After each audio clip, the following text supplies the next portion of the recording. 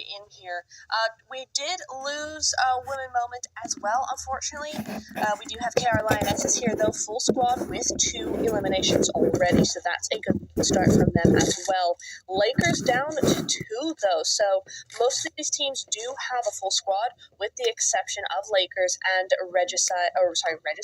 Regnum Karya. So looking pretty good there for these the rest of these squads, but you want to see a little bit more passiveness from Lakers in some ways, but you don't want them to just go full solo mode, full just sit in a shack mode. That's not going to be good for anyone. Eagles, though, Letty having a little bit of a fall, a little bit of a tumble at the hands of Regnum Karya coming in here, so that's 1 point on the board for them.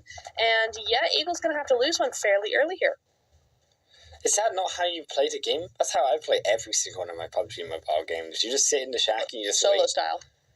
Yeah, that's my style. Yeah. Who needs a team anyways? Mm-hmm. Yeah, but it's because I don't have you next year on my team. That's why. If I had you on my team, then I would have the confidence to run out and die immediately, and then panic and leave it all to you to carry me. This is how you get to the highest elos, that right? sounds right up my street. You have me inflate my elo. Like, so I look skilled. I look good, but I'm not actually. Like, yeah. That's really what PUBG is all about. Looking really good at playing the game without actually being all that. I mean, it's looking really good. Yeah, I'll bring the fashionable, like, new backpack, new car. You bring the actual skill into the game. Sounds good. Regnum Karya here on the top of the hill, looking towards that Jumasera point, and I like the split as well coming through from Regnum. I like that they are trying to keep an eye on the northern entrances on the west side, and of course teams coming in from the south as well. I think that they could maybe put one of those players up a little bit higher towards the top of that hill, just as the ultimate lookout point, because maybe we don't know that there is someone there or not just now, but it would be ideal to make sure that if you are looking to cover that northern side the way that they were looking, you do have the most opportunity to be able to punish teams coming over the top of that ridge. I just have to say, beautiful zone shift for $1 Million Babies here, I have to say, because look at the way that they're split up here. They've got a nice little group split going on, but look at the angles that Razdva has here. It's a complete 180 from up here on top of this church, one of my very favorite places on the map. But just a great spot, and that zone's super close, so they just have to do the damage, delay a little bit, get as many eliminations, as many knocks as they can, and then move in quickly themselves. So it's a great spot for them.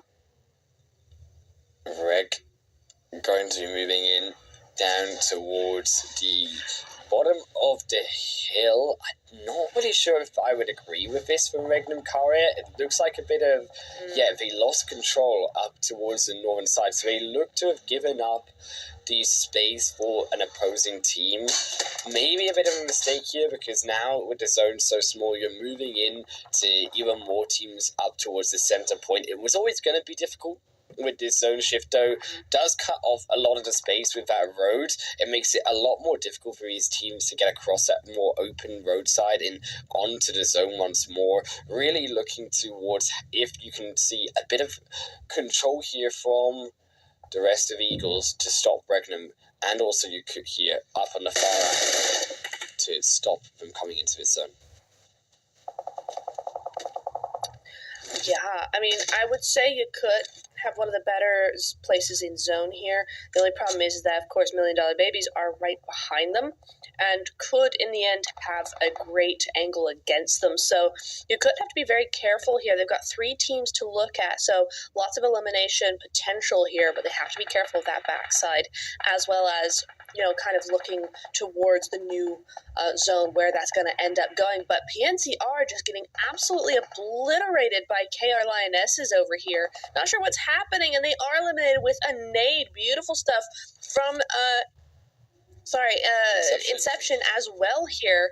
A nade with a third party, perhaps can't quite see what's going on there.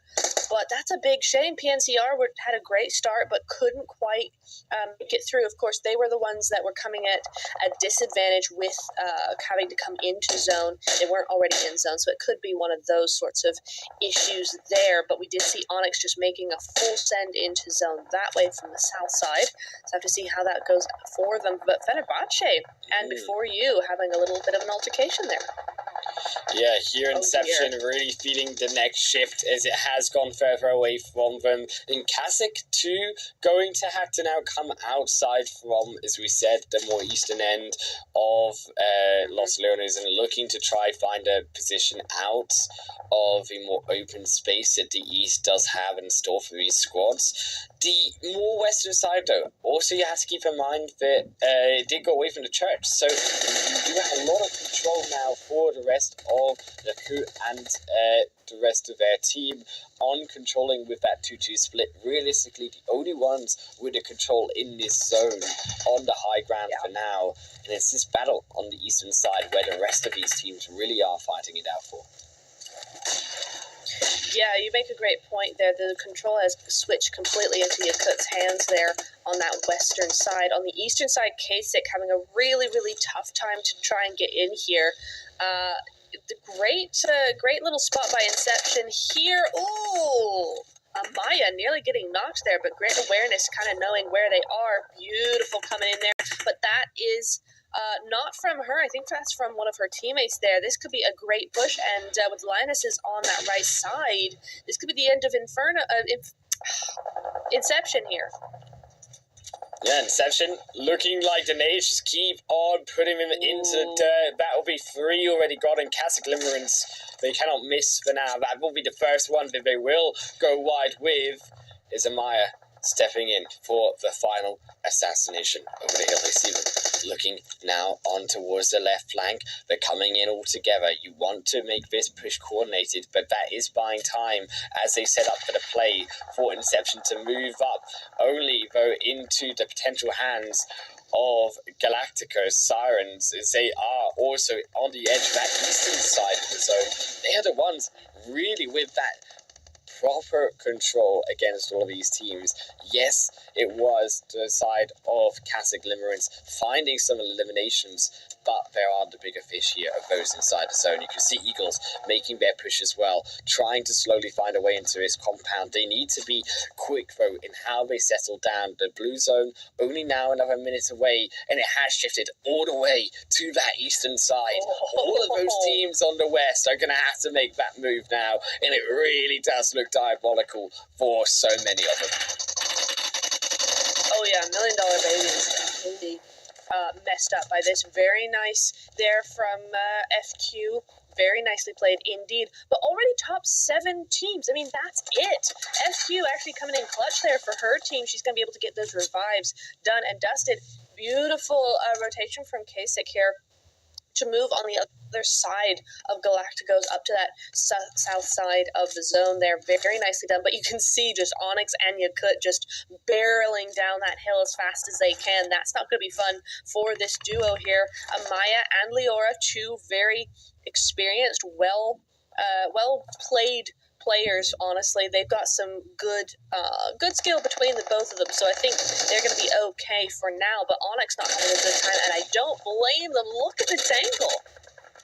Yeah, this is an absolutely horrible angle here for Onyx to have to fight in. They had the protection before, but with that zone shift, with that move in, Yakut is completely sandwiching them between Kasich Limerence and Kasich. Meanwhile, trying to get the shots, maybe bite off more than he can chew.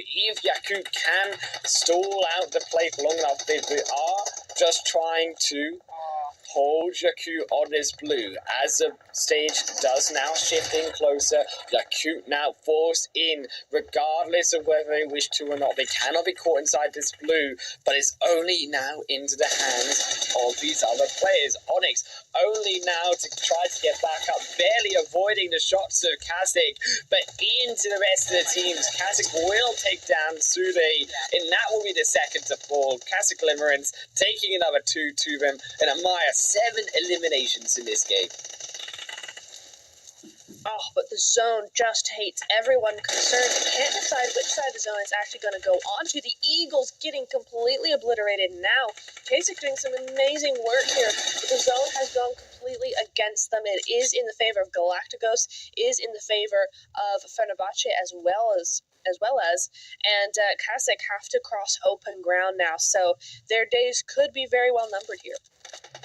I love this quick move that Galacticos made, moving 2-2 to keep an eye with the angle that they have, the strong point and the high ground they have with the building outside the zone. They keep two of their players inside the zone to make sure they're not completely pressured out later on. Fenerbahce, you can see with that higher angle that they're still keeping with those two behind players, taking out one knock so far. Now come the front line to step up, looking to take away Sealer.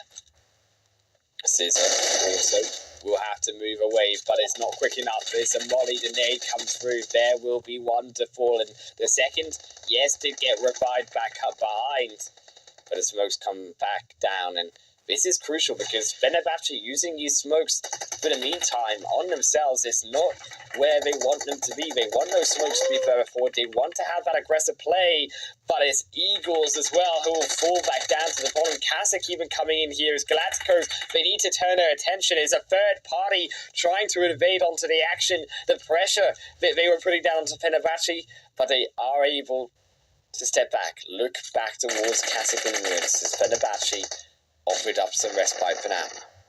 GG's. I mean, I thought Kasich was going to do it there because Galacticos got one knocked and then the other was knocked by the zone. So immediately Galacticos were a duo. I thought they were going to have that, but no, it's going to be Fenerbahce versus Galacticos here. And Fenerbahce, they've been able to find a split. They've been able to get back up.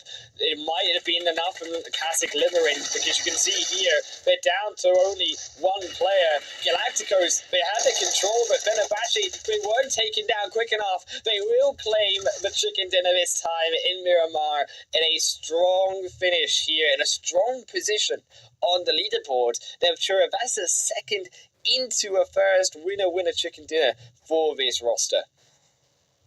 That was really, really well done.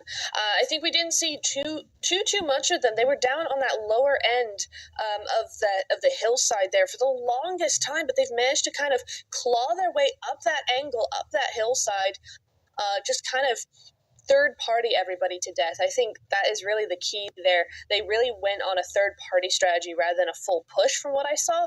So they were able to just kind of quietly move up the ranks, surprise team after team, and eventually surprise everybody into the win.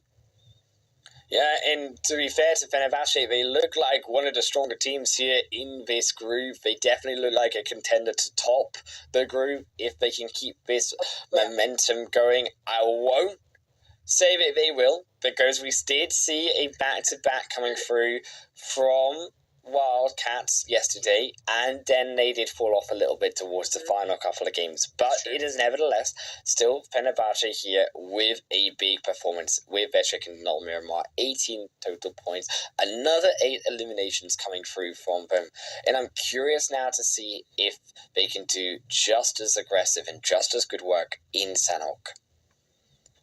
Oh, I mean, that's a big ask. I think we did see the Wildcats do that with the Miramar to Sandhog, but they're just such different maps, aren't they? It's very, very difficult to kind of switch with any sort of consistency between the very different strategies that you really need to use between the two games. So I think we'll have to see. 18 points, though, nothing to be sniffed at for sure. Even if they have just a decent game on Sandhawk, they're going to be well in that top 2 position, I would have thought. So a very, very good game from them. I got to hand it to Kasich, though. Really, really good work coming in from them. I really liked how they played that, and I think they did get helped by the Lionesses there when fighting against Inception towards the end of that, or the beginning of the zone rather, when they're getting gate kept. But I do think that Kasich actually played that really, really well. So I'm looking forward to seeing what they do in Sandhawk. They seem to me a bit more of a snappier, smaller team that might actually do super well on a smaller map like Sandhawk. Yeah, I definitely think the potential is there. And you know what I want to see in the potential? And I always look back towards the meme of where you had Erangel, Yasnaya Pollyanna, the player picks him up, rescues him, and then puts him out for the sniper to take him down. And then mugs him to like take it. You remember the one I'm talking about? Yeah. I want to see rescues used more, or at least on camera more, because I think it's such a cool opportunity for teams, for players to move around the fight and reposition. And as we do go to the match rankings, you can see the teams here, Fenerbahce, Galacticos, and also Kazakh Limerence, the teams. Still a very even split. But to go back to the rescues, do you think that rescues are something that teams are picking up more and more now as time has gone on and teams have gotten used to that strategy? I see it a lot in certainly the PMPLs and more so in the fall split than the spring splits. I think we're starting to see it a lot more. But I think they really still are used when only absolutely necessary, just because they take so much time, right? That animation, a lot of the time when you see these play for the end game. So when you end up getting knocked, you end up actually getting knocked in high pressure, high priority sort of situations where you just need to go. So I think it's something that players are starting to use a lot more. We haven't seen too much of it in this league, but I'm wondering how that will change perhaps as we get closer to the finals. Yeah, I'm hoping we get to see a bit more of that. As you said, it has been picked up more and more in the recent months and the recent full season. And Maya, though, on our player focus, will be the one with another 7 eliminations for themselves. And they're also, to be fair, Kazakh Limerence getting, or sorry, should I say Yakut, they're also getting the final 2 spots there at the bottom, 4 eliminations each. The damage, though, from Fenerbahce, you can see Alina, and I was curious to see the damage charts. Is it something where, like Galatasaray, we see high damage counts from each of those players, or is it something that Alina is doing now time and time again in terms of Fenerbahce's eliminations? Well, I think certainly from that game, if I'm remembering kind of going back to where they were, how they were playing, I think that's probably fairly even, give or take a few hundred damage points, but we are seeing there Fenerbahce actually a lot more damage than eliminations. We're seeing that for quite a few, except Kasich again. They keep stealing kills, Wolf. Look, I mean, Kasich, when they get the elimination points, it doesn't matter how much damage you do, because at the end of the day, it's the elimination points that matter, Neptura. And if you can steal your way into the next phase, by all means, that might be the difference maker in the finals that gets you that extra money in the end of the tournament. Looking at Fenerbahce and Galatasaray, though, no surprise, I think, to see them again at the top with those high damage numbers. You saw the control they had in that zone and the amount of free reign that they had in a lot of the teams. I mean, Fenerbahce, especially coming, as you said, alive at the final points of that game, just really were able to gatekeep a lot of those players. We check out, though, the overall standings here as we have now concluded to our first 5 matches. Fenerbahce, no surprise, at the top with 32 points, but it is a little bit tighter towards the end of that left side of the leaderboard. It is indeed. I love that have moved in to the second spot without any wins whatsoever. That's a great result from them. Galacticos and as well coming in there. White and Yakut both tied at the moment. But as I look more towards the right side, Wolf, I'm seeing a couple of teams down there that have really had a really hard time at the moment. I mean, Hard to Kill and Women only 1 point for 2 games. So it's a really tough spot. I just really hope that 2 things. One, that this Sandhawk is a lot better to them. We know that it's a good map for teams who are struggling a little bit, and number 2, that this doesn't affect their mentality too much for at least tonight, and that they can come next few games and get some extra points. You can see, right, Fenerbahce, 2 games, they're already at 32. You can realistically, by the time you get to 32 points, maybe about the 45, 50 mark for sure, you are qualified in the top 16. As we check out our top MVP, though, of the second match at the end of it, sorry, should I say, as Kazakh Limerence, they will be in 10 elimination points so far, with Amaya at the top of the standings so far. And I'm getting the sense that these ladies in this group are a little bit more aggressive, should I say, in who is at the top of the leaderboard. Yeah, I think that game in general is far more aggressive than the first one. I think it really did call for getting rid of teams as quickly and as efficiently as possible. So you are seeing those high numbers there. Razdva getting pushed all the way down to 4 with her 7 eliminations, and Amaya just coming in clutch there with 10. Elif's with 8, but I'm pretty used to seeing Elif's up here, to be honest. Cat Veins as well. 5 eliminations. She's in here as well. So these are some well-known names, and for good reason, because look at those eliminations after only 2 games, right? At this level, I think a lot of people underestimate how hard it is to get eliminations in this level. So it's a great result. Yeah, and I think for these teams to see that they can be so aggressive, I'm excited now to see what we can do on Sanhok, a map all about aggression and team fighting. Anything can change, so we'll see you there in the jungle.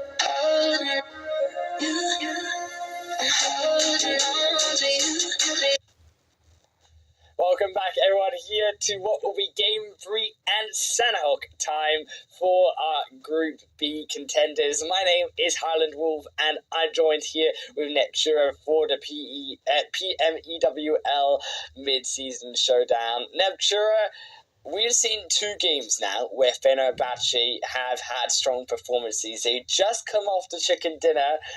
Can they secure another top 2 or even a win here in this Sanhok match? They absolutely could. I mean, we saw the Wildcats do it yesterday. I don't know, because in a little bit, I'm somehow kind of getting a little bit of vibes. I did mention that, like, it was KS, or Kasich. That Kasich feels like a little bit of a nippier, smaller team that might be able to maneuver a little bit better around Sanhok. Fenerbahce seemed to me to be a big team, right? Big, spread out, just lots of room to really work with. They seem like a big team to me. So can they adapt to Sanhok, or is this all in my head? We'll have to see. But that's kind of the vibes that I'm getting at the minute. Well, unfortunately for some of them, Inception at least going to come through with the elimination point. It is going to go unfortunate for a few here to start off. I think that always really happens here in Sanhok. Is realistically the kind of map that you would expect seems to start hard drop. We can see even the Lakers also having some trouble here coming into the third match. Is that zone?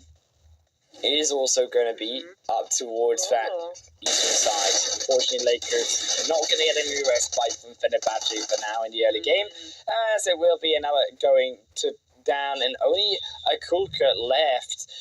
They're going to have to move a wide rotation around, because you can see the movement. They've actually had to come away from the zone to get back to safety. So an awkward start here for the Lakers Monarchy.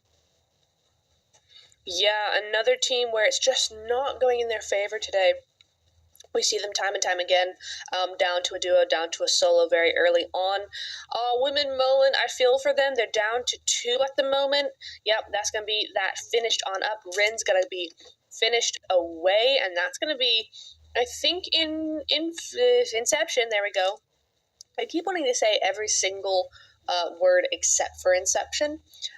So I think they're off to a pretty good start. We got a couple of teams here that are off to a pretty good start, but Women Moment, I feel bad for them. They needed this Sanhok to do really well with. Maybe they can still do it as a duo, but the way that Inception is actually moving towards Piper here, it's kind of a little bit extra down. Yeah, I'm not sure really why Piper is moving forward. They get 1 at least, but also White are in the background. They're hearing, they get 2. Can they get 3? I do believe they can. It just is a cleanup here from Women Moment. You wanted to see them do something. There come the eliminations in the Popkey. They will also be in so much of a help there. I expected maybe the Popkey, they needed a bit more time, and I was curious as to why Piper was going so much of a charge, but clearly they had the angle there, and you can see how quickly with Piper taking over that fight, completely outplaying Inception down to 1 player as well. Fenerbahce, as we say, did take out the side of Well, not women moment.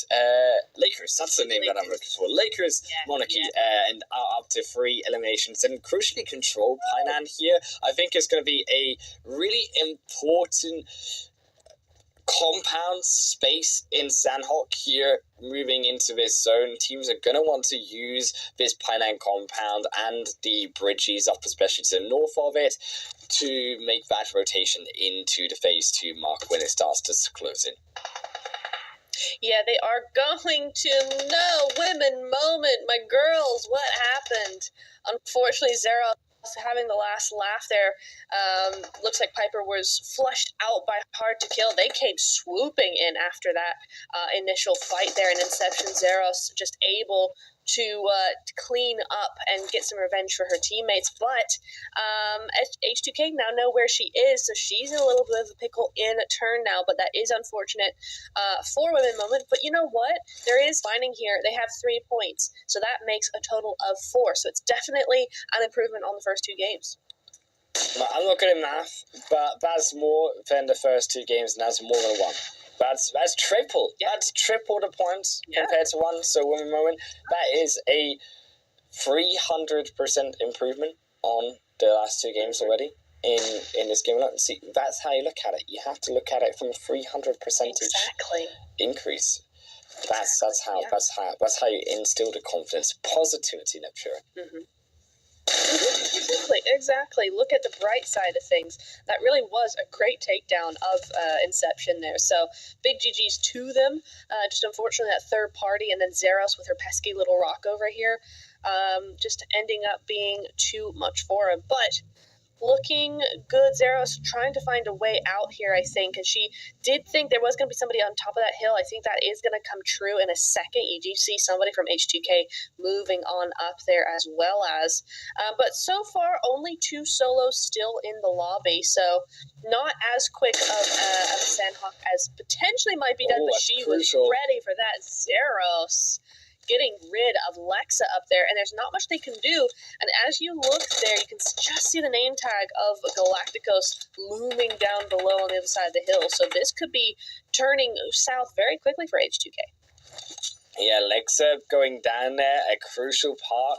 H2K also going to try to nade over, bring out Zeros as well away from the rock, then allow Maldez to shoot Zeros down while they have to escape the nade. There comes the second on the support. I do really want Zeros to try and make some sort of a move here, though. The longer they stay now, they've got the vehicle. There's going to be 2 players looking up on that hillside. It's going to get a lot more trickier for Zeros to survive, and they really should have, I think, used that moment to escape while they could when they did take down Lexa. Yeah, but it's hard to... Oh, she's gotten burnt, I think. I mean, at this point, I'd kind of just molly myself, honestly. They're pushing in very, very quickly here. She's going to try and get one. Almost does it, but just too much handle. Very nice push in there by H2K. They really took advantage. Very well played by them. And they did that just in time because Galacticos are looming in the distance there. They're going to have to get a move on or set up some sort of defense if they want to win. Yeah, this Corey side definitely going to be a hot part of teams looking to contest that more eastern side hill. You really think it would be a great spot for these teams to be able to catch out those moving around the quarry area where there are vulnerabilities in the terrain on those rotations up towards the far eastern point of the map, and especially looking to control that area early in case it does continue to shift more northeasterly in the later phases. I like that, and I hope that Hard to Kill will stay there and try to keep control of that location, because it will be a crucial point if it does shift up there later. Yakut as well, eyeing up a little bit of a wider rotation here on the rest of Galacticos, as they will just be taking a 3-1 split on the roadside. Bit of a lull here in the action as teams, I think, make their initial rotations. I'm curious to see, actually, if we get any rotations in Sandhawk, because we're not seeing it, I think, so far in the first Sandhawk match yesterday.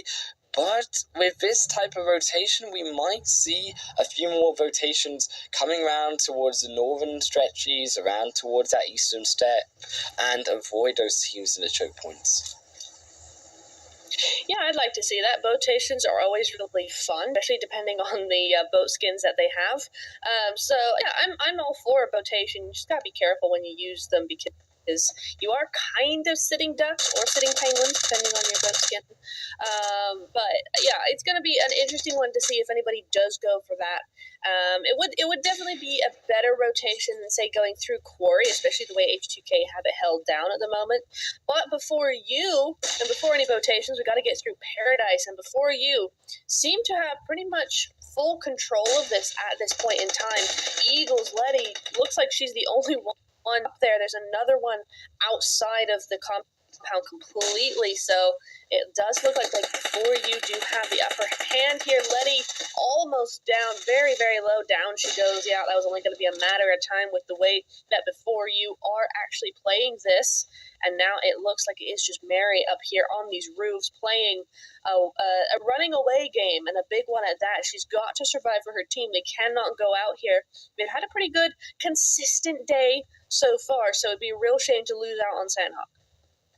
Yeah, Eagles, they only have one player left. They may get away, but you do see the rest before you chasing him down quick enough. Also, White in a bit of bother here. It's hard to kill. Have moved away now towards Barn, and White have been caught out. They've already lost one. Now comes hard to kill in the rotation. Looking to crash with all four members. It just isn't enough time to be able to stop the push. There is one behind, but looking for the pincer on two different directions. I didn't see it, but maybe this is the opportunity, White, to come in. But now Bera, they've given their position away. Rousey is there, they're ready. The two players looking to try catch out White. You still got a cover on the opposite end. Eagle will go down, so will White potentially. No, it will not. It's Rousey will be the one to fall. Malefice will take down the rest. Look potentially to take also down Roswara. Here is Fenerbahce. Have heard the gun sounds and the action.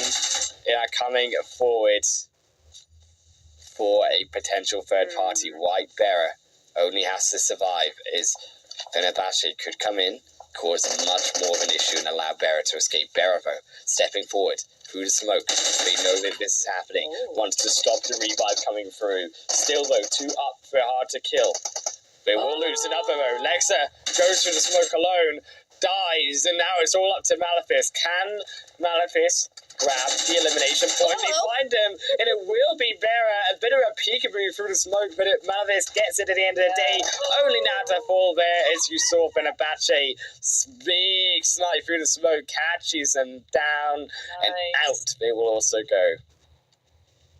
Oh, that was really well played by White. A little bit of an oversight on the part of H2K. They did not see that back angle, and White used it really, really effectively. The only mistake was just going forward a little bit too. I think she expected that duo to be reviving right there, and so she kind of gave herself away there. But otherwise, really, really well played. H2K should have had that in the bag, and they just didn't. So well done, Fenerbahce, to went up. Nice few points on their side, and now the thing is, they have Bond all to themselves at this point, so Fenerbahce can have that area to kind of just spread out and get big and get controlling. Yeah, up towards more of this eastern end. Yakut have lost one of their players on a little bit of a long scope here versus the $1 million babies, as each of them may have just taken each other out. But you can see this next one here is FQ will also be out on a revive mission with Kitty. Is Yakut from one side, but it's realistically the other end here, and I'm looking to see if another team will push towards $1 million babies. Quite possible. At the moment, though, it doesn't look like they might be just still scoping it out. We're able to get both revives up and running, so that is a good news on their part. PNRC, again, I know there's only so many hills, but I really don't like these low ground positions. I'm starting to be quite the anti-fan of these kinds of areas. You know, there's a hill right there. Just use that. Just use that. You don't need a compound when you have high ground. IMO. So that's just a me thing. Lakers out there doing that med strat pretty early on, but you know what? They're really wanting those points. So more power to them. But yeah, look at that center zone there. Fenerbahce got all of it to themselves. Now this is the time. They need to spread out like a 2-2 split across that high ground there. Try and gatekeep that northwest side. Yeah, Vaughn going to be a bit too hard to control all of it, but they can definitely keep control of that northern side, as you said, with that 2-2 split. I think realistically those southern teams should be looking towards Barn as well. That is going to be one of the strongest points in this zone. But just also to the northeast side of Barn, there is a little bit of a compound there. There are some more hills, and those will also be alongside Barn the highest points of this third stage zone. So I am also looking towards maybe a wider rotation of these teams, potentially looking for those more quieter, higher locations that are left on the map, but there are few. Yeah, for sure. Fenerbahce have a lot on their plate. They have to decide which way they really want to defend and where they want to go themselves. They may decide to abandon Bonn altogether, perhaps for something a little bit more central. We could see that come in from them. But with so many teams being full squads, I would hesitate for that to be happening just yet. Before you, though, on a murder spree, it seems, 4 eliminations so far, and they're really going after PNCR here. Look at those nades. For you, yeah, they find a nade that will look like another nade going through to confirm the elimination through the smoke. Sepiak almost gets naded themselves, but they are able to find one in return, and down to just one player here for PN as they look to crawl away, but it won't be enough. PNCR will now fall into the dirt. It's only one left for them, and unfortunately showing PNCR another struggle for you, for them. But before you, definitely welcome to see them get some points in the back. $1 Million Babies also sneaking away one of Fenerbahce there on the initial move round outside of Barn. I think it's a bit of a mistake here for Fenerbahce to be leaving this Barn area only with one player, and as you can see, because they didn't immediately move round to that change in the stage, in the rotation of the zone, you can now see that they got caught later in a mid-rotation point. $1 Million Babies came in. They weren't set up and prepared because they were later on the move. And Fenerbahce in some trouble here. Yeah, absolutely. Did not expect this from Fenerbahce at all. It looks like they either were on the move or kind of just half set up, half prepped for this new side of zone to be busy. You see KR in the back there, Cat Veins, she's looking at them as well. So there's going to be no rest for the wicked over here. $1 Million Baby's got to set up real quick here. They should have some sort of advantage here with these this hard cover, but that angle up the mountain is not all that great. Yeah, Cabane's one of those top 5 players as well so far in the overall elimination standings too, Neptune. So definitely we know that KR Lionesses, they can pull it out when they need to. They can whip out the gun and be able to take it to any team if they are required to. It is Bonn. Fenerbahce must be just livid right now. They weren't able to onto it, and the zone goes their way. So this is going to be very interesting. I want to see what Onyx end up doing because they are in a low ground position at the moment. There is nobody in front of them, but Regnum Karya might decide to make their lives a little bit worse. Yeah, you can really see the northern and the southern hills there. Those are really the points that these teams are going to be looking for. I think that hillside will be great to overlook. Also, the compound the teams will be looking for on that northern end too, Nevtura, will be a point that teams will try to look to for security because of how awkward this stage is looking to set up. Yeah. Oh, wait, hang on. Go back. Go back. We wanted to see what was going on there. That looked interesting. Yeah, there we go. It's Kasich and Yakut here.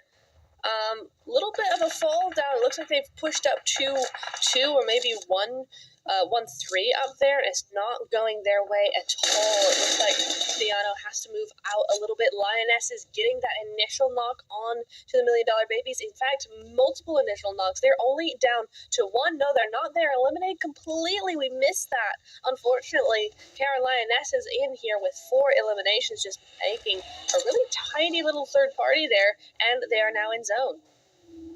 Yeah, KR Lionesses, we said that they had potential too. They get these elimination points, and crucially, as you said, a point in the zone here, which could be so controlling for those other teams. If they can just push up a little bit more, get some more control in towards the center of that zone now, that is what they're going to be looking for. Staying together as a squad as well, crucially, will be important for them because of how dangerous this terrain is, because we don't have as much of a compound, as much of a cover really in this area, in this kind of part of Sanhok, to allow teams to go on those wider spreads. Yakut will be caught out also by Casa Glimmerings. That ought to be a dead member of Yakut. There's nothing it can do, and down there will go to a solo, but number 4 Leora will also be caught out by Regency. Interesting.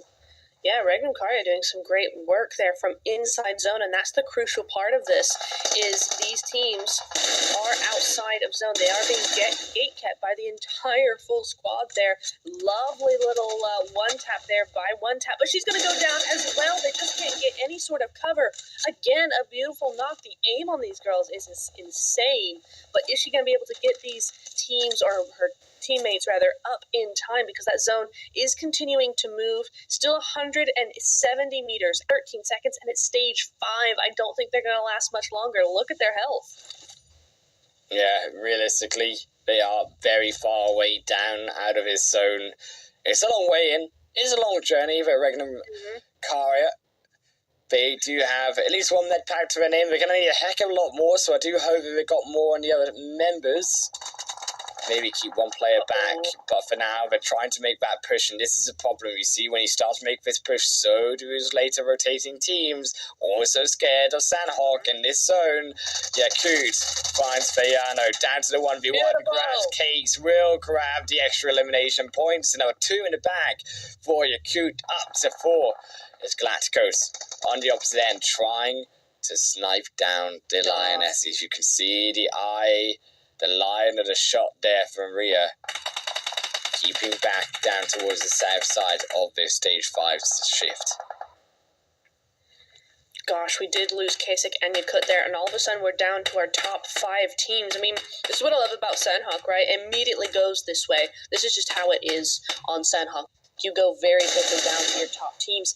And luckily for Onyx, they have a perfect situation here. Look at this. The zone's moved completely to their side, and they're still a full squad. So this could be a very, very good game for them if they play it right.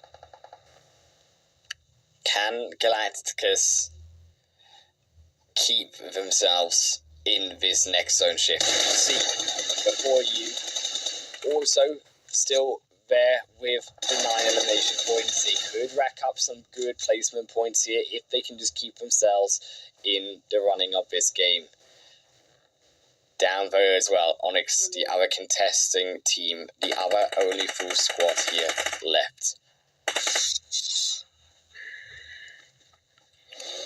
This is difficult, honestly. Onyx, they've done the right thing in moving out of, oh, that's weird. Okay, they had to move out. Never mind, because the minimap just switched over, and we're actually on the other side of the road from Camp Bravo, rather. So that was an error in this minimap earlier on, so I'm going to leave my point because it's no longer a point. Meanwhile, it looks like Galacticos and Onyx both having a little tete-a-tete and both having some knocks because of it. Meanwhile, KR, they want some action. Yeah, KR, Galacticos Sirens as well, looking down onto Onyx, but it's that one front member from KR. They did snipe them down. Galacticos stepping forward, trying to now find the revive in the smoke. Onyx using this opportunity, though, to step forward. Now having a bit more agency here in the zone, is Galacticos a bit quiet stepping into this final phase. Very reluctant, you can see, to step out into the open where Onyx do have control of the rocks. Onyx actually with the better position here in stage 7. Yeah, I think it's because they can. You know, Galacticos can stay very quiet. They have zone, they have the high ground. They just have to kind of let this game come to them a little bit. So I do completely understand why they're being a little bit more quiet here. Onyx, on the other hand, have to get rid of the nature there. They have to do something about KR. They will do in the end, but not before one does go down. So that's 2 knocked for Galacticos.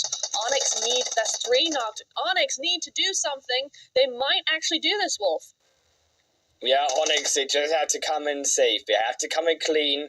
One more Galacticos. They have the high ground. They try to throw the nade down. They turn the back here.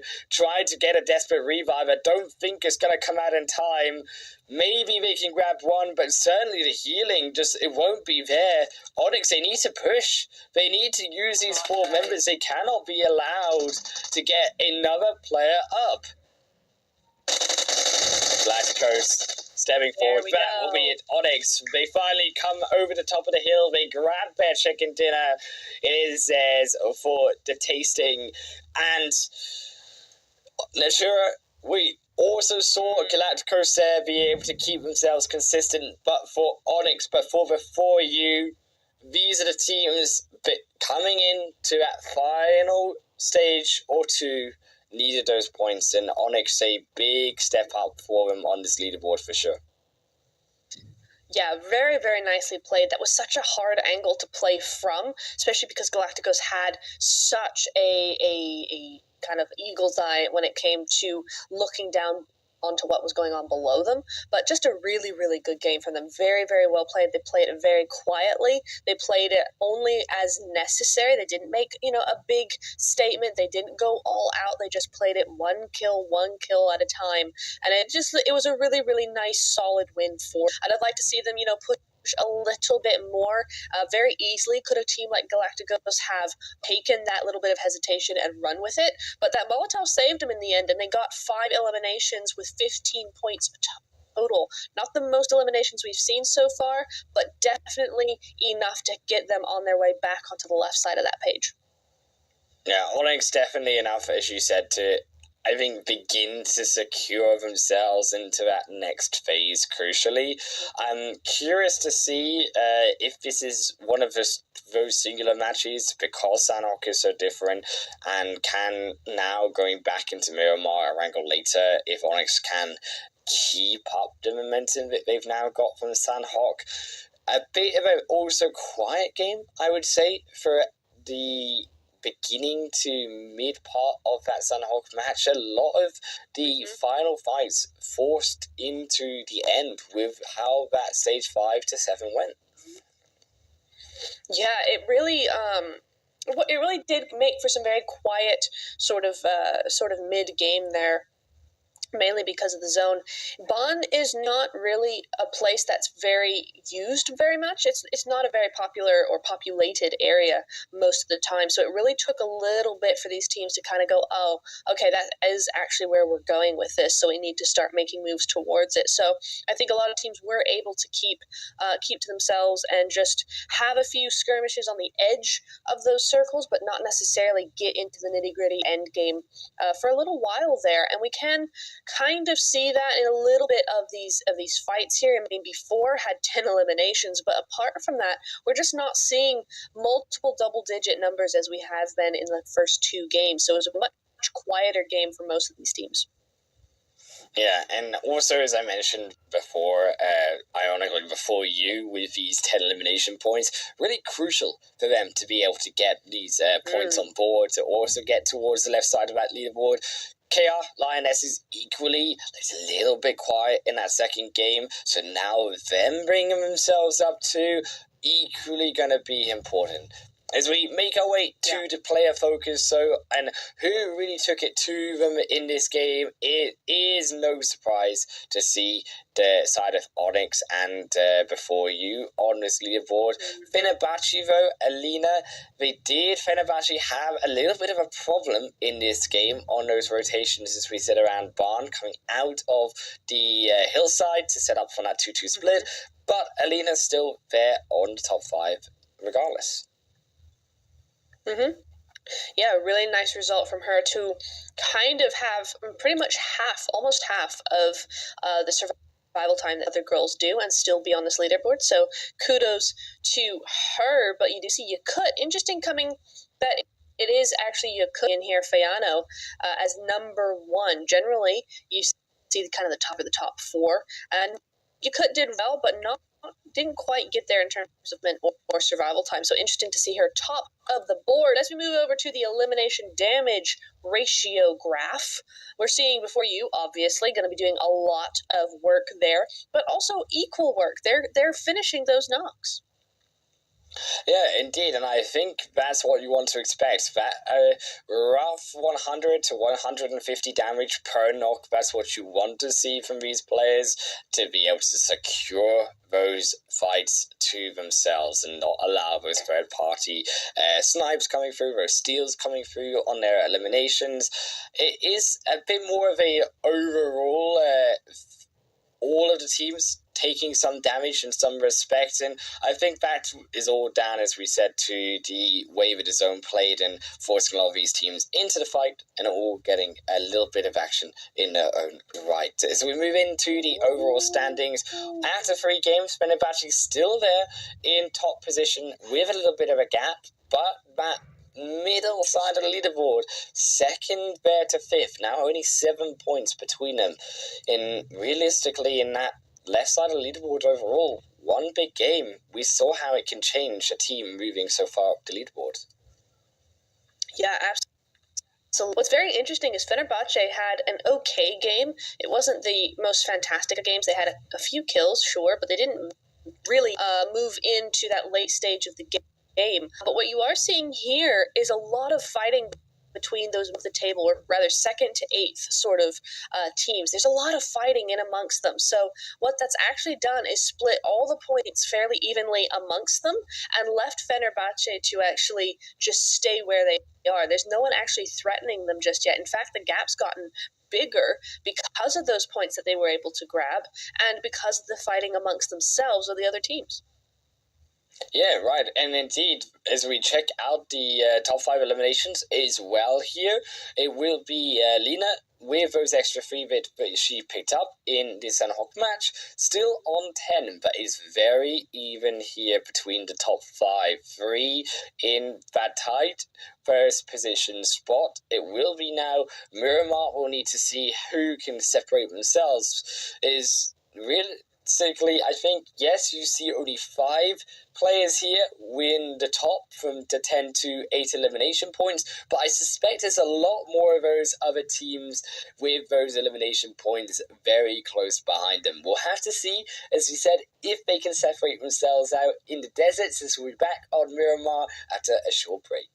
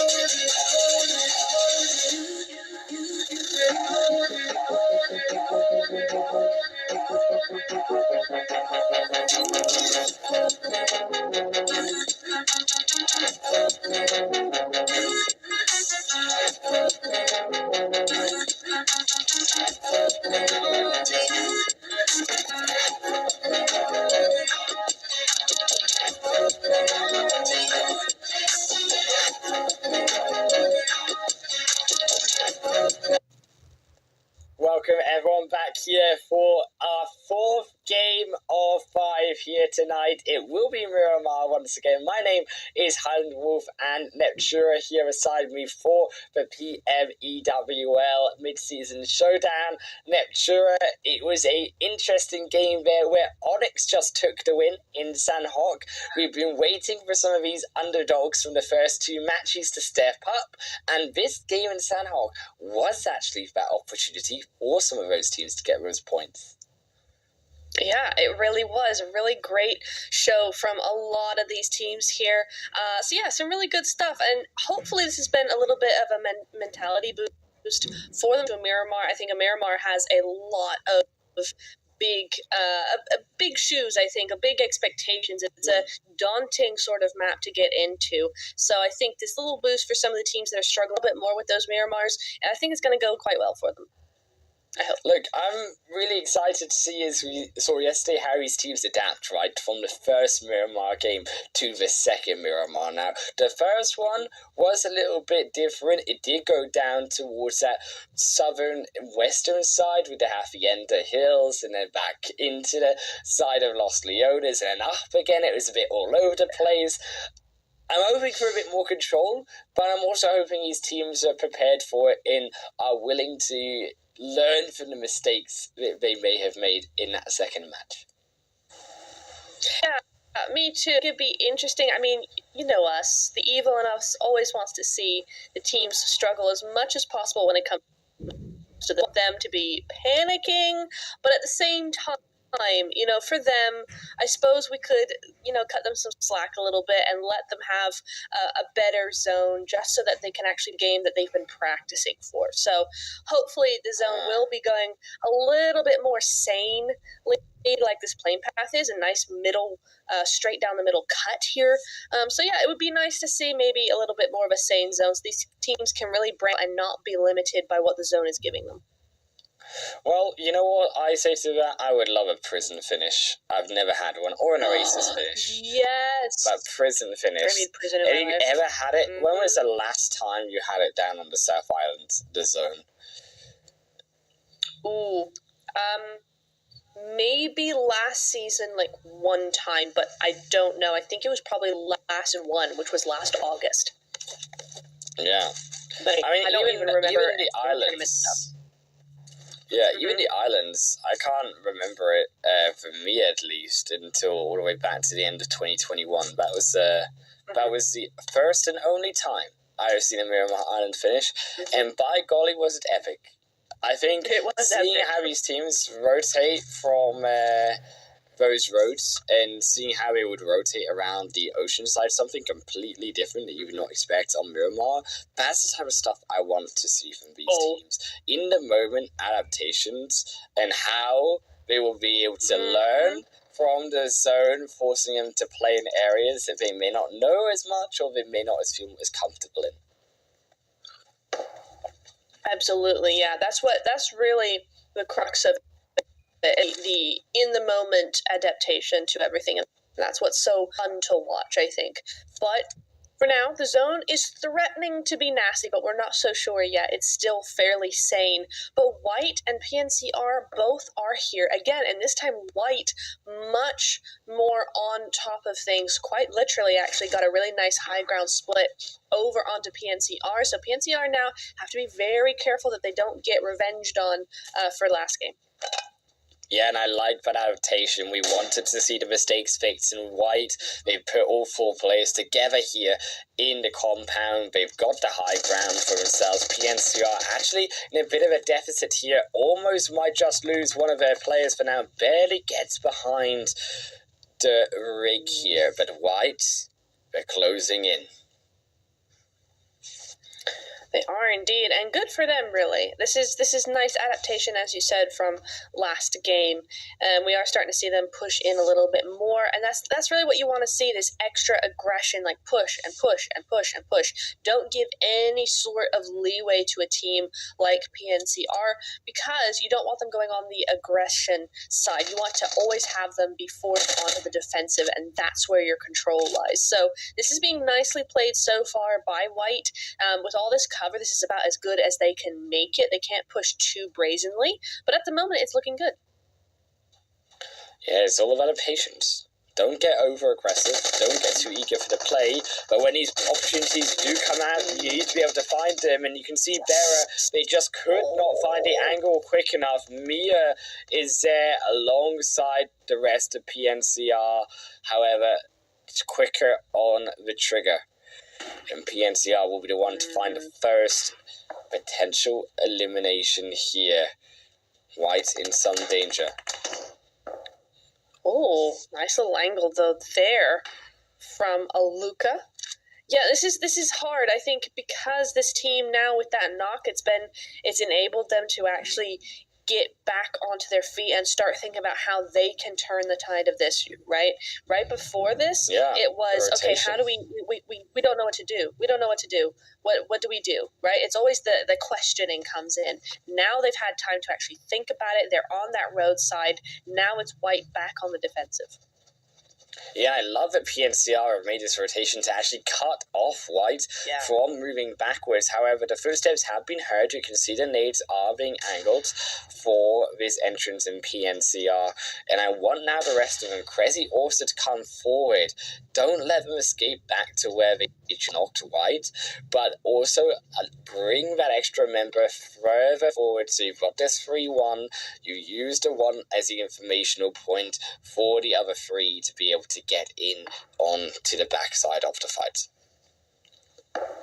Absolutely. I do like that white still have that one off angle, or back angle rather, all the way up there. Gives them a little bit of height to work with, maybe a little bit of an overwatch.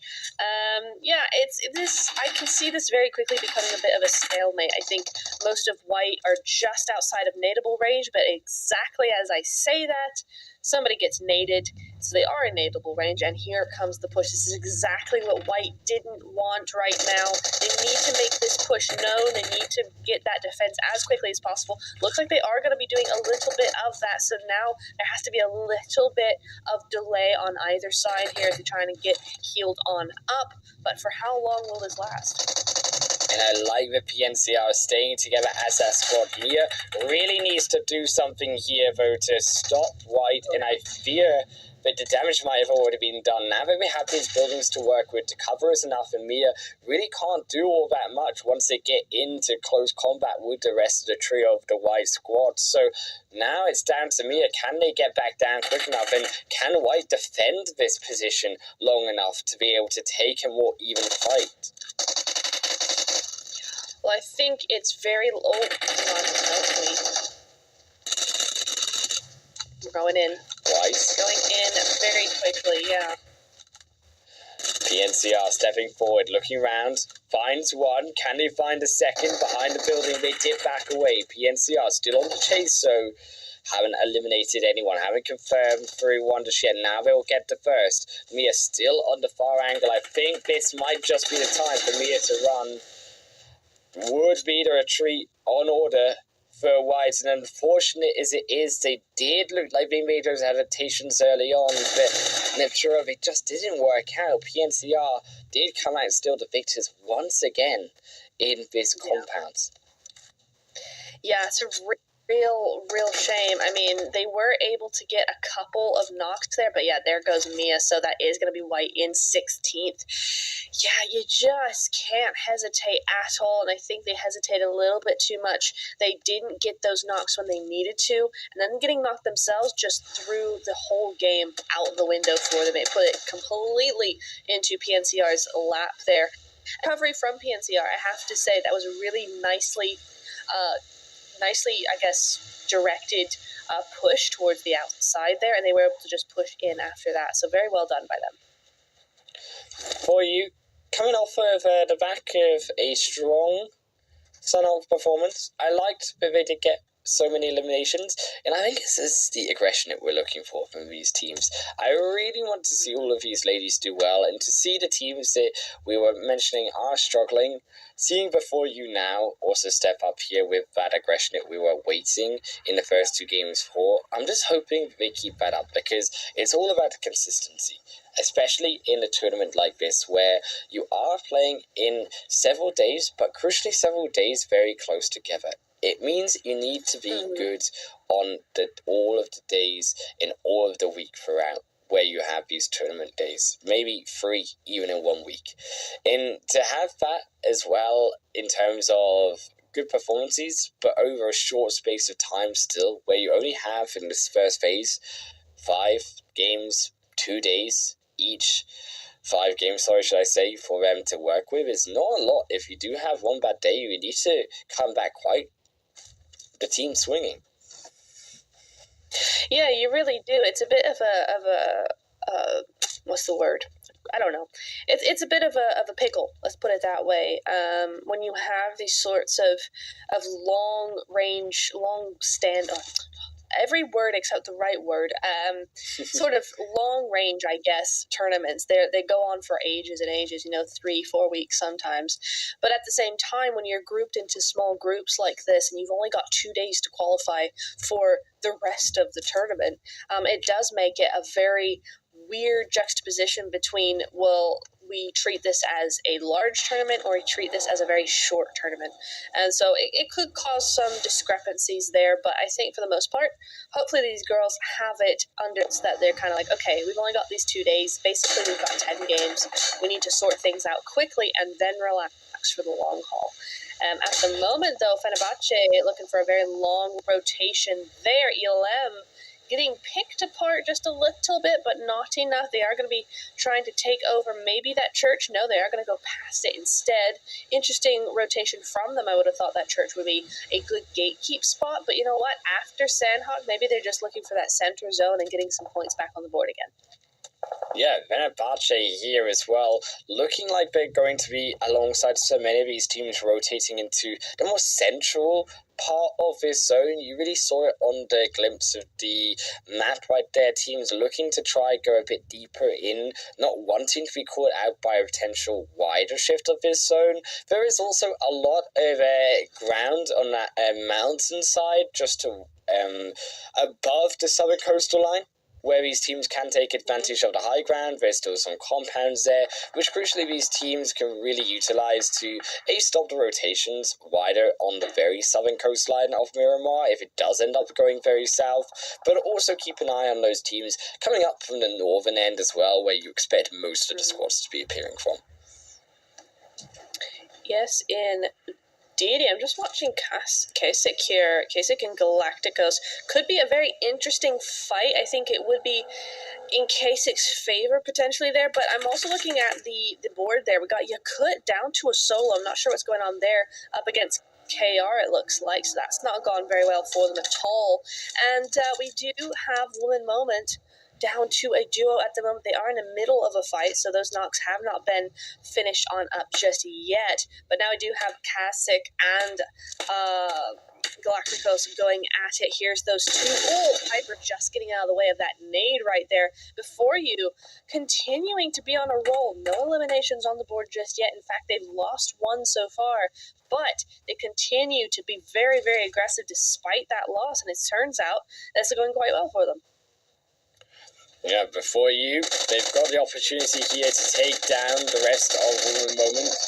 They will strike down, and it looks like just cleaning up before you. They should be able to grab the rest of Woman Moment all the way down. Neptura clean before you. 4 eliminations so far in the back for them. Yeah, good stuff. I think before you, quickly becoming a major career here, I think. Definitely a team to watch. If they can continue this aggression into their day 2, I think that would be a fantastic move for them. It's really unfortunate for Women Movement, honestly. They look to have so much potential. They do some really cool stuff, and then they just kind of fall apart a little bit. So I'm not sure what's going on there, but hopefully they can sort that out. But H2K, hard to kill. A team that was struggling in the beginning, but they've well and truly woken up, warmed up. Fortunately, before you have managed to get out of there as quickly as possible, so no harm done there. But hard to kill. We've seen them do this before, where they're really in and locked in on those third-party opportunities. So good, kudos to them. Yeah, we can see this area is similar to where we ended up in our second game at the end, and we were 3 bad to Los Leones. I think that realistically hard to kill, want to keep now control of this kind of hillside. It will be great also to keep an eye on those teams moving in, especially from the wider rotations, maybe through the city. Would be a little bit quieter based on this zone. You would have to imagine getting into the city if you are moving in now to stage 2 into the next blue zone area. But also I want to say that actually on the elimination feed, KR Lionesses here as well, Neptura. 3 eliminations for them so far. I'm curious to where they got that, but they are also popping themselves up there at the top of the ranks so far in this early game. Yeah, I'm just trying to read the board and figure out where they've gotten those because... Oh, it was Yakut. It was Yakut. Okay. I remember now. Yeah, at the warehouses. We just saw a glimpse of that. So, yeah, the KI Lionesses did get it from Yakut there. Because I was like, well, if it wasn't Yakut, who was it then? It was Yakut. So, yeah, it was a good little spot for them. And down by the warehouses, if I'm correct, that warehouse is over by Puerto. So we're talking southeast, maybe east side, east coast. So that's going to be a pretty good spot for them going into these next couple of zones, I would have thought. Fenerbahce in a compound, but again, slightly lower than Regnum Caria. This is what's so difficult about Miramar, is there's always a higher ground than the one you're on, always. It doesn't matter if it's a little hill or if it's a massive mountain, there's always something taller than you. So you've got to be really careful when it comes to those angles and that high ground, etc. When you're moving around in Miramar. And I think that's kind of what Fenerbahce are kind of looking at the moment.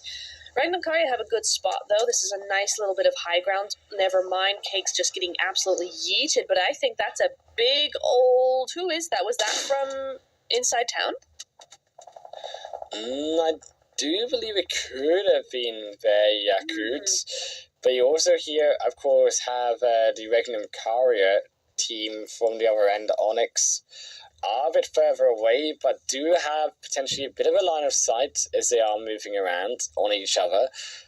It's a bit of an open split here, but as the zone is going to be moving in soon, where you may be looking for these teams also to look to take up shelter, especially as we start to see our final solid rotations come through here.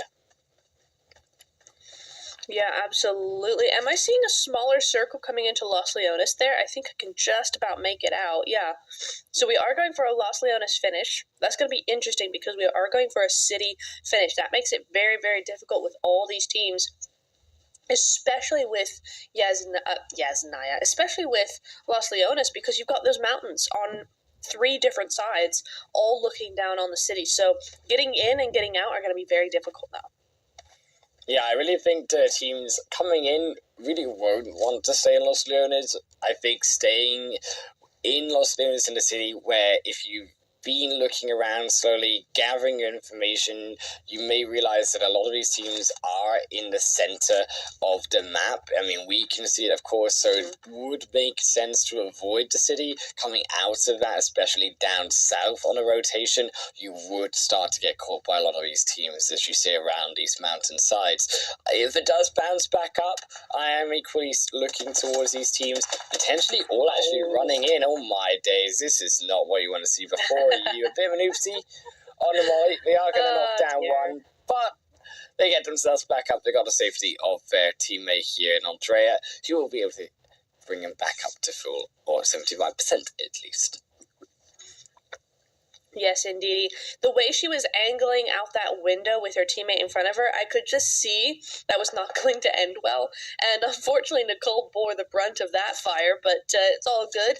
It's all good, but that has given time to...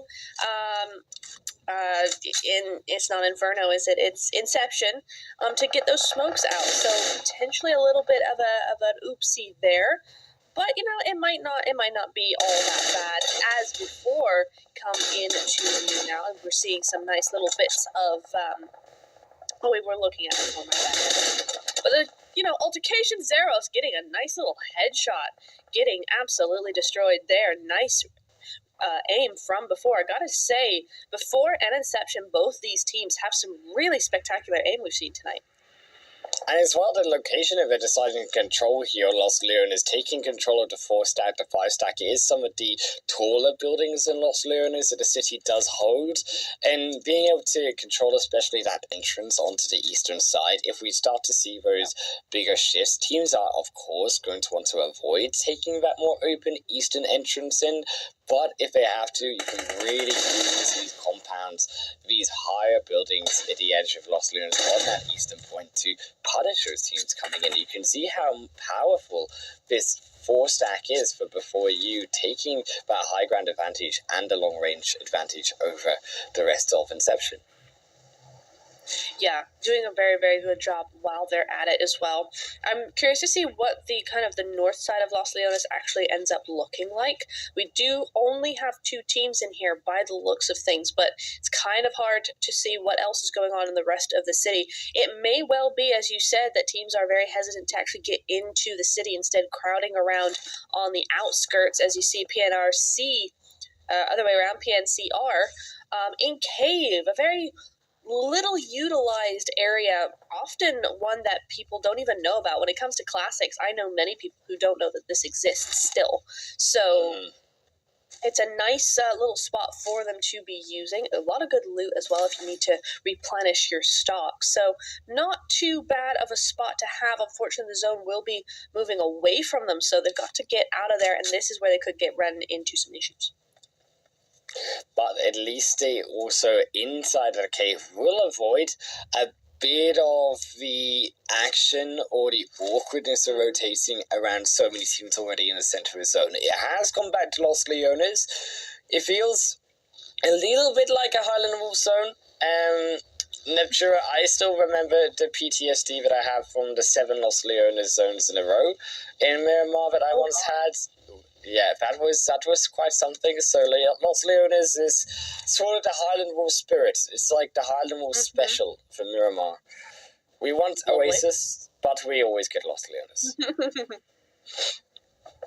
Hey, honestly, it's not half bad. I really like Los Leones as a competitive end zone. Oh, just within nading range. This is not good for Regnum Caria. Oh, that's a beautiful nade. Just not quite doing enough there. But Inception turning their attention over to Regnum Caria there instead of before you. So I'm not sure what's going on there. But now it's Fenerbahce and PNCR. Let's see. PNCR looking for the fight. Keep in mind also the vest here for Sylar is quite low, so this could break during the fight if this does go extended. Also keep in mind the KR Lionesses as well in this rotation as well. I don't think Fenerbahce really want to take this fight. You can see the hesitancy, just looking for the information realistically here. They don't want to open fire. They don't want to be spotted here, especially opening fire around that south side of Los Leones could attract some of those teams who are already in the city too. Yeah, absolutely could. There seems to be a team in yellow just pushing past everyone. I can't quite see who that is, but that's bold. Okay. Interesting to point out, though, Wolf, is that everybody is moving in from the south side. You even saw H2K coming in around from the north down to the south. Now, I don't know if they thought there was already people in the north, but they're about to get a rude awakening because nobody's in the north. Everyone's in the south. It's 14 teams, all in the south and southeast side of zone. So it's going to be very interesting to see how this one plays out. Yeah, very compact here, and especially the likes of Inception, who we saw already, and also before you, they have these control points on the east, and this will be the crucial point of control for them to see if they can keep it versus all of these teams. Now that the teams are inside the compounds, I expect them all to be a little bit more hesitant to still fire in those incoming late rotators, but try to avoid making too much sound, try to avoid getting too much attention and eyes on them, because they know that once this stage moves into 6 or 7 later on, it's going to become a lot more difficult if teams already know where you are and have the eyes on you to move into those next stages. Yeah, absolutely. It is a bit of a... Okay, just as we've said that, Celinda has chosen the noisiest giant monster truck. She really has. Like, all the way in. What she's got. This is how you do it. You full send it. You watch your team die, and you say, "Well, guys, I want a bit of a longer break. If you get a longer break," and goes into the middle of all teams with the monster truck. That is a strategy, we could call it. It is, yeah, a strategy, that's for sure. But I just want to know how she managed to actually make it If I'm not mistaken, she's the yellow one in that mini-map, and she's actually in and not particularly threatened at the moment. She's just kind of chilling there at the minute. In the meantime, Yakut do go down. Onyx now having a big old massive vehicle explosion, it looks like there. So we've missed that one for the car montage. That's a shame. But Onyx down to a solo in just one easy sweep there. So we got a few teams really starting to struggle. In fact, we don't have a single... No, I lie. We have 4 full squads, 5 full squads. I just can't read. It's okay, but they are damaged. They are damaged squads, and they do need support. H2K might just be one of those squads losing a member here as they have had one of their players not trying to defend before you coming in. From the northern side, they take down one. Onyx will be able to dispatch the first. But as you said, they're down to a solo player, and now here comes the blue zone. They need to be able to move to it. So, other for you. Can they grab a second? Yes, they will be able to, but the zone is doing enough. But they will look to grab a second with them before you. They may also just fall down alongside them. Yes, indeed. I want to say big ups to Inception here. They've managed to hold on for a very long time here because they've been in Los Leones since the beginning of the game. And with all this crowding, I mean, I can't even imagine those amount of teams on that eastern side. I mean, look at that Wolf. It's just so crowded. It's kind of insane. And yet Inception are still here as a duo. So big ups to them. And the scariest part of this lecture is they're all outside of the zone. Look at them run in. Desperate move here from, I believe that could be Eagles, looking for the control in the end of stage 6. Fenerbahce, another one to scarper through, using those silo buildings to be able to protect themselves for now. Yeah, Fenerbahce not in a great spot. Oh, just getting your buggy right out in the open, just for a little bit of damage, just to make it, season it with a few bullets before moving into zone. That's always a great idea. But I'm curious to see who's actually inside zone at the minute. It looks to be like it's Eagles. Yeah, Eagles in there. H2K rather, and who is it? $1 Million Babies again. Inception looking back over on this control. Eagles, as we said, they ran into the zone. They've got a little bit of control, but you can see on the outskirts of the east, we've been mentioning it all game lecture, how difficult it is to control. It's so open. You can see Regnum Karia running into another of the contenders, only to be shot down. Everyone from each way. It's open firing season as Kazglimmerance will also be on the south side. Only one crate to the name, but outside of this zone, they can immediately step out, only to be fired upon by $1 Million Babies, firing back themselves. That is crazy. We've lost half the lobby in about 30 seconds, less than 30 seconds. I'd say even 15 seconds. We've lost about 10 teams there. That is insanity. And now the nades are flying because that zone about to get into zone 8. So we're definitely in nadeable range for a lot of this. And we're even seeing 2 teams hosting each other in these warehouses. So this is going to be a very interesting finish. Super tight. Because somehow 3 of the 5 teams have managed to keep all 4 up, except for $1 Million Babies as they go down because I've said something about them and I've jinxed them.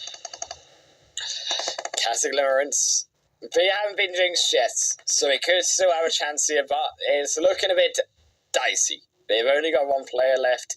They are reviving the second, but how do they get out of this location? $1 Million Babies just look like they've got the more control to get around that south end. However, there is still the rogue members here of Eagle in the north. We still have the likes of H2K, hard to kill on that other end on the east. Coming in, have knocked down one of the Eagles. It's quite nice from Eagles, actually. They've had a pretty good game, couple of 3 eliminations. The rest of them, not so much. Beautiful. Now that's going to make 4 for purple alone. But yeah, very nice rotation coming in from Eagle. They've just played it very very quietly here, and that's all they really needed to do. They just needed to hold on long enough so that when the dust settles and the smoke clears, there's only 3 teams, there's still a full squad, and there's still very much a strong team here. So with that high ground, they're looking very, very good. Oh, and the backstab! H2K don't have a chance against purple. So crucial to get that first one, but now Castle Limerence have heard the fire through from Eagles. They're looking to clip down the wings, but they're only a 2-man squad. Can Castle Limerence, can she get it? Yes, she will. Down onto H2K, they find one. Looking to find the other. The next nade goes forward.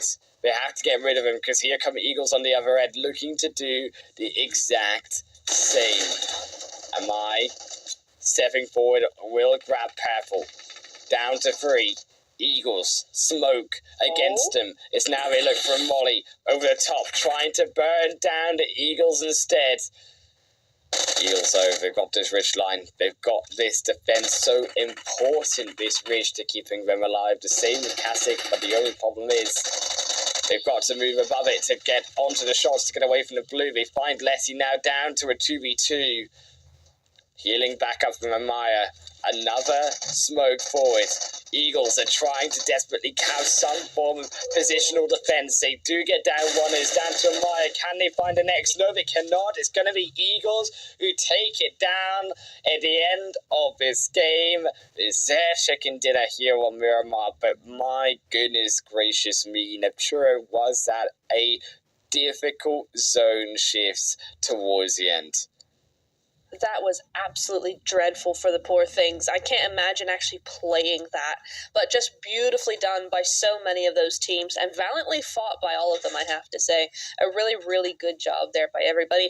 I was fearful for Eagles just a little bit going into that final fight. They looked really good, and then they just didn't quite seem to be able to make those pushes through the smoke, make that aggression known. There was a little bit of hesitancy there that almost lost them the game, but those 1v1s, they came in clutch, and they got that win, and that's going to be a whole heck of a lot of points on the board for them. That's what you're looking for in climbing that leaderboard, getting yourself into a good position at the end of tonight for the end of that first day. 17 total points, 10 eliminations, or 7 eliminations, I say, with 10 placement points here at Eagle. That's going to be able to boost them up, as we say. I'm looking to see, though, back at all the consistency Eagle have showed somewhat through today. I think they haven't been that bad of a team, and this could be not only pushing them up, but especially towards even maybe the top of those standings, where you had teams like Fenerbahce. They really struggled to find a placement point and a position in this game, who now that gap will be closer against them. Absolutely, yeah. I think Eagles were maybe 10th, maybe a little bit on the left side, but maybe 10th. And for that, with those 17 extra points, I think that's going to do a lot of good for them. Probably top 5 at the very least there. I don't remember teams getting so many kills for that one. We'll have to see. Yeah, I definitely think it looks a little bit more even towards the eliminations. You can see almost all of our teams here getting at least 1 elimination point, and that is just down to the nature of this series of last stage shifts on the zone, right, and how it moved and how so many teams had an advantage at one point, and then they didn't because the stage decided it wanted to move somewhere else. Oh, yeah, but hasn't that just been Miramar tonight, honestly? Just been back and forth between the different directions on the compass. So, really nice stuff from them overall. But again, yeah, not so many kills per team here. But Cat Fane's carrying her team there with 6 eliminations for this match alone.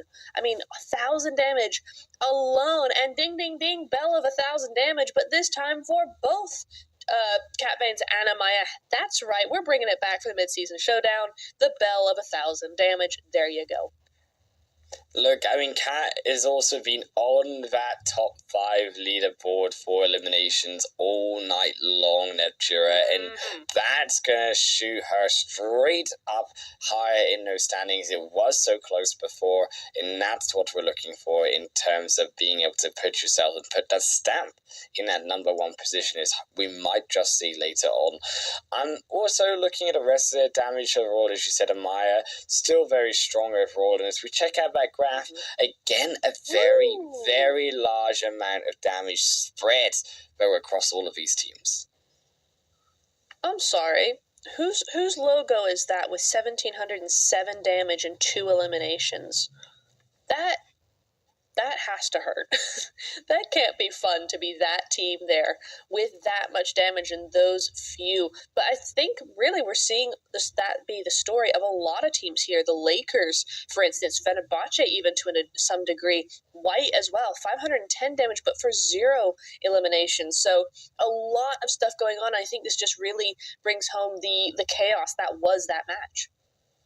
Yeah, Inception there, taking that 1,700 damage for themselves. Oh, yeah. Also, it is interesting to see that the damage so high from some of these teams that you can see from the middle of the pack overall in those point scorers, because you could see that they did try to get a position in this game but did fall a bit early, even though they had to do so much damage to try even survive in that last match. As the overall standings are here, Casa Glimmerance closing that gap though overall onto Fenerbahce, now only 4 points difference. $1 Million Babies are right behind, and so are Eagles, as we said, now taking that 4th position.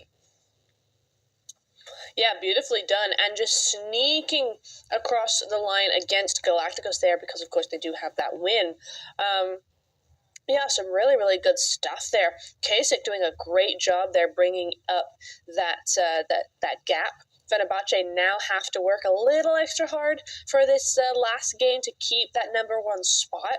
And $1 Million Babies doing some really good work as well there. I think they got quite a few eliminations in that last game, so that brings them up as well, but still super duper close. I mean, I know it's only been 4 matches, but to only have 9 points between 3rd and 8th at the moment is kind of insane. Yeah, a big amount of difference there. And I think also from that left side, the bottom end of that left side of the leaderboard to the right side, again, one big game from any of these teams. Even you could argue moment, you get a game like we had from Digital Athletics earlier last night in that final match.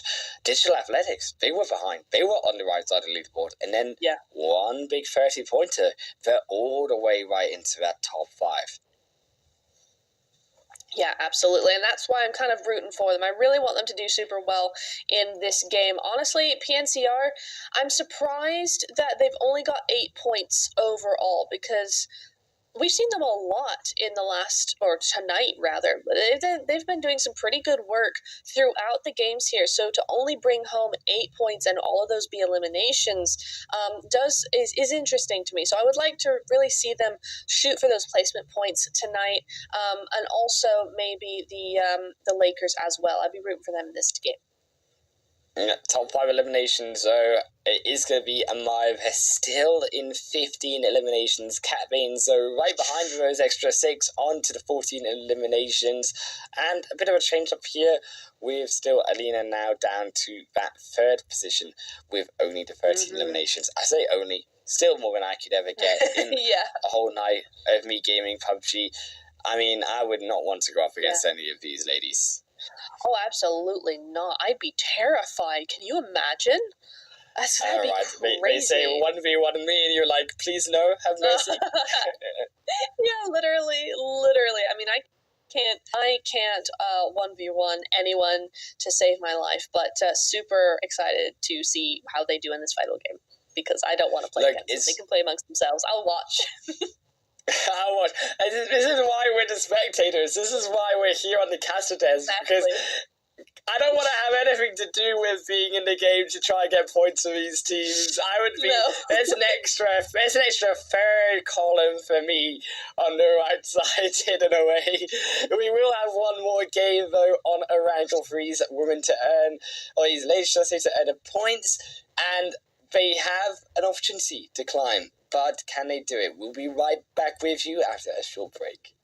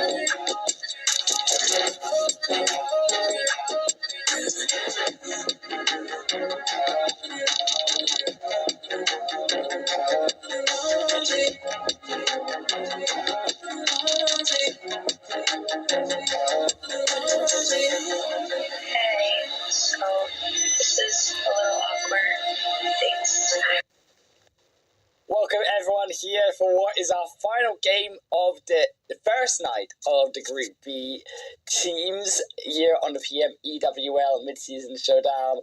It's going to be on the Wrangle. My name is Helen the Dwarf, and here is my co-caster Nebtura to the left of me. Nebtura, it's been again difficult night for these ladies coming through from that last game on Miramar. That is not what you want to see going into trying to build momentum, trying to build the confidence at the end of the first day into your second. Yeah, absolutely. I mean, on one hand, if you're first, second, or third, you're kind of like, okay, if we can do well in that, whatever that was, then we're good to go for the rest of these games. However, if you're not in that top 3 position, this has just been the worst game possible for that mentality coming into the last game. So hopefully they can hold on to whatever they have left and have a much easier time with the zone not messing around and actually get a good wrangle it. Look, I'm looking forward to seeing if they can manage on this wrangle. We've been also hyping up some of the teams that still need a fair amount of points to get themselves back in the game. We said, and we hinted at it to the digital athletics of yesterday, where if one of these teams at the bottom gets a 30-pointer, gets a big series of eliminations and placement points under their belt, they could also be right up there alongside those teams sitting comfy. Absolutely, yeah. It is still all to play for at this point in time, so it'll be interesting to see how these teams adapt. Will they perhaps, Wolf, I'm going to posit this theory, with these teams all so close together, right? There's not all that much points between them, even on the lower end. Do they use tonight as kind of a springboard? Some of these lower teams kind of go, we have nothing to lose. We have 7 points tonight. Let's just go all in and mess some teams up and then be ready for day 2 because of that point gap. Or are they going to play it quiet because they still have another day left and it's not, those final games where they really need to make up the points? Yeah, I think going into the first game, at least, I would expect it to still be a bit more normal. But you do have to be, of course, wary of that, right? As you come to the end of each phase, especially in those singular days, right, where a lot can change in just a few games, I think you may expect to see a couple of these teams. Oh, that was close.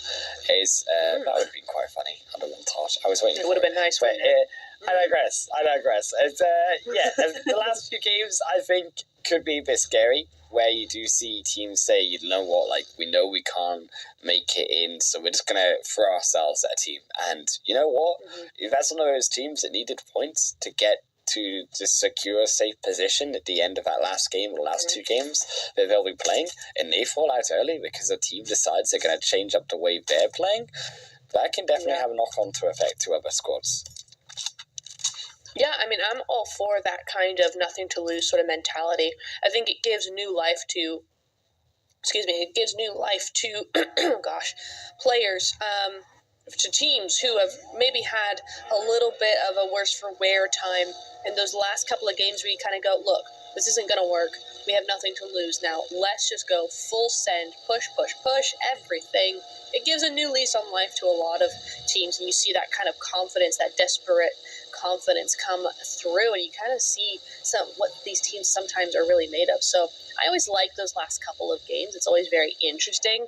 The question is whether teams are going to start acting like that now or start acting like that and wait until day 2 to start really doing that. By the way, I adore that neon green and black. What is that?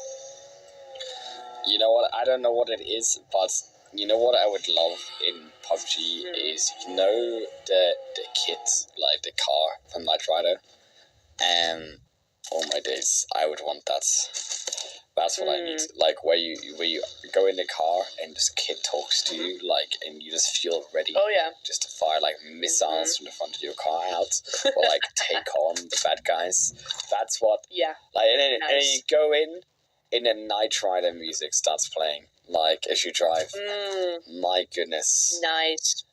Yeah, that is a car that I would design that, and I would pay money for that. Oh yeah. Yeah, that would be cool. You get that hype going in the car, you know, while you're getting ready to push a team.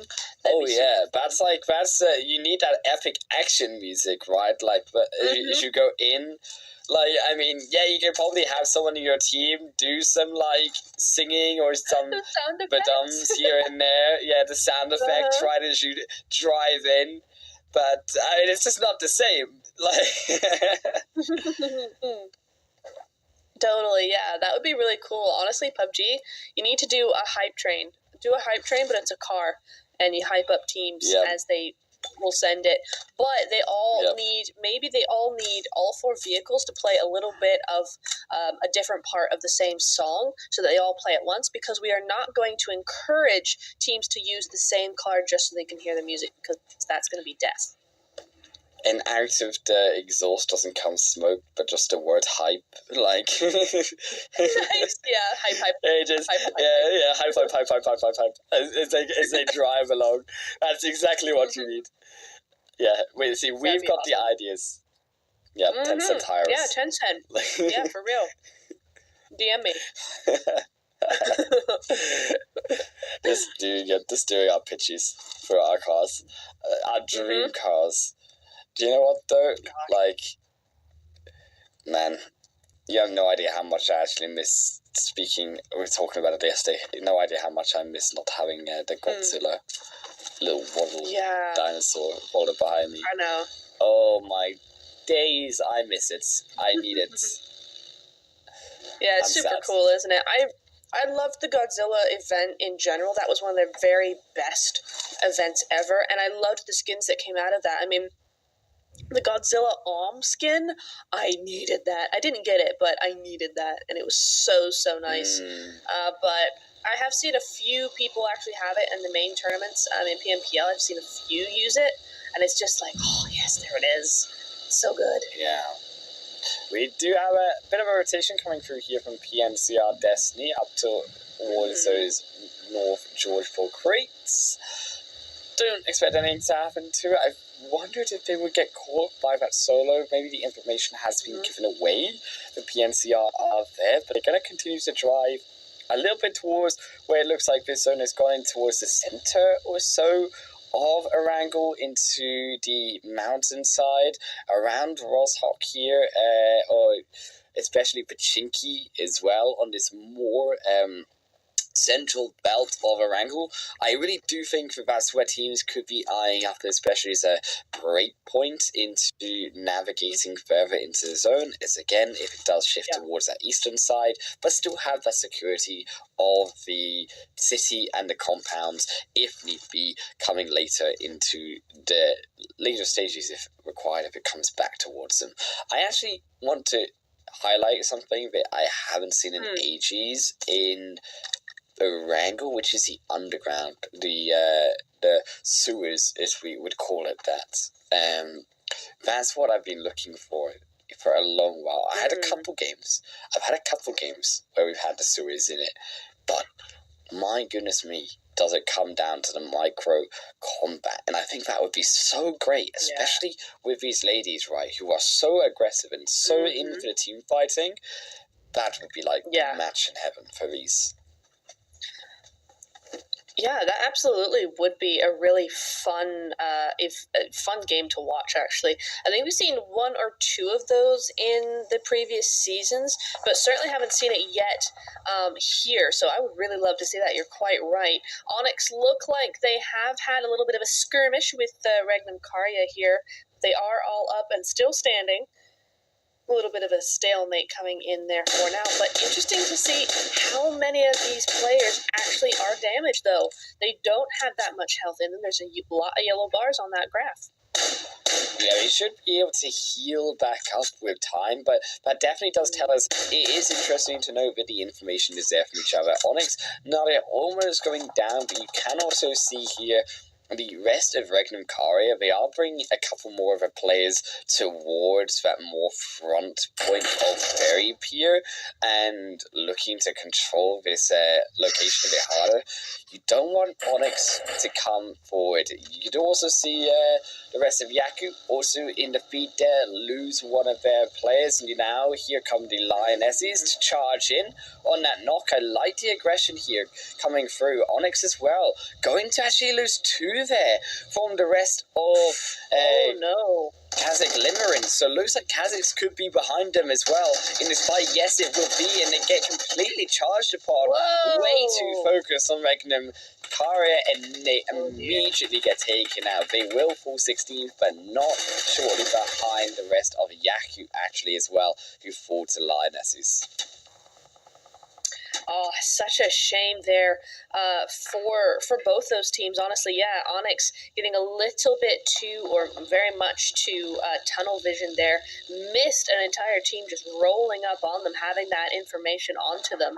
And then Yakut, I'm not sure what happened there, but you really can't give any sort of entry knock whatsoever to these teams, because you have your teams like your Lionesses. They're going to take full advantage of that immediately. I mean, they went guns, not even guns blazing, cars blazing. They just ran over the entire squad there. So GG is well done for today. We'll see you on day 4 for your day 2 most likely. So have a little bit of time to kind of practice and analyze what the mistakes were there.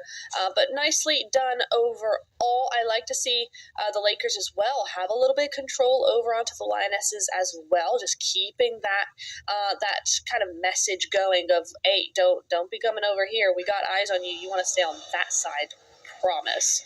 So that's looking nice as well. And also, Regnum Karya are in fact quite safe now because Onyx were taken out. So that was a nice little boost for them. 1080 flip as well. That was absolutely lovely. I'll add that to my car montage later on. And here comes the Suez. Instantly favourite moment of the game so far. This is what I was looking for. This some of the underground action we can see. And it does look like Inception also maybe potentially around the area, so we do have to be careful about potential other teams coming underground, but it is a great opportunity here for the solo, of course, to continue to loot themselves up, get prepared, as this so will centralize around realistically a wide but fair, I think, open area for all of these teams, and there should be plenty of opportunity for these teams to find a strong spot in this second shift. Alternatively as well, I want to talk about the Lakers, right? Because the Lakers have this spot in Pachinki. I wanted them to kind of hold that church area a bit more. But now coming in, I think if it can wrap around that northern side, could be something interesting and a potential opportunity to get a good rotation in for points here. But Fenerbahce have found the rest of Regnum Karya. Haven't they just a pretty big full send in there? Regnum Karya have one on the outside that they might try to use here, but there are teams all the way around them. Yeah, this is the Eagles coming in as well, just making a rotation around the outside there. Fenerbahce actually, as they go down with the nades, oh dear, this is going to be Regnum pushing in. Yeah, this is the end of Fenerbahce, and they know it. Elim getting out of dodge, as is her teammate. That's big, unfortunate. That was really, really nicely played by Regnum, though, I have to say. Is she going to make it out, though? I doubt it. No, that's going to be 3 down for Fenerbahce. Wolf, what has happened to Fenerbahce? They had a great win, and now they're not doing anything. Yeah, Fenerbahce feel like the opposite of Galatasaray, where Galatasaray took the time to warm up into the day, whereas actually Fenerbahce, they came out so strong a second into the first position in the first two matches, but on this version of Miramar and Erangel later in the night, it just feels like they're not the same team, and I think there was that change since Sanhok, right, where they fell out a bit earlier, and ever since the performances haven't been as good per game. Yeah, it's interesting. It almost feels like something internal has happened. Perhaps there was a little bit of arguing going into that Sandhawk, or, because of that Sandhawk, something like that. Maybe someone's mic is broken now for some reason, something like that. It could just be even just little tiny things within the team itself that's just stopping that clarity coming through there. Clarity, talk about the Lakers, though, looking very clear in their position against who even is this? Oh, is this? No, please tell me this is not Women Moment. Please, no. Unfortunately, I think it is. Dang it. I think it is. But Women Moment, they do get back the Lakers. Unfortunately, though, the Lakers also were another one of these teams that needed the points. And there is also KR Lionesses who have definitely heard that action and are coming towards Women Moment. It is a victory, but a victory short-lived. Unless they pull out something spectacular here against the Lionesses, they won't. One moment will also unfortunately fall down, but not before at least securing 4 elimination points. Yeah, that was very nicely done by them, I have to say. It is a shame they went out so early, but 4 elimination points, I think that's kind of more than they've had all night. So, you know what? Yeah. We're going to take what we can get. Well done, you guys. And, in some ways, finishing off on a high, right? Finishing off on a decent amount of points for one game, and looking forward to day 2 where they can perhaps improve that just a little bit more. KR Lionesses, though, on the other hand, 6 eliminations already. Definitely feels like they've started to warm up now. The first 1, maybe 2 games were a little lackluster for me, but they've really, since that Sandhawk, really stepped up in a big way. So very nice to see them coming into form at the end of day 1. Just going to punch out all those windows. Melzy hates glass. She's not a fan. Yeah. Ever since they introduced that, I'm glad that the realism of actually there are glass and windows. That was an interesting one. I was surprised. It took quite a while for PUBG to be introduced into our world of PUBG, but but that was definitely an interesting one. And I found it really interesting, actually, when teams first had to start to play around it, right? Because it was that little extra bit of movement, especially in those close quarter building fights that you often do see. Sometimes here in Erangel, and especially in those cities, and also Miramar too, definitely makes a difference. Totally does, yeah. There's an interesting little thing. And it really plays into the micro plays, right? If somebody is really into micro plays, here's one for you. Glass. How does glass affect everything that you do as a team now? Also, I love the cars. Look at that car. I don't know what that is. I don't think that's a Dodge, but it's amazing, whatever it is. But you know what's not... That's beautiful. But it's not as amazing as the beep beep bus. So the beep party bus is where it's at on Miramar, and I cannot wait to get back onto Miramar later to have some more of that beep bus action. But I'm also loving the monster trucks. The monster trucks are by far a welcome addition. I just love giant, loud vehicles that are sometimes hard to control, but are flashy when they go in, right? Oh yeah. We saw it with Brute Force and Slytherin. Remember when Rose just plummeted down that hill in the monster truck? That happens. Sending it. Yeah. It looked great. But that's what you need. It's the scare factor. That's where it's at. You intimidate your foes, and that's how you get the eliminations. That's how you beat them when you've got the man down. Absolutely, just that fear of that massive hunk of metal just flying at you. It's great. I was trying to make Inception stay very still and very quiet as Galacticos went by there, because they are, of course, in the pit of death. No one goes out of there alive unless you're very lucky. So it's an interesting 2-2 split from Inception there. I can see why they're doing it. You know, they're getting the maximum information, maximum spread, but it's just such a dangerous position for those two to be in. It's kind of nerve-wracking. Yeah, we prayed that the zone goes towards them, because if it doesn't, they go into heaven. That's the only place they're going into the next day, on day number 4. But otherwise, they may still have a chance. The rest of these teams just holding up for now, letting the time to tick away and see where this stage 4 shift will go. You can see here Galacticos hovering over the edge of the museum building with Regnum moving forward, holding out the compound here as the 2. It is interesting, right? Thinking about kind of micro plays and getting into the teeny tiny little details of the game. If you think about it, we're having a very we're having a very quiet mid-game, right? And if you think about it, it's because we've lost 4 whole teams right now. Now, not necessarily, I'm not saying that, well, because we've lost them early, we're not losing them in the mid-game. Not necessarily. Not only are we not losing them in the mid-game, what we're also not having is those fights to kind of make everyone aware of each other's location. So we're not getting those third parties. We're just not getting the firepower in general. We're not getting any of that, but we're about to, Wolf. We are about to. Elena is it's about blessed, to happen, but also cursed. Oh yeah. Yeah. Meanwhile, $1 million babies getting ready. Oh yeah. I mean, that's what I would do. That's it. We've accepted our fate, that we are inside the zone, and we are ready to fight. That's the battle dance right there. That is PNCR battle dance, ready for the eliminations to come in. Because PNCR, we wanted to see it. We talked about these teams that need to come back up. They are one of them who have had all these elimination points, but no placement points. They need to be able to secure those consistent finishes later, if not today, on that second day of play, because that's what's, I think, hindering them most of all. Absolutely, yeah. It is something that we need to work on. Hopefully this handing the zone will help them.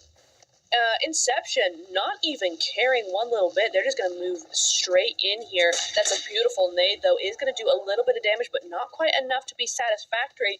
Regnum Karya on the out at the minute. Just 2 up at the moment. How's this going to play now? That's 3. Regnum Karya stepping forward. There's a molly, though. Neptura, that's going to be Regnum Karya on flames as they will go down to 1. They're trying to use the extra player to get the information in. Meanwhile, White in their own fight here versus the rest of PNCR. PNCR, they're falling down, but they walk in. They didn't notice White. Kara finds a triple elimination. Regnum Kara will also fall to Inception at the same time. But Kira, that play from White, keeping them in this game. Beautiful. Beautiful. That was a 1v3, like the queen she is. Oh my goodness me. But I tell you what, I was just looking at the scoreboard there. Immediately everything was red and yellow and all kinds of wrong. That was really interesting to watch, like so quickly how everything can turn so busy. The Lionesses seem to be having a theme here of keeping fairly quiet. Not quite enough to have 0 kills, of course. They have 6 at the moment, but Logica is down. So it looks like as a trio, they want to keep this a little bit on the down low, just keeping it cool for stage 4, looking to see where that zone is going to be going. I doubt it's going to be going on them. No, it's complete opposite. 200 meters to go for them. H2K as well. They're a bit far away with also Galactico Sirens in their way directly into the zone. They might have to just go straight in and find a charge. They're going to have to look for these initial knocks. It's hard to kill really without them. Yes, they've got a lovely position here to stay and hide, But in 1 minute 20 seconds, that goes away there, Neptune. Yeah.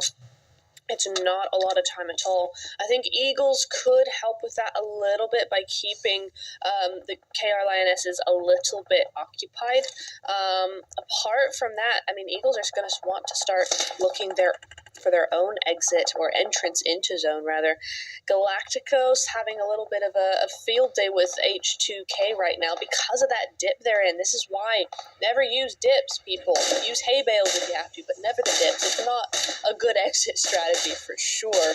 $1 Million Babies, though, they're looking pretty good at the moment. Full squad up at the moment. Yeah, and that's why you don't use those spots because you get naded very easily. That is going to be one down for them so far, unfortunately. But it looks like help is on the way. Going straight for it, Wolf. Look at this. Smokes galore. Yeah, hard to kill. They needed to realistically rush this compound. I think it was something that they had no choice to do, but they at least do manage to get one of these players in for now. And I'm just surprised that realistically no one else is coming here to also punish that movement, assuming you would see the fight potentially decide to wrap around here, get these extra eliminations while H2K were down, but now they're back up, and they've still got all 4 players alive. That's fantastic. Very, very well done from them. That should have been the death knell, but it really wasn't, and they did very well with that.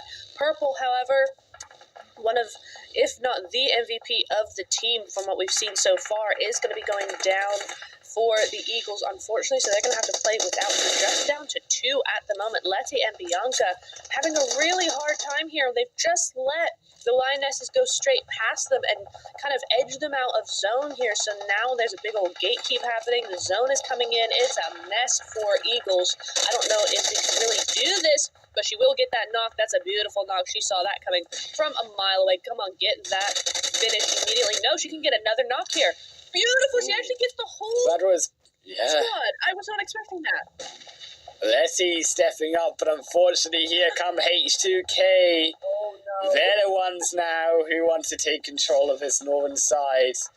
But they've got to be able to do it quickly. You can see that the other teams, they are fighting, they are distracted for now, but they need to also get into this zone. H2K, the $1 Million Babies, they are the ones blocking them here. Here, also Kazakh Limerence, the other team there in their way. Wow, the Eagles is that Letty back there? Yeah, she's actually being very hard to kill. I don't know why they're not able to find her there, but they're not, and they do have to keep an eye out for her, but she does have a little bit of space to move around now.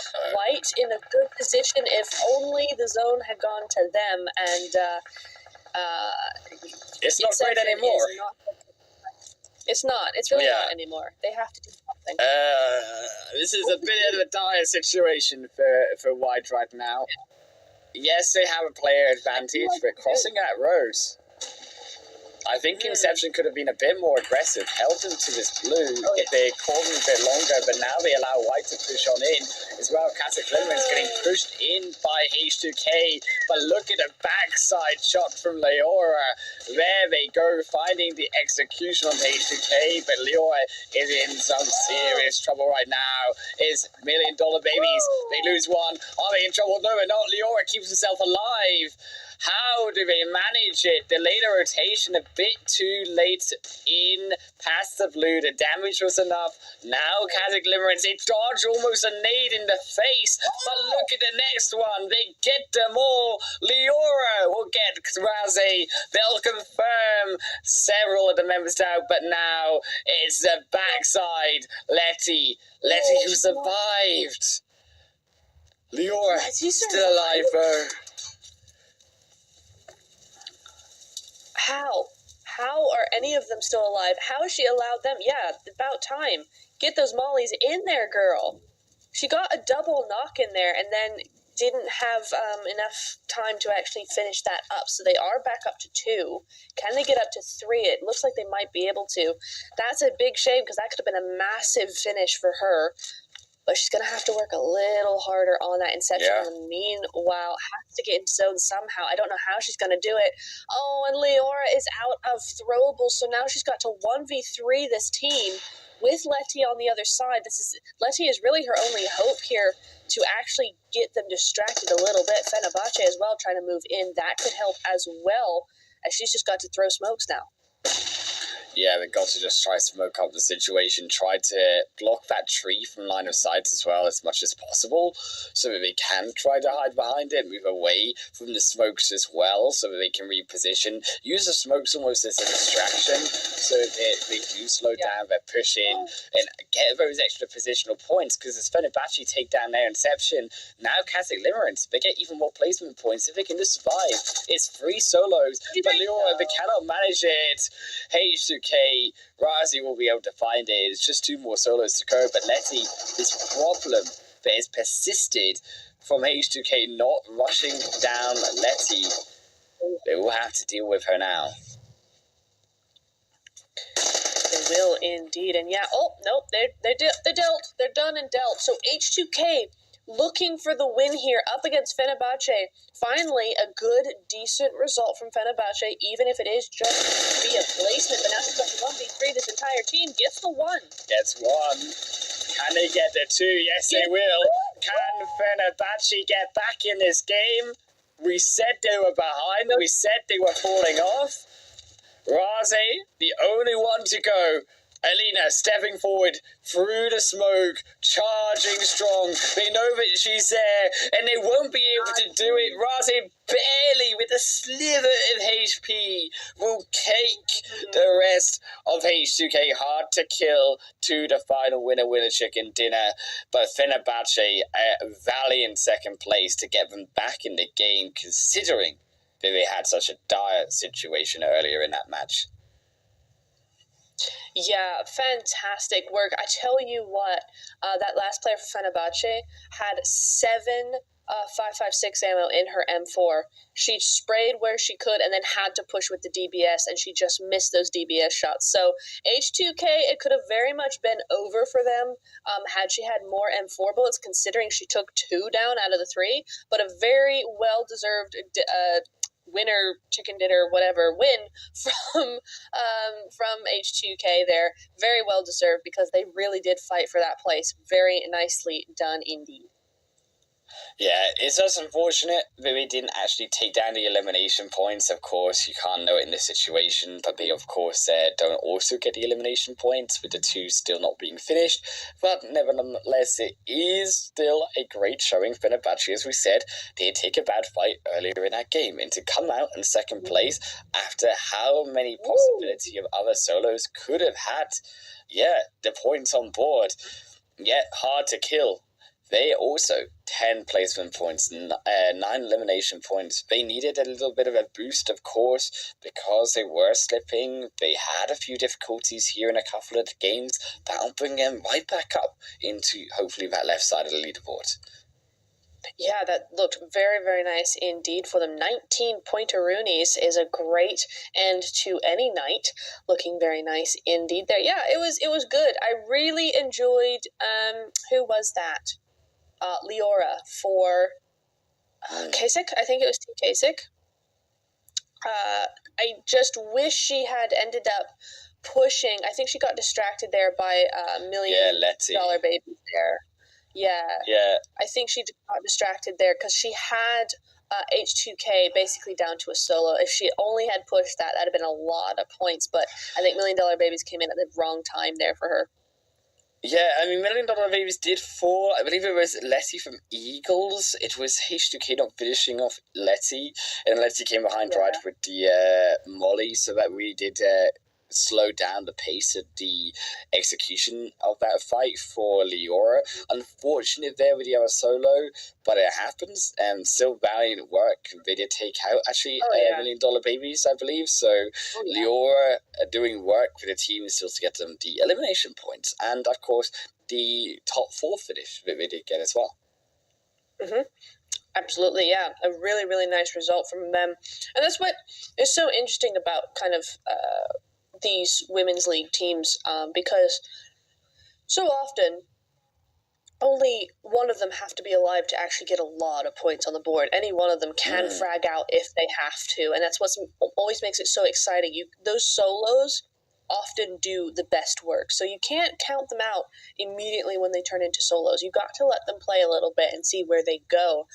These points, though, looking pretty nice here. Kasich, not Inferno, gosh, that was last season's team.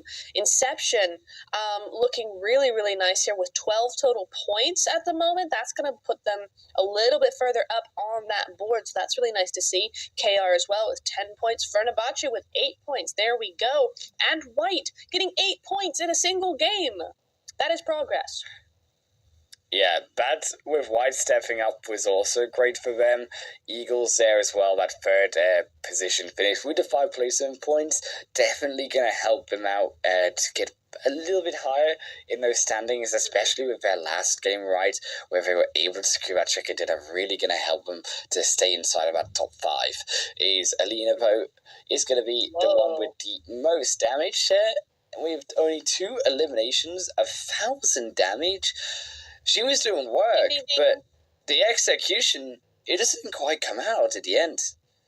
That is interesting. You don't generally see that very often, and it also means, I tell you what it is, she was the solo, so her team were not able to help her finish up those eliminations. That was very much defensive damage, not aggressive, and so she had to just cut her way through to zone or to another position, but not necessarily take those kills. So that is a shame because she did some heavy damage there. But yeah, it just wasn't going to be working out in that time. Yeah, it's unfortunate, but as we do move over to the elims and damage stats, it's a lot of damage once more through from our top few teams. But yeah, it's still, I think, tribute, as we said to the start of the day, and I'll keep saying it, how aggressive these ladies are when it comes down to the fighting. My goodness, do they not step back? They go all in to the fight. They absolutely do. And what's so fun is you see it across the board, right? Every single game, there's always a couple of different teams in there. This time, of course, it's H2K, it's Inception, it's White in there, it's Regnum Karya. Last time it was $1 Million Babies, Galacticos. The other time it was Before You. All these different teams all have their time to shine. And so it makes it super consistent and super competitive. I mean, look at this. Kasich and Fenerbahce tied for first. And then 38, 36, 35, 33, 31. That is insane. Yeah, and I don't think I've seen a leaderboard so, I think, tight in terms of the point difference, right, between these teams. It really is anyone's game when it comes to making it into those qualifying positions for themselves.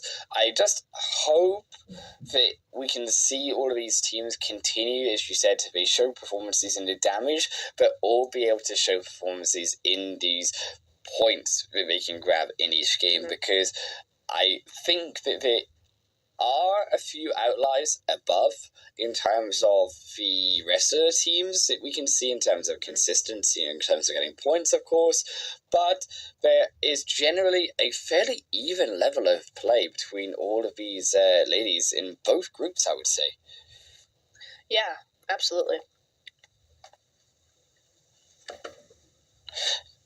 In these top 5 eliminations as well, as we do move into them, 18 for Amaya and 17 for Katarina Sarah in the second. Alina, with the extra 52 eliminations she was able to grab up, gets themselves to 15, and then 10 and 5 for Liz and Fiano, respectively. It's definitely a much more aggressive group, I think, in terms of the kills overall from these ladies compared to Group A, right? Yeah, it is. It's definitely a lot more than we were used to seeing. I mean, yeah, okay, if you discount Digital Athletics, like 30-point game, I mean, that's just an anomaly, right? It's not going to happen every single night. It certainly didn't tonight, but you are seeing far more aggression consistently from different teams over over the other 5 games, right? All 5 games. There we go. Too many sentences at one time are all trying to get in there. It's not working. It's just not. Like, it might not be working, but it's working for these teams, for those teams who haven't been working to get the points in these first 5 games. There's still another 5 games opportunity for them. Tomorrow, we will be, though, with Group A, where we get to see their final 5 matches in Epicura. So I'm really excited to go back to some of those teams, like, as you said, Digital Athletics, see how they're coming off of such a fantastic game, and also Galatasaray, who were looking by far, I think, the most consistent team in Group A. Oh, yeah. Absolutely. And honestly, having seen these teams before, this is just them getting started. So tomorrow, they're all warmed up. They are all good to go. We should be seeing some pretty epic games tomorrow. So y'all are definitely not going to want to miss this one. Yeah, I mean, also Group B as well will be there 2 days' time. But it will be, as we say, the same time, same place tomorrow, Group A, where we get to see their final days matches for Phase 2. We'll see you there. I've really been working out as well between us, and I think it's time for both of us to kind of just move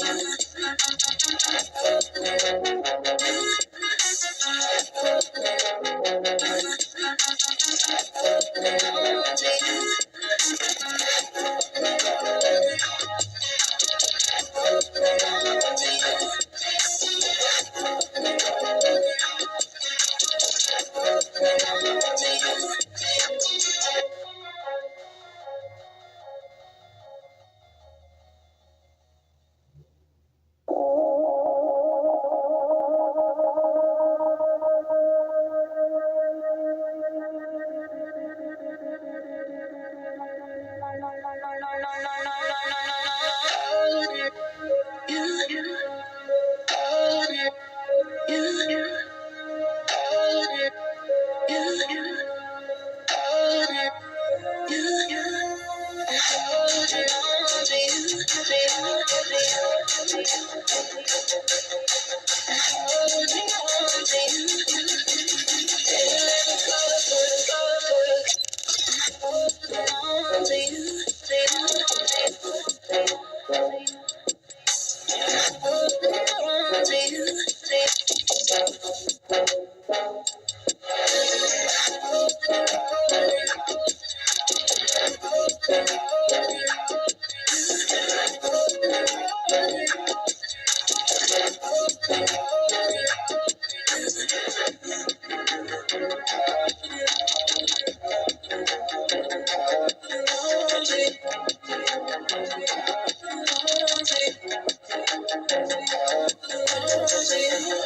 Hey, so this is a little awkward. Things haven't really been working out as well between us, and I think it's time for both of us to kind of just move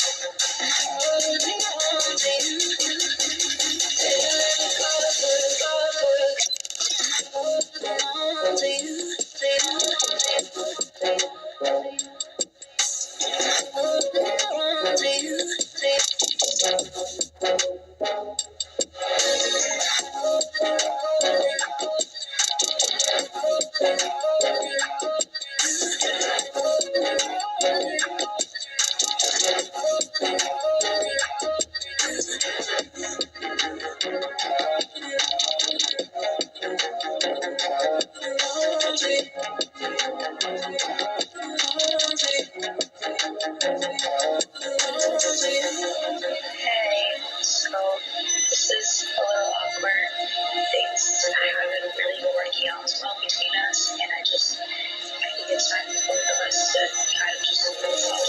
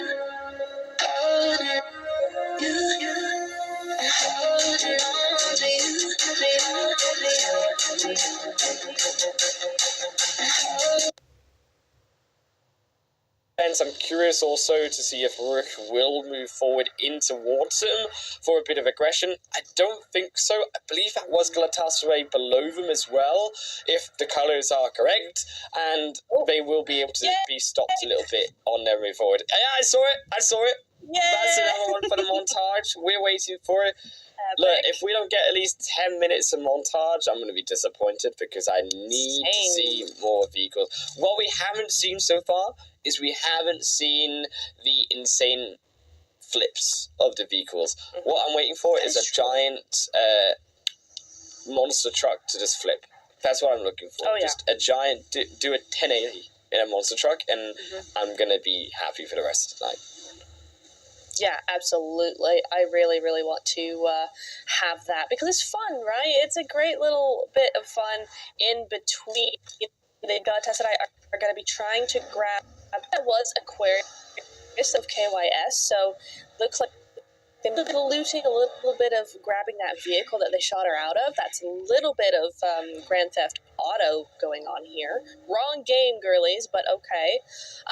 Interesting to see this, though, Wolf. We've got Rook, we've got Galatasaray, we've got everybody kind of centering up here towards that right-hand side, rather, that eastern side. Now going a little bit more split into the center of zone, but an interesting turn of events sort of thing, kind of an interesting glimpse into the mind of these teams and kind of where they're thinking this zone will be going. Yeah, I'm also curious to see some of these outlying teams.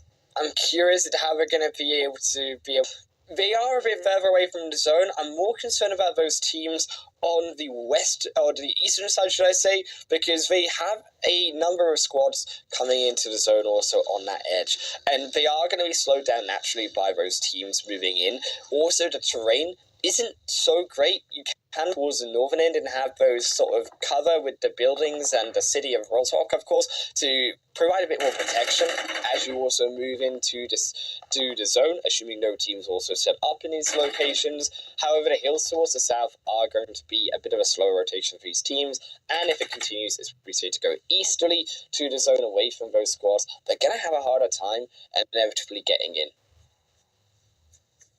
Yeah, they are going to, but I'm wondering who's going to win this one.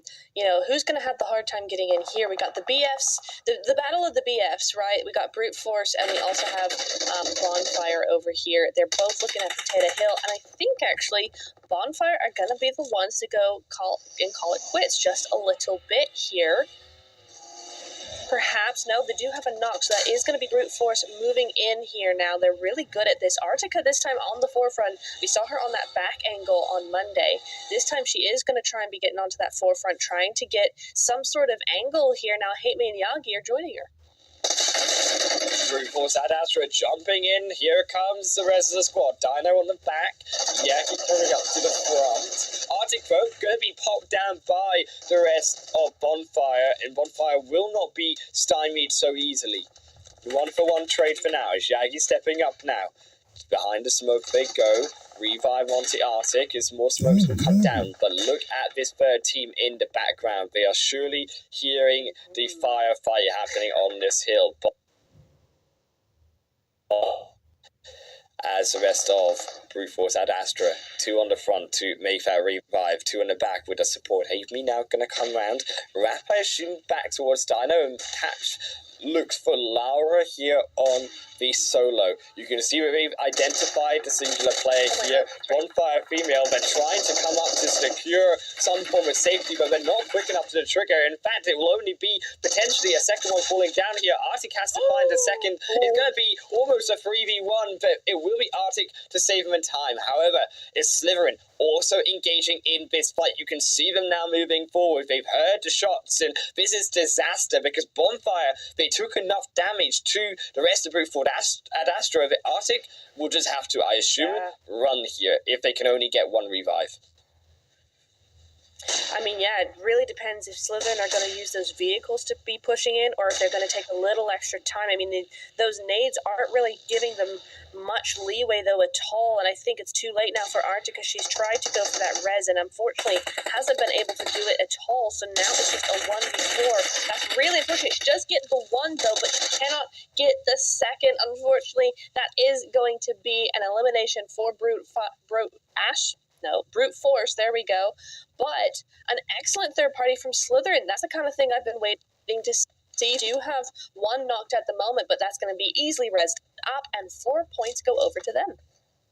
Indeed, and Slytherin, one of those more aggressive teams. I'm hoping that they can take that aggression, the elimination points. We said they've got a lot more than those placement points from that first day of games, and hopefully they'll be able to now move that with a bit of confidence in this first game so far towards some placement points as well.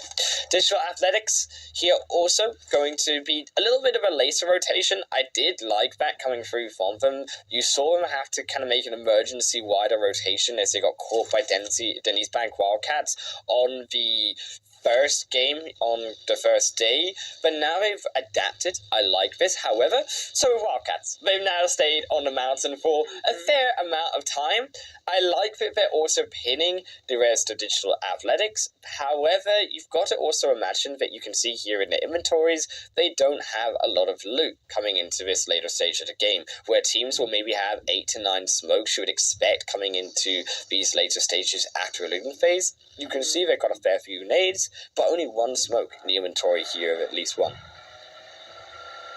Yeah, that's interesting there. It gives you kind of, again, another kind of look into how they're planning to play this game.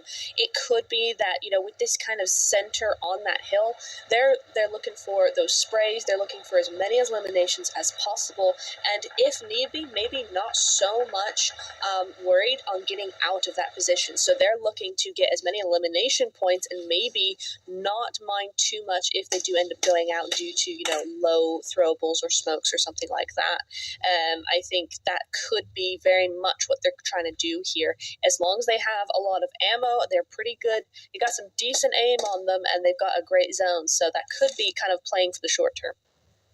Yeah, the zone definitely, I think, helping out Denise Bank Wildcats in this first game. If it had gone the opposite way, I would be a bit more concerned for them. But this high ground, with, as you say, these teams roaming in, it actually will work fairly well for Denise Bank Wildcats. They'll be able to take advantage of this high ground location. Teams making out wider rotation.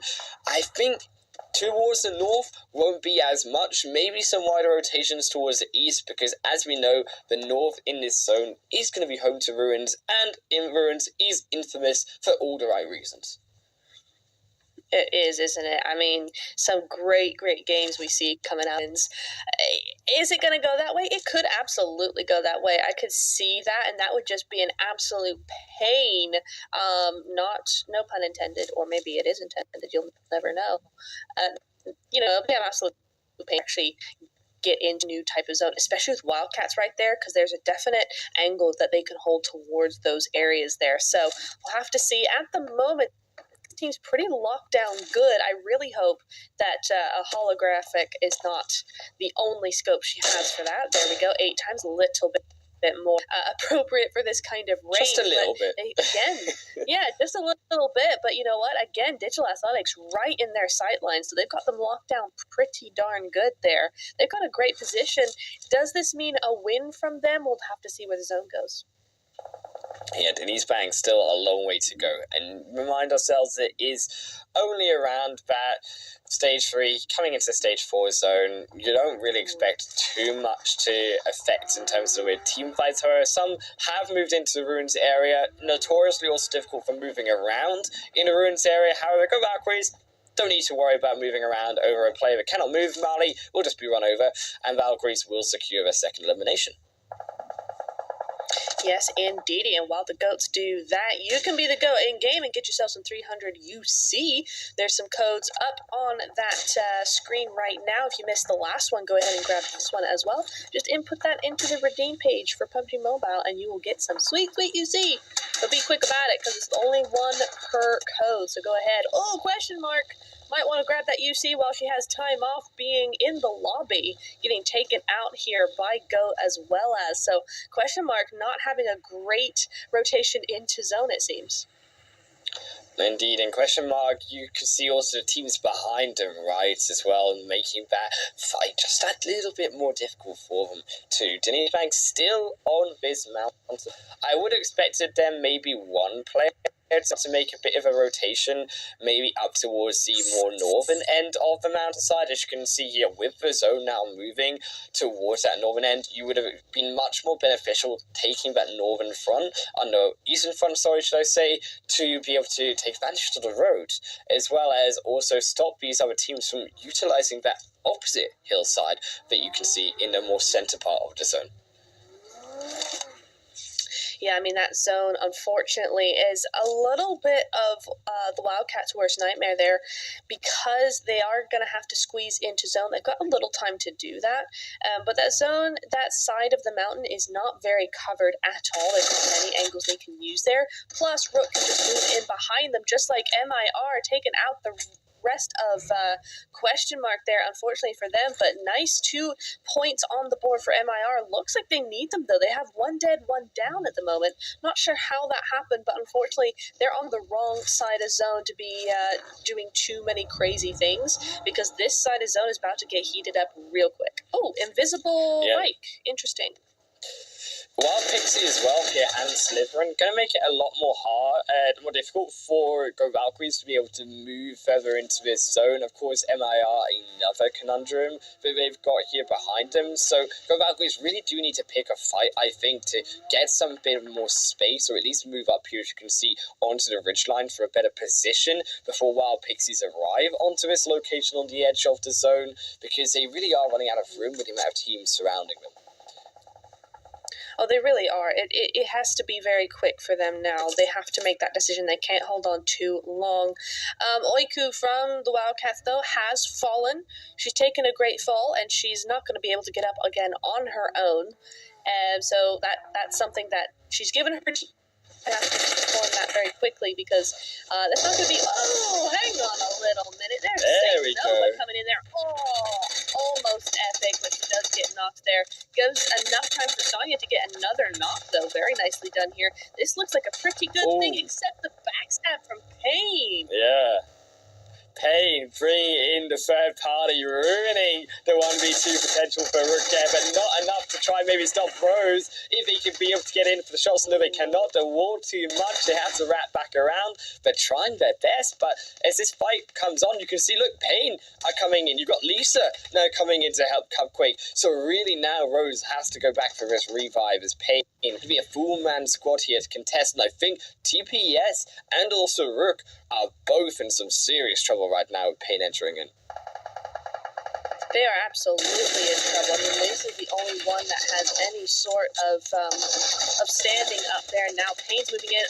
Ooh, the entry fragger does get knocked, though. That's a big thing for Rook. They might just be able to hold off a little while longer. They've got shelter from KYS, and they should be able to do this, except, of course, TPS is still here, but Rose doing the most here. How many knocks is that going to be for her?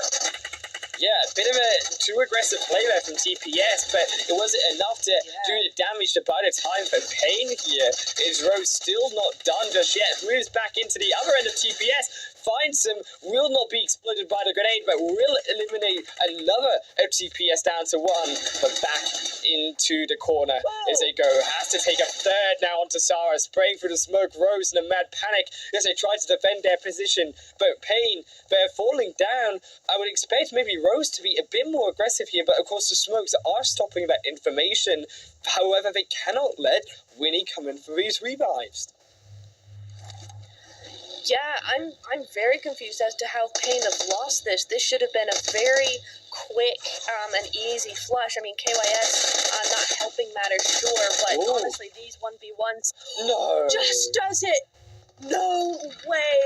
Oh my goodness me. Big GG's to Payne there.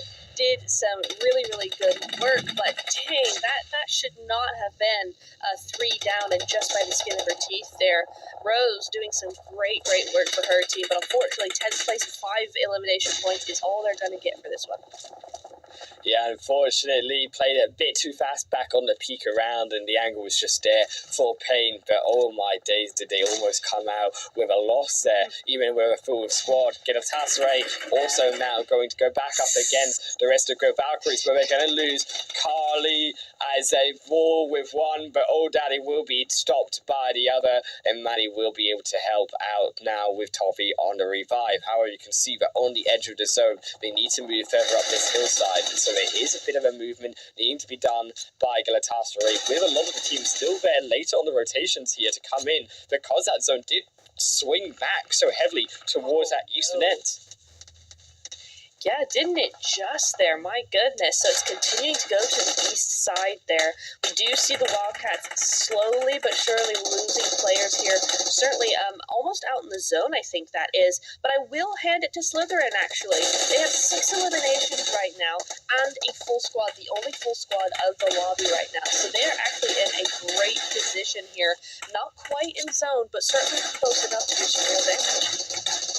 Yeah, definitely. You can see the experience coming through from QSC and also Nuzix. These two players who have been playing inside of the previous tournament, they know what to expect with some of these teams and these players, and they've definitely done their research. Coming back from day one, a lot stronger performance, I think, coming through so far from them. However, a big raid boss behind them in Galatasaray. Yeah, that's going to be a big one to try and get rid of. I mean, at the moment, it's looking, they have the man at man, so from that side, it's looking good, but they are very distracted by MIR. They're trying to clear that northern side, which is a great idea until that happens. Maddie coming up behind you there. They will get this heal off, so that's going to be okay, but now they have another heal to try and get, another revive to do. The Wildcats, GG's, 4 eliminations, not, or 5 rather, not as many as I would have thought from that kind of play, but still a great result for the first game of the evening. That's just keeping them in that top 5. They are feeling pretty good about that, I think.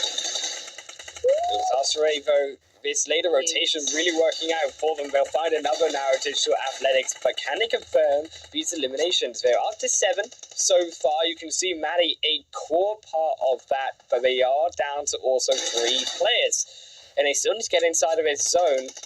Everyone outside of his stage 6 zone. Now Slytherin all back up for themselves for now with the 3 that they got left. However, they are arguably the furthest away here, having also digital athletics part of the problem. However, Galatasaray are cleaning that up, no problem for them.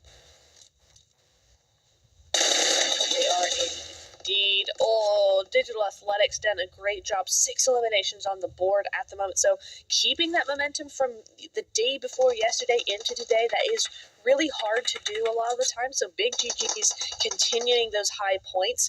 3rd place, not half bad, but as a solo, I'm not sure how much further you can get with that in mind. But these two fighting it out amongst themselves, especially with her basically on the other side of Slither, she could actually have a really good fighting chance. Yeah, Galatasaray as well. They're moving in with Slytherin, as you said, that fighting chance potentially for them. Toffee down makes it real awkward. They're actually going to go for its revive. This is really interesting, considering that, yeah, it gets you closer to zone, but look at the open position you put yourself in. They've got this vehicle, these 2 to block themselves, but, oh no, rookie errors. They stand way too close to the vehicle, did not blow out the tires, wanted to greet for the vehicle, potentially for the movement, gets blown up, and now Galatasaray should be out of this one. Slytherin, they need to keep moving though. They get caught by the zone, and you can see the damage to the zone really helping out Galatasaray. They may be low, but Slytherin are also going to be struggling, and it might just be digital athletics here going to be able to steal this one. Look at the health on Leo, but everyone's been so damaged, and the zone will give DA the win, and back-to-back if you cross over the days. It's 2 in a row in a wrangle for DA. That is insane. How did the other teams allow that to happen? I mean, massive kudos to Digital Athletics. She played that perfectly. She just stayed low, stayed down, just snuck into zone behind them when they were too busy healing up. But obviously that was a mistake from Madi, right? Just not far enough away from that vehicle when it got blown up. That's a separate issue. Yeah. But to not have that healing, to just have that zone be able to tick away your health like that, I mean, that is insanity. I don't think I've ever seen that. Yeah, I think really unfortunate for that mistake. Maddie's going to be kicking herself because if it had two players, they would have been able to do more damage quicker to Slytherin. Then they would have been able to turn the fight onto Digital Athletics with a man advantage in the game. And then, yeah, they would have been able to potentially take that win for themselves. Instead, though, it's Digital Athletics with another win for them. 16 points overall with 6 elimination and 10 placement with their chicken dinner. Definitely going to be what Digital Athletics want here, coming off the momentum of day 1. Now got big momentum on day 2 with another Erangel win. I mean, let's just remind ourselves, everyone, that they've just gotten 46 points in 2 matches, back-to-back 46 points. I mean, that is just insane. I definitely would not be surprised if they were now top of the leaderboard. They weren't that far away from who was it? Galatasaray. So I could definitely see them actually making that top of the list. The only thing is that at the same time, they'll actually have a game even if they didn't get the win. So it is a little dicey on that front, but they've definitely done enough to be threatening it. Yeah, I definitely think Galatasaray are in some trouble when it comes to, yes, they're going to pick up points. They had a lot of eliminations as well this game too, but they are going to be a bit closed in on the gap between the points and first and second. I think you wouldn't be surprised here to see later on in the total standings, the rest of Athletics be second place actually now above the Wildcats. So I think we didn't really see them, they sort of disappeared, had clearly a struggle moving in off of that mountainside. Yeah, they did, and I think that's where, of course, that kind of utility or lack of really got to them. I think I liked the plan that I think they were going for, and that, they were going for kills, a lot of kills, and with the zone, the way the zone went, they were taking that gamble, and I don't mind that gamble. Unfortunately, I think they're able to get enough points through those eliminations to actually warrant it. They only got 4 total in the game. For a play like that, I'd like to see maybe at least 6 or 7, something like that, which they're capable of doing. But as good angles were on that, I mean, you do see you had 226 meters from the top of that ridge. So while the angles were good, there is also a heck of a lot of cover that you don't really realize is going to be there until you're actually up there. So I think that may have thwarted them just a little bit, but still not too bad.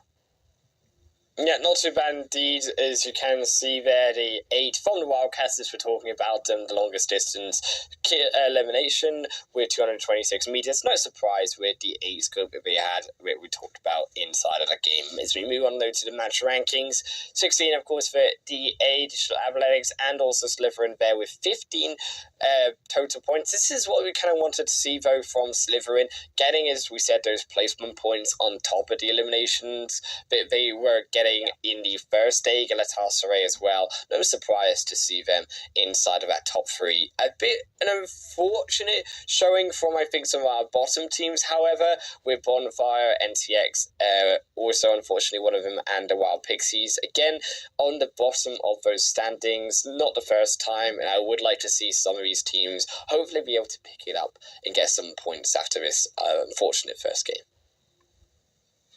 Yeah, me too. I think a lot of these teams had the opportunity to do a lot better. Some teams like, who was it, Brute Force, got completely third-partied, and it was an excellent third party by Slytherin. There wasn't a whole lot they could have done there, maybe except run away. But they chose to stay and chose to try and fight it, which is fine. The other teams, though, they definitely had opportunities to make a different outcome, and unfortunately it just didn't happen. They just didn't end up doing that. So yeah, definitely would like to see more coming in from them in the next 4 games. And, I want to see that because I absolutely think they're fully capable of doing that. I mean, we got some great teams in here. It's just they need to find their footing and find their pace and see what's going on. Yeah, I think that pace being a bit set different, something they might not be willing to follow from some of the top teams that are setting it. And I think you start to see now through these 6 games a bit of a gap forming between the pacing of some of what the top teams want to do versus what are some of the lower teams in the standings, of course, want to have to play the game through and how they like to play the game. I think you saw some of the rotations through from Wild Pixie, for example. They did get to Ruins. They had a solid spot coming in. However, they may have also left a bit more of the opportunity of those like Go Valkyries to move in ahead of them and get sucked away from being inside of the stage and get caught in the blue later on and kind of disappear. Yeah, definitely. Definitely. I mean, as we look at the player focus, though, I mean, you are seeing a little bit of a little less consistency across the teams here, just a little bit. You've got Maddie, or Seema, rather. I keep calling her Maddie, but it's actually Seema. But 7 eliminations, 855 damage, and that drops off significantly towards 3rd to 5th place here. I mean, 5 for Faleka, sure, but then you've got 3 for Bazumi, 2 for Tofita, and then Lisa with 2 as well. So just kind of shows you, again, I think we only saw 3 teams there that were really putting in a lot of elimination points, and the rest of them kind of were doing bits and pieces, but not too much there. Yeah, indeed. Seema with the 7 eliminations and the damage share more equal, I think, crucially, to count for that. We saw a lot in the first day, high damage numbers, but not a lot of eliminations coming through some of these players. Also, no surprise to see Toffee there as well on the top 5 player focus. Galatasaray, I think, are one of those teams there you can see with that damage. Equally, the other 2 doing just a similar amount of team damage percentage compared to other teams who maybe have more of a, will have a couple in support, will have a couple in terms of fragging. Mm-hmm. Yeah, absolutely. As you do see the elimination damage, it's looking pretty stacked towards a couple of there. I mean, even Digital Athletics don't have the kind of elimination. Well, maybe the eliminations, but not so much the damage that you would expect to see from a winning team. And I think that's very telling. I mean, they were in some pretty water for the majority of that. I mean, they were right down the sightlines of the Wildcats for a long time. Then you saw them get picked apart one by one. And then it's just a solo that comes in and sneaks the win. I mean, that was fantastic playing from them. But it does show in that elimination damage bar graph thingy-majig. But over to the right side, try and get those right. Down to the right side there, you get Wildcats and you got Goats. They're definitely putting in a lot of damage here, so you can really tell who's the heavy hitters here. Yeah, there's definitely some of the big heavy hitters. I think Slytherin being that big new one in terms of the top teams that we're used to. Also, I like to see Go Valkyries in there as well. Definitely welcome to see them inside of the top half of the teams in terms of their damage. They have been trying to make it in there, I think, in the middle of the pack, but I'm hoping to see maybe teams like Go Valkyries, like Brute Force, be able to more consistently push themselves up into those top 3, top 4 spots in terms of the placements at the end of the game. Yeah, absolutely. And then, we can kind of see where this is going maybe for Miramar. I have noticed in previous seasons, at least, that these teams generally try and find each other out. So that you have fewer teams than 16, or for whatever reason, they generally try and find each other as much as possible. So I think for Miramar, the bigger map, I think we're going to still be seeing kind of the same sort of timetable in terms of when we're getting to that action when we are as in Erangel. I think it's going to be about the same. But as we look into our overall standings, we do see Digital Athletics has moved into 2nd place and only 5 points behind Galatasaray. Yeah, however, there is also a big gap, I think, forming here too between the 2nd and the 4th place team, right? That's about a 19-point difference here between the 2nd and 4th teams. It is a bit closer towards the 4th and the 8th there. You can see a lot of teams, even 9th there, Slytherin, moving their way up right to the top of the right side of the leaderboards. However, it's realistically only, I think, the 3rd and the 4th spots there. If Digital Athletics and Galatasaray, assuming they keep up this top level performance is the 3 and 4 spots are up for grabs for getting that access into the later stages.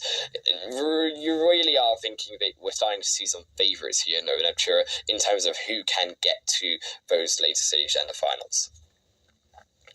Yeah, absolutely. I think you're right. It is starting to get a little bit more spaced out, just a little bit. You're starting to see a couple of gaps here. So, between 9th and 15th, unfortunately, so quite enough to get onto that left side there, but they are tied and only 1 point behind 6th place. So there is that, but Slytherin and say even Bonfire Female there, 15th place, there is starting to be a bit of a gap now. While Pixies still have plenty of time to actually get into a few more up there. I need 10 points to be, 15th instead of 16th.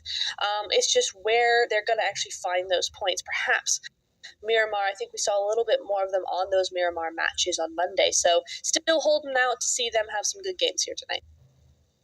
Yeah, and that's what we're hoping for at the end today. Even if we don't get to see much of these teams later on in the tournament, if we can see a bit of everything from everyone, there's always that opportunity, even from these bottom place teams so far, to be able to get the opportunity and a win if the cards end up being played right. As we see the top 5 eliminations, so no surprise, I think, to see, of course, 2 Galatasaray members at the top, and also Digital Athletics there with their placements. It is realistically a story of the top of these 4 teams, right, with each of the teams having at least one of these players of their squad on the top 5. Yeah, it's a really nice kind of consistent area to see, 14, 13, 13, 11, and 10. I mean, and across the board as well. Yes, you have Galatasaray. Both of them are, number 1 and 2. But I think, honestly, the girls were all kind of used to that. Galatasaray, in general, tend to do this a lot. So it is nice to see some of these other girls, each from one team, have enough of a consistent day and consistent eliminations to actually move in to this top eliminations. Yeah, and I'm really excited to see, as you said, moving on to Miramar, right, how they'll be able to fare in a different environment and see if they can continue Digital Athletics to keep this momentum up. We'll be back with Miramar after a short break.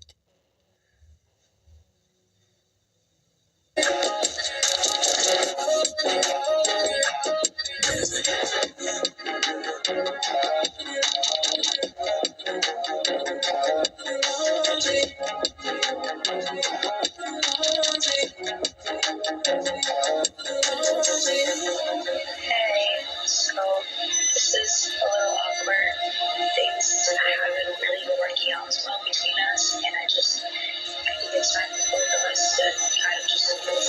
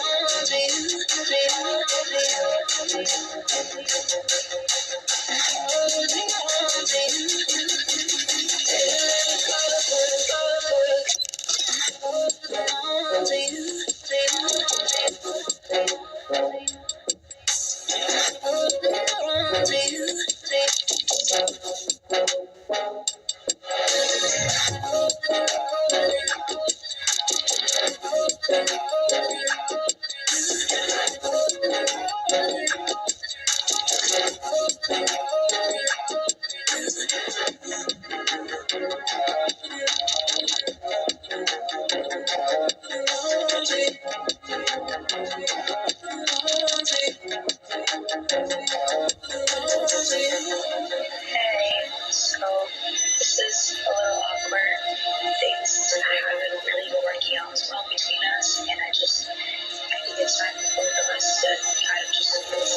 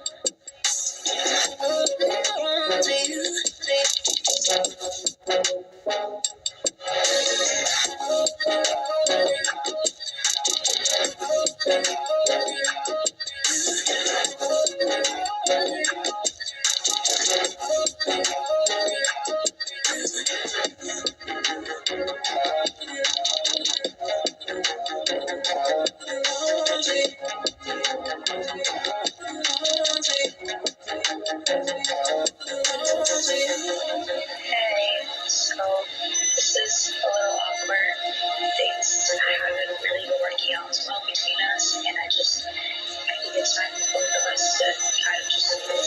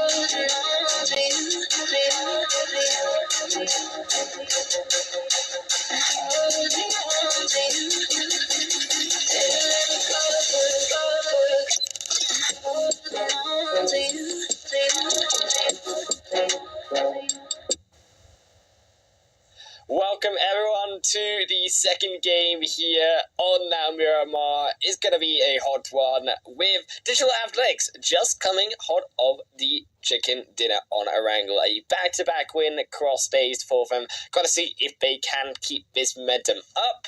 Now moving into our Miramar second game of 5 today. The playing path is going to be a top one for now, as a lot of these teams, again, going to be able to get where they want to. However, we can argue that there is a little bit of teams roaming towards, we saw especially in Group B yesterday, that southern side, Valdemar, Chumacera side, those hills to begin their looting phase in stage 1. So that could cause a few of these teams to have to make a bit of a rotation on those roads. You can see KMG, one of those teams, going to be making potentially that rotation down towards the south side, alongside Rook there, going to be heading towards their Picado end, and also some of those teams like Slytherin up towards the edge of Impala later on with Brute Force.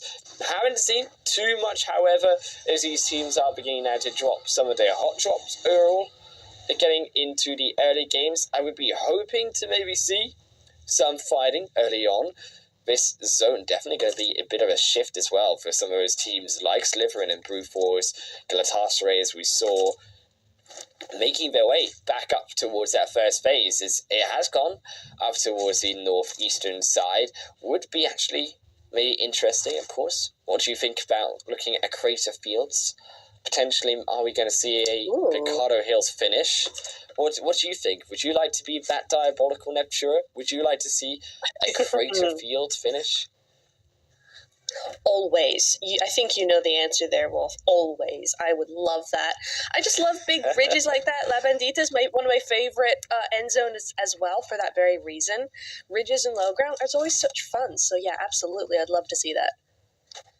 Yeah, I really think that Crater Fields, I saw it once in, oh goodness me, it was so far back now, like the eastern region. I was doing an event a year and a half ago, and we saw Crater Fields once, and I got to experience it on broadcast, and it was so scary. The amount of open space, Neptura, and the amount of difficulty with high to low ground, that has to be, I think, by far one of the hardest places to navigate in Miramar. Potentially, I would argue even harder than that big A-road line that goes straight through with that big, tall mountain tops above Picado. Yeah, it's so scary. Again, I'm going to say this till I'm blue in the face, honestly. If you think you've got a high ground, there's always a ground higher than you on Miramar. It just always is that way. And so when you start getting into those big cliff ranges, it gets especially that way. So there's really no place to hide. Even the ridges are open ground up there. So it could be a very interesting, well, it would be a very interesting zone. Will it be the kindest zone? Absolutely not. So I'm excited to see if that does go up that way. I do see that we got a couple of squads there that do have some damaged players at the moment. Not for very long, hopefully, but we do have, already getting shot at here. Oiku on the ball when it comes to this one. Oiku getting a shot onto Old Daddy here from the long range across the roadside. Don't expect too much to happen. Also, San Martin, I wouldn't be surprised to see a certain squad here make their way over onto that mountain ridge you can see on your left of your screen and overlook question mark. We've seen it a couple times before. Neptura, what are we thinking? Ooh, I would love, as north as it can go, as painful as it can go. I think it'd be nice for Wild Pixie to have an easy rotation into zones. So I'm going to say it'd be really kind for them to get that kind of Crater Fields north rotation, north zone even. For them, they are looking at pain at the minute, and it's a nice little spread they got here, a nice little part of El Pozo. Really don't like El Pozo just because the amount of windows there are, the amount of angles that can be had at any one time. And I barely go up there anyway, so it is very much an unknown for me. So kudos to any team that goes up here, honestly. But to me, this is a great spot for Wild Pixies. It's got a really nice, kind of more open, but still those kinds of buildings have a lot of loot, so I like this. I think it'd be nice for them to have a good game here, and if the Crater Fields is what they need, then absolutely go for it. Yeah, I think they've also definitely got a better position over Pain, I would argue, as well, when it comes to the potential to move out of this city too. I think the Wild Pixie, realistically, I really enjoy their T formation that they had, and now they've moved back to a 2-2 formation, looking, of course, as you can see, with 2 rotating out of the city to potentially make it to another location to continue that looting phase. That was something that we definitely saw from is, again, the Wildcats in the last game, where, yeah, they didn't loot as much. And some of these teams, it's not just the Wildcats that have done it, don't loot up enough, I think, in the early phase, or aren't efficient enough when it comes to the essentials in terms of the loot that they can gather in the first couple of phases. Right. And it has cost them when it comes to those later, more drawn out zones, especially with Miramar being a potential of that, with the open space, needing those smokes and needing that utility to navigate in the later stage 4, 5, 6 part of the game. You really want to be able to be on the top of your game for the basics at the start. Absolutely. I think that is definitely something where if you're thinking about kind of what the Wildcats were doing without much utility at all, it is not going to fly on Miramar, especially one so far from the open card and get stuck a lot, just like MIR getting stuck here, Wolf. Oh no. Toffee gonna be stuck here with also MIR. You can see the split too. It's a 2-2, so they are moving back their players to come towards MIR. I think they're gonna try to aggress this one. You can see Carly moving up now with also Seema. They're moving forward as well, but they're gonna be a bit too late to get to the eliminations there. MIR gonna be able to get across the hill in time. That's good for MIR. They've left that, but unfortunately are going to be losing 2 of their players. That's not the Miramar they really wanted. I think they probably got stuck there a little bit. Nice little drift there from Josie.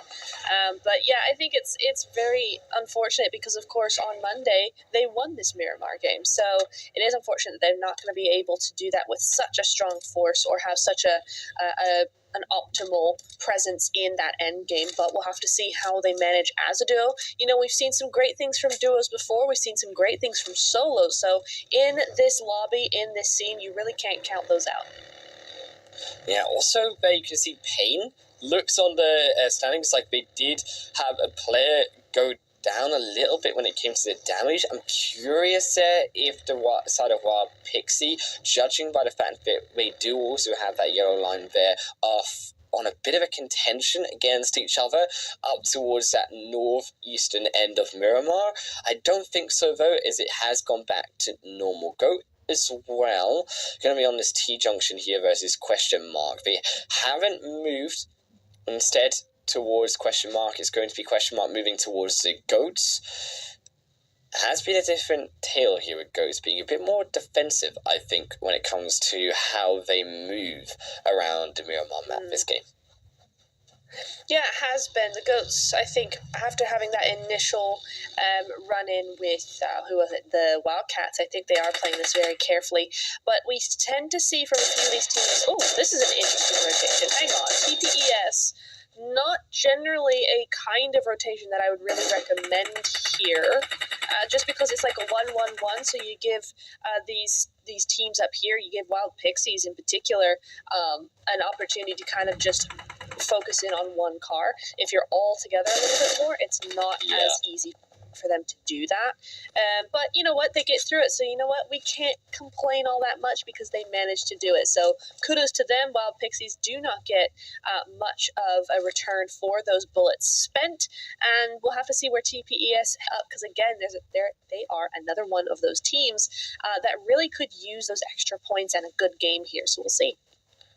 Yeah, I think actually Wild Pixies as well, they could also move away from the El Pozo side further towards those higher mountains. You can see just in the distance for themselves. Also, they have this church as well around El Pozo, and I know you love the church around the high ground that it brings, and also the low ground around that would be definitely a big advantage and a great position to hold for the Wild Pixies just now, and be able to gather a bit more information, as we say, gather a bit more loot as well from the church moving into these later phases. Definitely. Absolutely. I like the high ground that question mark have here right now, trying to get these eliminations on rotations, which is some of the best third party you can really do here. And I do like how question mark are really on top of these movements here. But unfortunately for KYS, they looked for cover. They were not going to get it. They're going to find the only refuge is going to be the lobby after they move into the compound that Go Valkyries was in. That's a big upset for them. Yeah, Go Valkyries. Going to be able to gather 3 eliminations off though for it. It will be them taking down KYS. Another unfortunate game from them. I think that the side of KYS, they've kind of struggled a little bit when it comes to getting themselves these points. And KYS virtually, they're going to need to be able to hopefully come back in Sandhawk, hopefully come back in these next 3 games, because they are running out a bit of opportunities when it comes to getting these points. They really are. Yeah, it is unfortunate. I mean, the good news is that, right, we're not going to be seeing any elimination from the tournament today, right? From phase 1, True. No one is going home directly. So for them, it's so much pressure necessarily. But, you know, everybody wants to get the quick way to the finals, right? They don't want to have to go through 2 weeks of playing. No one wants to do that. So they are going to be trying to get that top 4 position. But we'll have to see how they end up going as we go along, because KYS still on the left hand of that board, if I'm remembering correctly. So they still are in it. They just need some good games, and maybe Sandhawk will be that game for them. Yeah, I'd be curious as well to see where the stage 2 is actually shifted in terms of these players. The rotations of them looking like it may have shifted towards more of these players seem to be driving this way as well. Pixie has spotted out a couple of these TPS members. They have been tracking them from behind as they initially did rotate past, and now he seems to have finally caught out 2 of them on the roadside. A really difficult position for TPS, but they try to rotate around the ridge. They almost get away with it, but they will lose Lisa.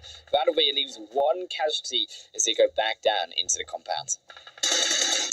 Oh, that's just terrible for Lisa. She's been one that I think a lot of people are watching, and every time she's on screen, unfortunately, it's only to see her death. But I have to say, really well played from Wild Pixies there. They have that 2-2 split either side. They were using those vehicles effectively. They've effectively made TPES run straight back into El Pozo, which is not going to be good for them for 2 reasons. Number 1, Payne's there.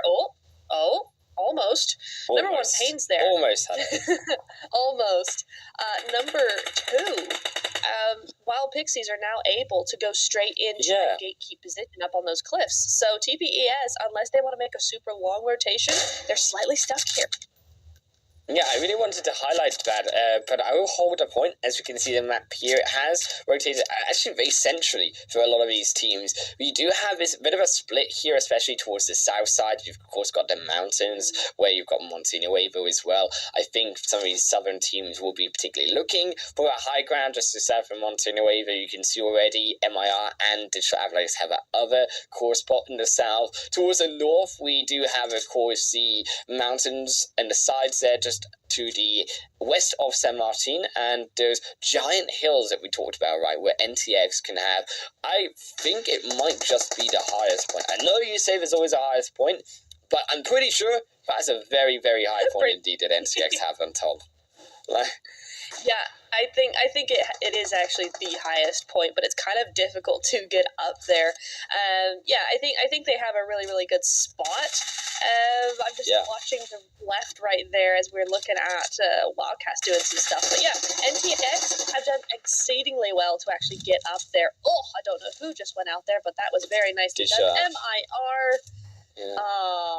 GG's. Yeah, and they're also, GG's would be your code. Get into PUBG Mobile, be able to put that code in. First one to put that code in gets 300 free UC in your pockets. Get all of those cool new fashion looks and show it off to your friends. There's a question mark here. Still looking over Goat Valkyries. It's a bit of a stalemate.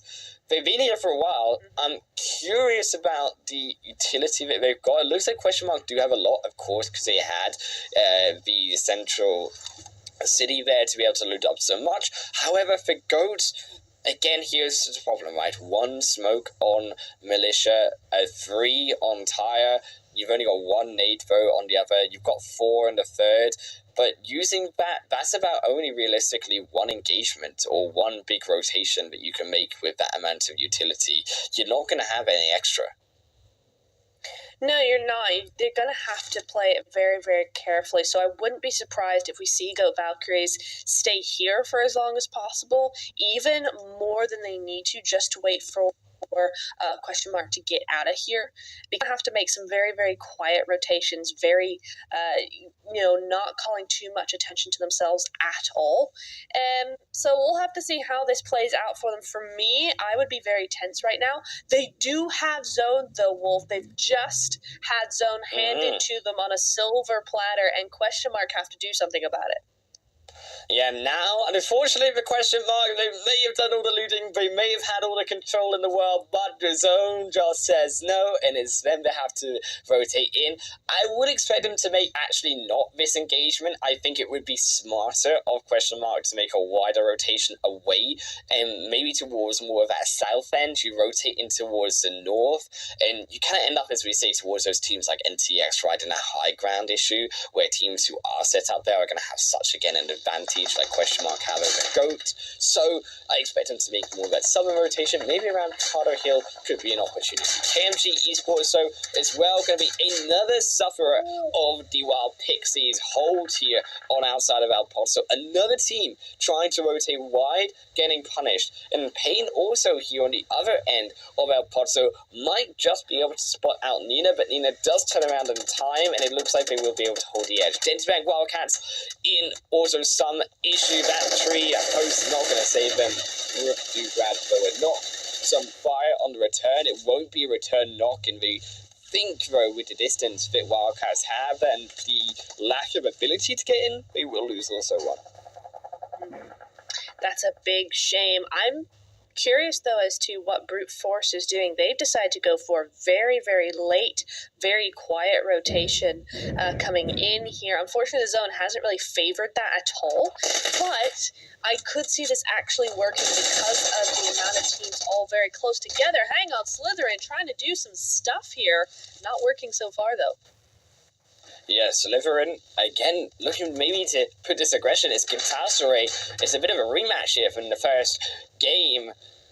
Knows Blue Zone to stuff up Slytherin vote this time, and they will just be able to make that wider rotation away from Crater Fields. I mean, yeah, you can see the terrain, right? It is just so open in this area. Yes, you have this compound, but it's sort of like that death compound in Erangel, right? Where you've got this nice color in the center, but as soon as it moves away, you end up having this issue of where you can't get out of that crater, and where teams surrounding you are able to have that free reign on top of you. Yeah, it really is, and that's what makes it so interesting, and that's where I kind of come in with the, you got to get that position early as heck, because once these zones start coming in onto these ridge lines and you don't have that, you are kind of stuck here. So Bonfire at the moment, they do have NTX behind them. If they can grab that opposite hillside, but I think they're not going to even try that. It would be nice to see them do that. But they could just end up holding up in these compounds, the teams fighting over the top of them, and they get an easy, top 5 placement. That's entirely doable in this sort of situation. So I don't hate this from them. We'll have to just see how it works out. But going back very quickly to not Bonfire, going to Brute Force, I see this actually working the super late rotation to zone because these teams are in such a crowded area, because it's an odd zone. They could actually sneak in very easily in between these teams or around the outside, go for a long rotation up to the north. This could actually work in their favor, so I'm hoping that we'll be able to see a lot more of them coming up. Yeah, NTX here, holding out on the edge of the Crater Fields on the high hill they have. Going down, though, could be a bit of a problem coming into this zone. They do have this team behind them, which could be the problem. You can see Bonfire Female are there to maybe look to contest them on the entrance in. You can now see a bit of a rush happening from all of these teams. Looks like TPS, Bonfire Female, and all of course, the rest are moving in, should I say, and Wild Pixie also going to be moving in on the south end. So these teams now making a move, understanding it's stage 4 right here, and that you do need this control, you do need this position early on. As this zone moves, you get delayed, you get into a problem like this where Slytherin have now actually called out Bonfire Female. Bonfire Female weren't quick enough to the trigger to make that rotation in. They now get caught. They will almost get taken out completely by Slytherin, but one survives, and that's crucial for the potential placement points of his team.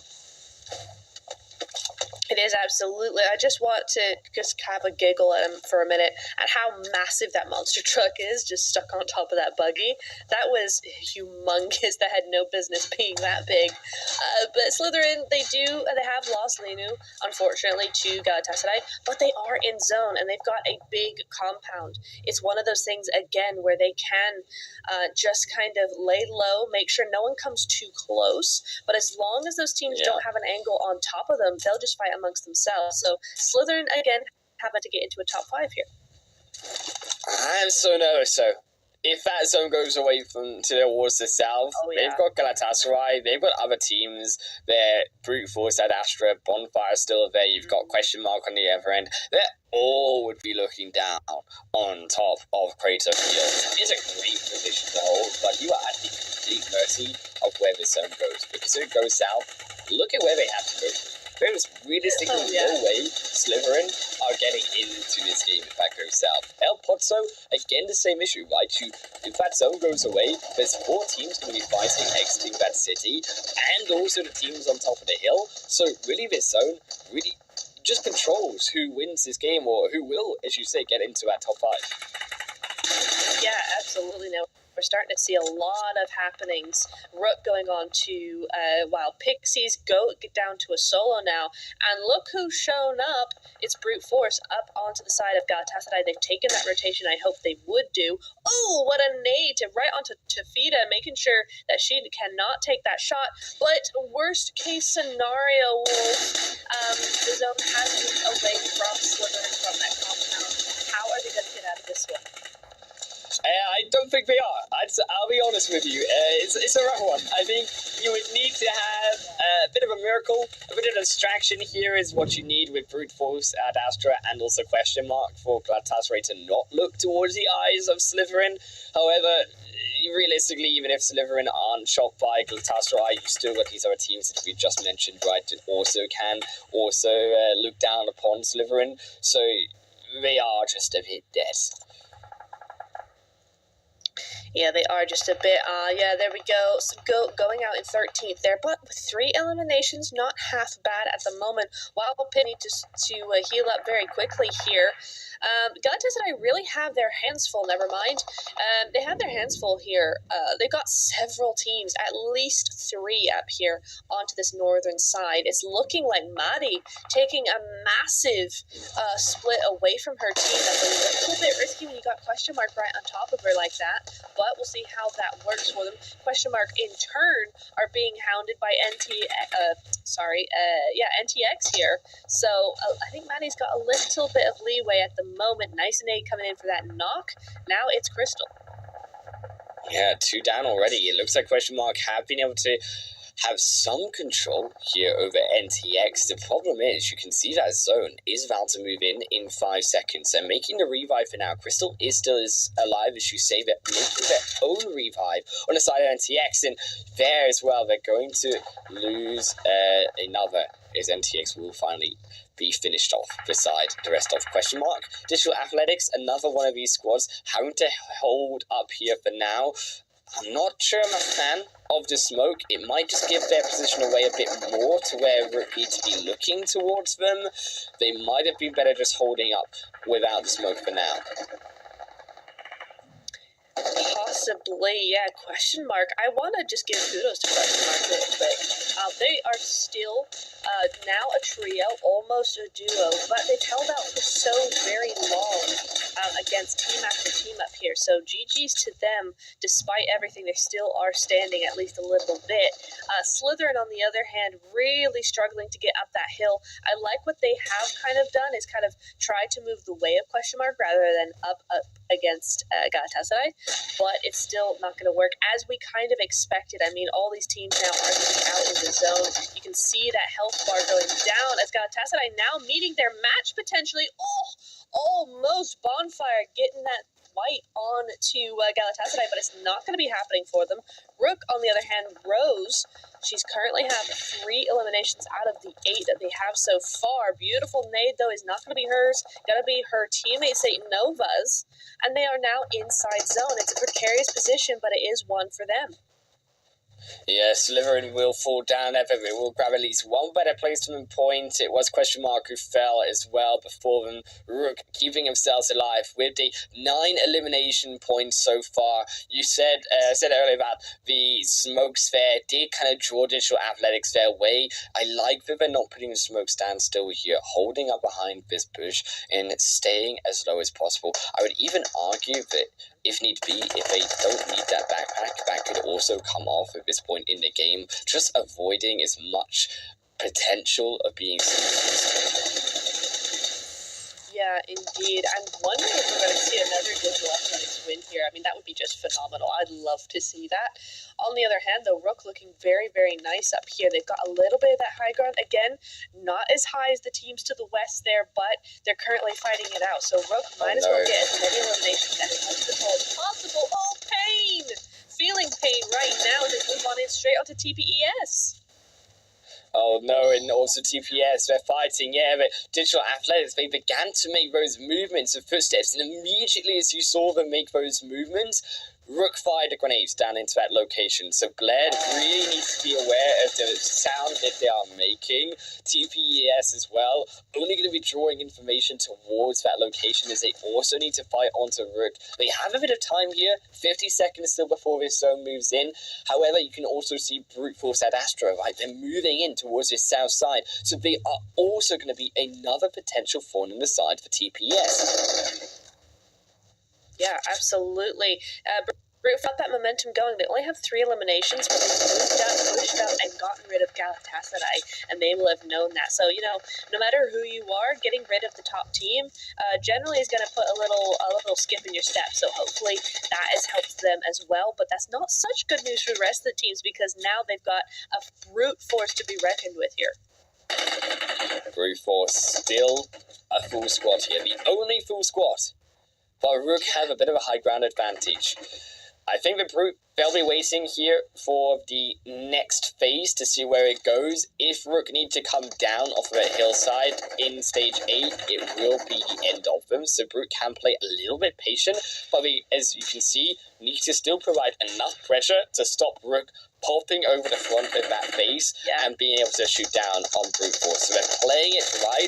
The only issue is you do have to also be careful of these solos in amongst the end. And you do need to be careful here of Rook because they'll take down Brute, they'll take down TPS. The moment they're allowed that second up into the front of the rock, it's a triple elimination for Sonya. And Sonya's looking for the 4th on to Dino on Brute. They will be able to find it. A bit of an over-aggression, and now just like that, a full squad is being catapulted into a solo. Sonya's going down for the aggression. She's feeling it. She's feeling the chicken dinner win, but way too aggressive with Yagi behind. Gets punished. Rose not there to follow behind the rest of the bush, and now falls the second. Yagi will look to punish, but in the final, Satanova will be there to finish it off, and Rook will fall down, or Rook will be able to get a chicken dinner as Brute Force fall down.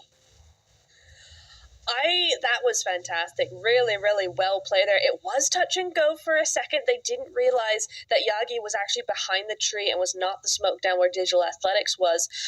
Speaking of Digital Athletics, they're now got another second place right off the back of that win. So again, sneaking into that top 2 position, really, really good work as solos. But yeah, you got to hand it to Rook, man. I mean, they were just going right, left, and center. They had that high ground, but as much as that helped them, they were just able to cover those angles.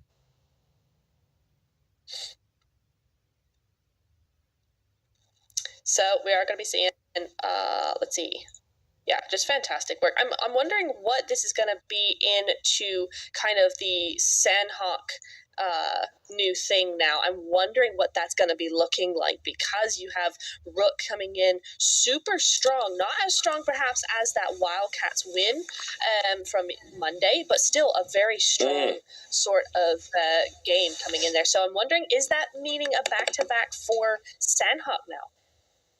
Yeah, I think it would be really interesting to see if they can come towards Sandhawk in terms of an aggressive playstyle, if they can have that success. I'm not really sure if Sandhawk is one of those ones where you can say not sure if they can get back-to-back on. It's a bit of a wild card when it comes out to the potential of teams coming up with consistency through there. But 27 points still will be 17 eliminations, still a giant win for Rook. And I think as much as Sonya fell in that last moment of the game, by far and large, Sonya is the reason with that quadra elimination that they were able to get that win.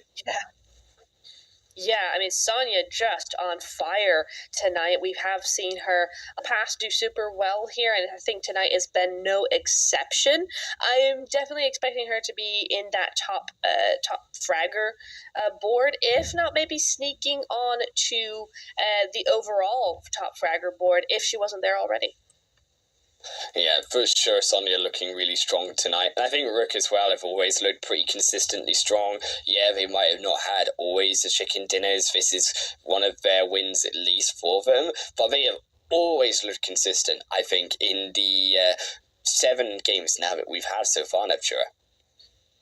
Yeah, it definitely is. Blair getting 375 meters. I mean, that's pretty long there for Blair. So big GG's going off that way. Only 12 total rescues, though. I think that's one of the lowest we have seen. So definitely going to be looking forward to that elimination damage ratio graph that we'll be seeing a little later on. We'll see how much there is actually going on here, because that's not a lot of rescues. Yeah, a bit of an extra healing done in this game as well. If we are looking at stats, all down just to the way that zone did end up going. You could see Sliver in one of those teams who were healing up inside of the blue, trying their best to really deal with a quite bad hand that they got given. However, there is also arguments, right, that some of these teams did stay a bit too far to the edge of the zone, knowing that the potential they had of later as the zone started moving away from them, moving further away and leaving them in the blue at the end of the game. So I think I would like to see some of these teams maybe at least make 1 or 2 players a bit proactive, send them out. If you're going to lose all your players anyways with the blue later on, try at least with 1 or 2 to get further position into the zone.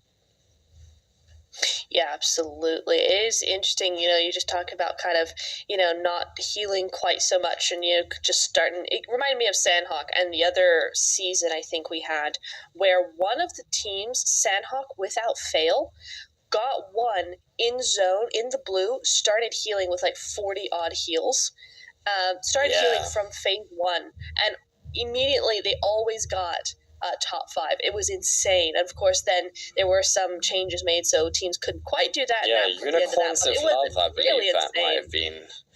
I think that was Unicorns of Love, if I'm correct. I can't remember. It was a team with a pink logo. That's all I remember, and I know the team that you're talking about. I know the team that you're talking about. Rook Dream Core, they will, of course, as we say, come with the chicken in the 27 total points. TPS, a little bit of a miles away there with only 12 in second position. Really did get sucked up a lot of those eliminations by the first team, but still, good showing from the rest of these teams up at the top. Brute Force, Cloudhouse Race, delivering always some fair amount of eliminations in their pocket.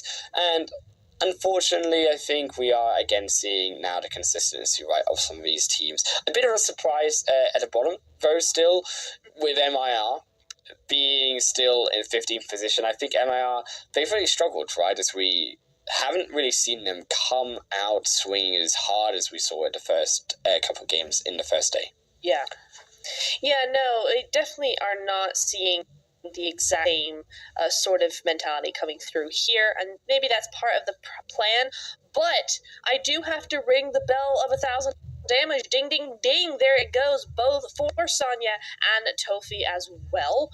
Both of these girls getting over 1,000 damage and very, very close to each other for the same amount of eliminations. And here, Wolf, we're seeing on Miramar much more consistent kills across the board for these teams. Wait a minute. 3 girls of Rook are on here. I just noticed that. Yeah, I mean, no surprise to see Rook on here. I would expect Rook to be on here. I'm surprised that we've not even got 4 players of Rook on here, to be honest, Neptura, with the amount of eliminations purely that they got. I mean, it's going to be a high chart when 3 already have about 2,500 damage. Is it going to be beating the Digital Athletics 2,875, which is the highest marker so far in the tournament? That's what I'm curious about.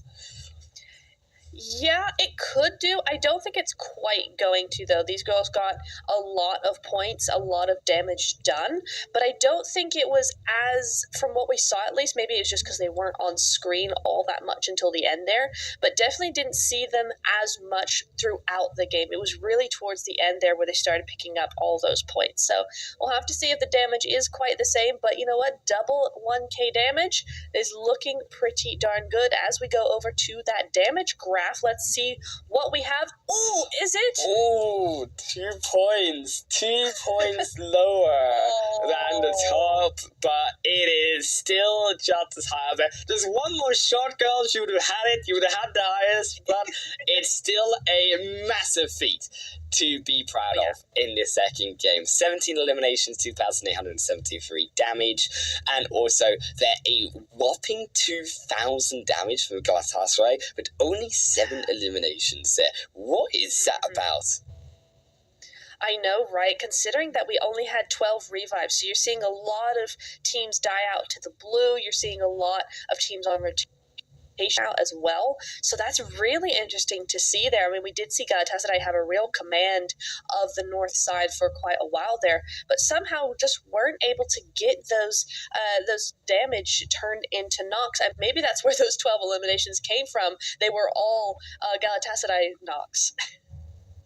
Yeah, as well, Slytherin ended up getting those points, question mark, and also Wild Pixie, they do have high damage numbers, but that was because, of course, they were contesting a lot of those teams on their rotations as well. So that is where the other damage comes from. As we said, hopefully that will be enough, though, with Rook to boost them up to second position. It is going to be to that 17 mark. 1 point difference as Digital Athletics go down to third, but it is going to be now 3 teams with that big separation. Denzi Bank, Nice Bank, Wildcats, they're going to be at the mercy of all of the rest of the teams below them on that leaderboard. Nice to see. I think also Slytherin going to be there up on the left side of the leaderboard. MIR still clinching into that left side with their good performances they had at the start of the first day. However, it's definitely getting a little bit sketchy with the likes of Pain Ladies. They're also looking to contest the left side. Yeah, they are just a little bit here. I mean, Pain did have, that top 9 position there. They have drifted apart just a little bit, but it has been a couple of kind of nasty games for them. They've done their best, but there's, the zone's not been on their side, or there's been somebody in their way there. As we look at the top 5 eliminations, we do see Tofi still on top, but Bazumi sneaking up, actually taking over Sima as well, as Sonya coming in onto that 5th place there. So we are seeing some changes after that win, Wolf. Indeed, is a couple more of those Rook members are boosting themselves up into that top 5, and of course, there even the side of Sima moving down. I think Sima definitely moved up into that first place for a moment because of that big game they had right in the first match of a wrangle. But Toffee is definitely their big eliminations player for the squad. No surprise still to see them up with 19 total for now. It is look to see if some of these other teams, maybe like Slytherin, can also make their way up into that top side of the leaderboard of the top 5 eliminations. I think that they're definitely another one of those squads. Yeah, they're only in 8th position, but they're definitely very elimination favored in their type of play.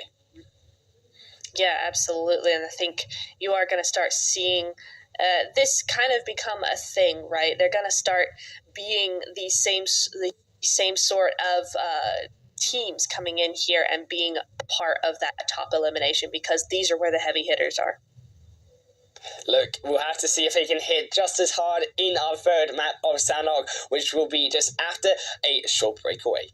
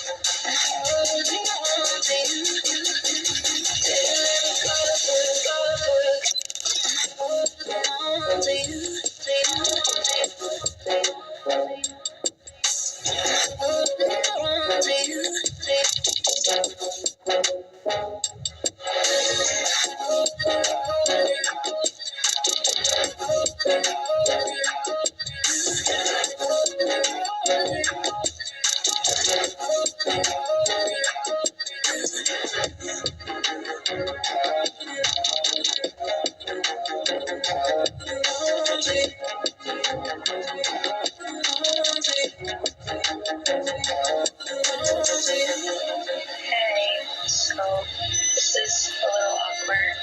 Things haven't really been working out as well between us, and I think it's time for both of us to. Welcome everyone back here to the third match of the second day here with Group B at the pmsl mid-season showdown. My name is Harlan Wolf and I'm joined of course as always by Neptura. We are going to be jumping straight into Sandhawk Neptura. It's a clean playing path. All of these teams have dropping down. Where are we looking in terms of the beginnings of this game? Oh, we're looking pretty easy, pretty nice and chill at the moment. These teams are already landed. They're already good. I don't see necessarily any... I see one hot drop here over by Painan. We got two different teams over there. But it does look like, for the most part, we're going to have a fairly quiet start to the game. Hang on. No, we got two hot drops. I've just seen that actually up in Hatin as well. There are two different teams there. So early action, but apart from that, we are looking fairly decent for a nice chill start to the game. Hopefully we'll continue to see how this evolves with the new zone. Should be coming up fairly soon. Yeah, and we see no real team, I think, looking to contest each other. Of course, there is always the MIR versus Slytherin deal here up in Hatin, but this zone is again going to go towards mainly the main island of Sandhawk here, but it is a little bit on towards that bottom left island, should I say, there with Painan the separator. Also Painan, KYS, and also, is that NTX? I believe it might be down there as well, contesting each other. It is indeed. I'm pretty sure we also got Slytherin and MIR up here. I think you just said that, if I'm not mistaken. The zone could possibly go down to the south, and that would be really cool for Cave, I think. Just to be evil, you know. Oh, Cave. You know, I've never had a zone ending Cave. Really? Or a game ending Cave. If you have a game ending Cave, I've never actually seen it on a broadcast. Actually, I think maybe surely I've seen it once. Maybe once, like around rotating Cave. through it. Yeah, like I've seen definitely the hills around Cave for sure. Like we had a couple of the end zones be around Cave, but never actually inside a Cave if we ended. No, not quite. That's what I want. I want cool. now. You baited me into like a really cool location to Sandhawk, and if I could just mind control the zone over there to the south. Oh, yeah. Like I would be whispering in its ear right now. Absolutely, that'd be so much fun. Gosh, that would be great. I think that's going to be our new oasis now. We have an oasis on Sandhawk, everybody, and that is Cave. But I thought that was a third party there for a second. No, it's not. It's just we've switched sides now. So MIR looking to potentially just get out of here. I think we saw this on Monday as well. MIR not super duper keen on an engagement so early on in town here. They look to be kind of moving outside of that. So we'll see how that goes for them. Slytherin as well are a little bit more aggressive, I think, in terms of moving MIR out of this zone, and I like the way with Slytherin were pushing a little bit towards the early on stages here as MIR did begin to loot up. They came a bit closer to Slytherin and they did aggress them and punish them for that, so they sort of pushed them away from this location, and as a result MIR are going to need to look elsewhere now for some more loot a bit sooner. NTX, unfortunately, it is just a lucky draw. They do end up around Galatasaray always seem to be getting these early eliminations into their pockets, and NTX are going to be the sufferer for this one. Yeah, that is unfortunate, Crystal. I think going down to KYS there, if I'm not mistaken, but I'm not sure where KYS are. So I think maybe still in Tainan, somewhere like Tainan. that. Yeah, it will be, yeah. I think that was it, yeah. So unfortunate, but you know what? NTX still have a trio that's plenty doable in a map like Sandhawk, and I hope they can use this to their advantage and try and maybe sneak in with fewer members to kind of maneuver. Maybe they'll go in their favor this time. Pain Lady is also navigating this more easterly coastline, looking to, I think, see these teams continue to quietly loot themselves up. I think Sandhawk has been one of those games where they do tend to stay away from the center of zone, which is obviously the difference between Erangel and Miramar, because it is such a volatile map and it can end up being so dangerous and moving into the center so quickly. So I do like this change up that these ladies are making in both groups for Sandhawk so far. Watch me now, be eating my words, as they'll all go center circle by stage 3 after this game. But yeah, that's how it usually goes, right? But I'm hoping that they'll continue to loot up, get the equipment on board. But you can also get your code on board in game. If you put in that code right on your screen, you should be able to get 300 free UC. But there's only one. You gotta be the first to do it. Yeah, you gotta be quick. I mean, I don't know how many there are of you in chat right now, but you're not gonna be able to do it after the live stream ends because I'm sure somebody will have grabbed it. So go ahead and do that while you still can. Well, Pixies, oh, hang on, MIR making this push. Very nice so far. Yes, Slytherin have been very aggressive here, but MIR, they came back, and you can see with Slytherin, they looked like they were trying to make this big wraparound play, but MIR took advantage of that while they were in the rotation. So Slytherin now losing QSE up onto towards the north side. The two back members are here now. They will be able to find one here and finish them off, but they need to get towards these other Slytherin members. They need to push MIR away. You cannot lose two of your members of your team this early on. It's now Farker moving back towards the end side, looking to punish some of these revives of her own. Has been spotted out, but has the angle, gets one in as they all jump across the window. This could be the opportunity. Looks for a second, dips back down, gets the second, indeed. Almost a triple for them. Slytherin, they need to get in here. They need to finish off the last. Oh, they can't. They have to just take the one revive and get in there as soon as possible. They cannot afford for all three of those players to get up there. And I think that's what they're knowing that they're going to try and get into this. Oh, but she's taking the long way around. I don't quite. Oh no, it was the hole in the wall. Getting done and dusted. That is Slytherin. Done. Oh, a valiant effort by them, but unfortunately that hole in the wall, that little grid, little bit of decorative something or other, I think they're going to want to get the architect who designed that and kind of yell at him for a little bit, because that was their undoing. Look, I mean, MIR, though, on the other hand, they needed these points. They were looking like, after this game, another bad result, that's them down to the right side of that leaderboard, and getting those 4 points, crucially also keeping 3 players alive in that fight that did look super sketchy for them, is also going to be so important, as we said, moving into the later rotations. Super important and very, very well done to them to only lose one in that close range fight when they could have gone down to a solo there. So to keep 3 still alive is really, really good result for them. So big GGs going their way, but I think we're starting to see Sandhawk come into play here in terms of the time taken to actually get into that action, because we already have quite a few things going on, and looking at that leaderboard, there's a lot of damaged players out there. Yeah, Goatia versus Digital Athletics. You can see this solo player on the front. Go Valkyries are trying to find a way to support Gristo, but there really just isn't a way to support Gristo. And you can see with Digital Athletics, that building almost acting as a blockade for Digital Athletics in a way to be able to make that move. But a bit of a wider rotation. O'Daddy able to punish one of the wider mistakes there from Digital Athletics. Gristo still staying alive actually as well. Even more important is they're now able to get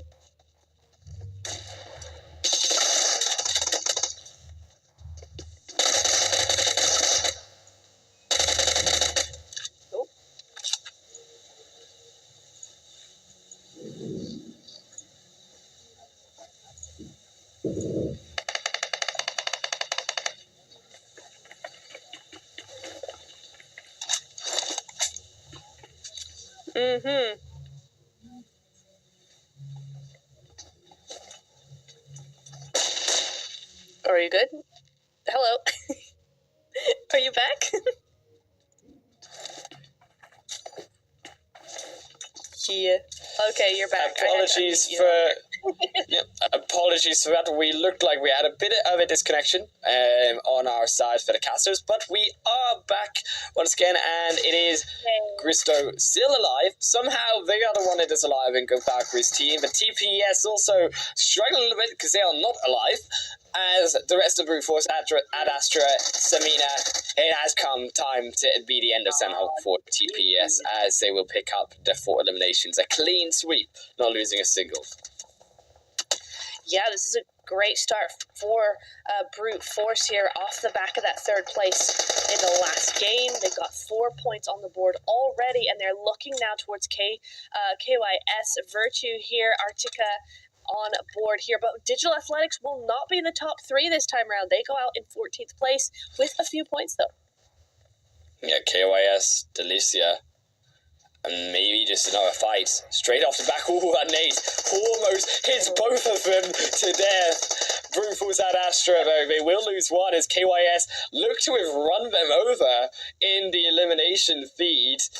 Is KYS Virtue, they're moving around here, separating, trying to find a pick, but they are very split. So if one of the Virtue members falls, this could be very dangerous very quickly for them. However, Brute Force haven't been able to manage this so far. The rest of KMG also looking to be oppressed by the Denny's Band's Wildcats. A single player in this barn, or edge of barn, should I say, buildings. And unfortunately, they're very sandwiched here between question mark as well.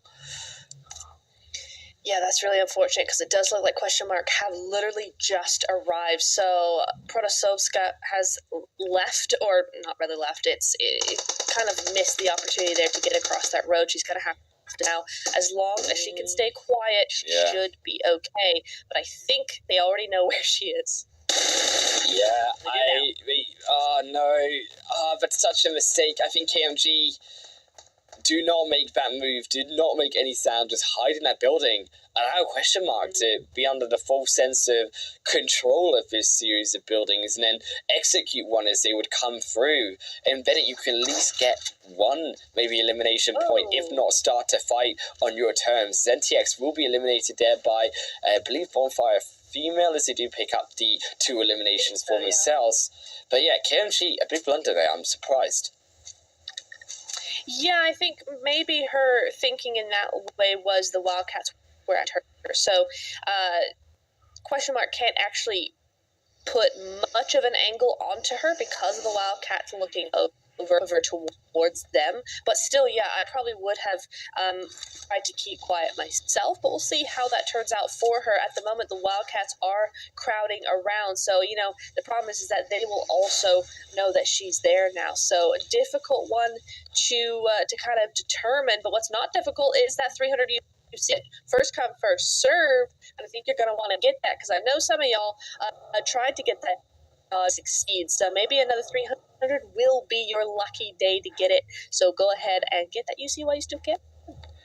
Yeah, they hopefully are going to get it. Indeed is here, question mark, going to still be sat, not going to be moving forward to KMG, because they know, of course, as she said, right, Denise Bank Wildcats are here on the other side of this compound. The zone has moved in very slightly down towards that southeasterly location, so it will have to make this move here. I think question mark, they could decide to make this immediate rotation. I won't be surprised if they hold off until the blue zone does begin to move in, because they know with this solo player behind them, they don't want to get surprised. The East Bank Wildcats are also there, already moved in, so if they did do their homework as well and the information further forward, Galatasaray, they may even know are there, so it is going to be more sensible just to be able to play on the edge as long as possible. Yeah, definitely. I do not want to be on the Quarry side at all. I think Pain are starting to move in, but they're not going as far as Kampong here, so there's definitely an opportunity for MIR and KYS to actually move in onto that west-eastern side, rather. Try and go up that coastline and then up over those hills. I think that's actually a little bit of a stumble from some of those teams to that side and not really look towards that hill at all, because surely they know that that's no longer, it's not being used right now. It's available. No! Ooh. They've hit a tree. This is not the point. You need to be able to get past those trees. You do not want to be stuck here. But thankfully, KYS Virtue, they have not been able to punish them just now. They only come into the situation now.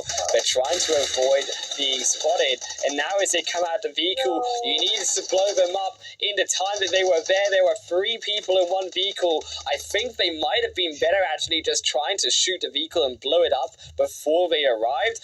They didn't manage it. Now they're going to be in a bit of a pickle here. Liot, is there alive? Sure, but how much realistically longer are they going to be alive for?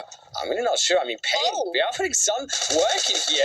That's going to be double elimination. They might have just saved Leon. That's going to be the third. Leon needs to heal and allow Payne to just finish up his eliminations. Yeah, sure, you're not going to be able to get those eliminations total.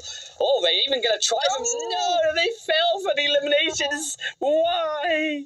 They could have just survived, but they got too greedy. I mean, with 5 eliminations, it's fine.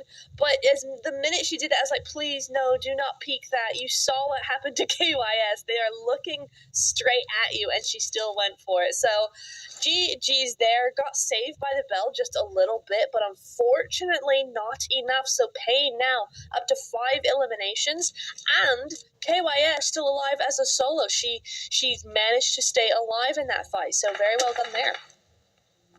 Rook going to be looking here at the Denny's Banks Wildcats as they have made also then move down into this zone. It's almost going to be stage 4 now, and I'm curious to where that zone will shift. There is a few teams up still playing on the edge, particularly you can see Question Mark have now moved up towards the quarry. Galatasaray have been here a very long time. They don't maybe have as many smokes, but certainly looks like Toffee has the nades to play. You want to have these nades on. We know what Toffee can do if given the opportunity. That's going to be the only smoke that they have put down.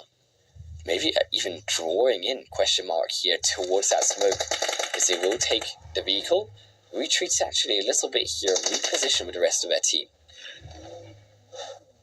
Yeah, just a little bit. It's nice to see kind of a little bit more of a smaller rotation coming in from Galatasaray. That's what's really nice about them. They do only as much as they need to. They don't overdo it. They don't underdo it. It's just right. So very nicely done. Here with Question Mark. Question Mark, I think, are taking the wrong angle to this. They don't have to take this fight at all, really. They could go ahead and take a smaller or longer rotation, rather, over to the north side. But I understand why they're kind of doing this, because this is where that hillside is.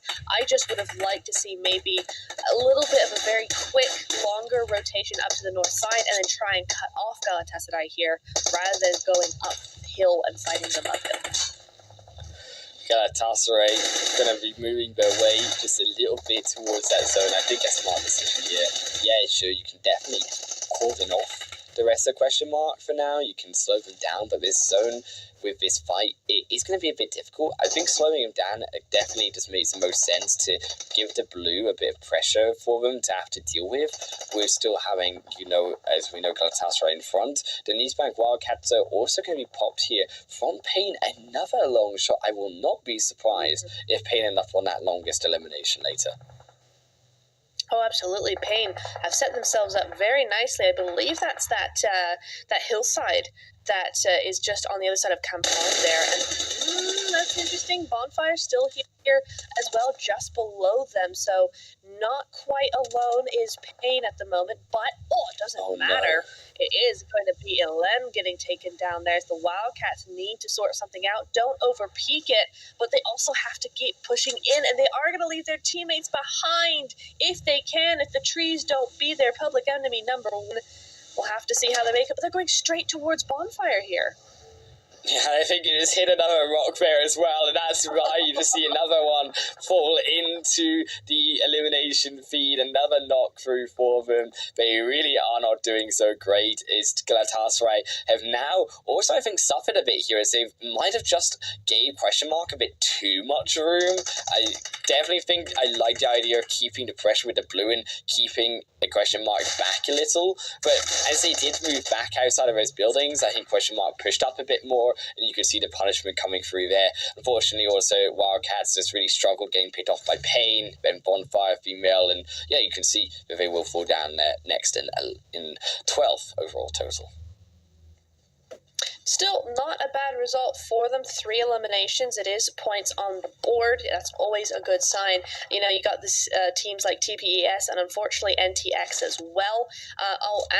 Wild Pixies here going into the next Miramar without any points at all from this game. So it's difficult. It sure is. But you know what? We are still teams that really need these points. Get a lot of them. Pain just been put down onto the right-hand side. They needed points. They're back there as we speak at the minute. KMG, they're only a solo, but they do have 2 points on the board, and they're now within placement point range. Unfortunately, I just jinxed them, and that's Tofita going in and DBSing KMG to death there. So 3 eliminations for them, but it is not going to be quite enough.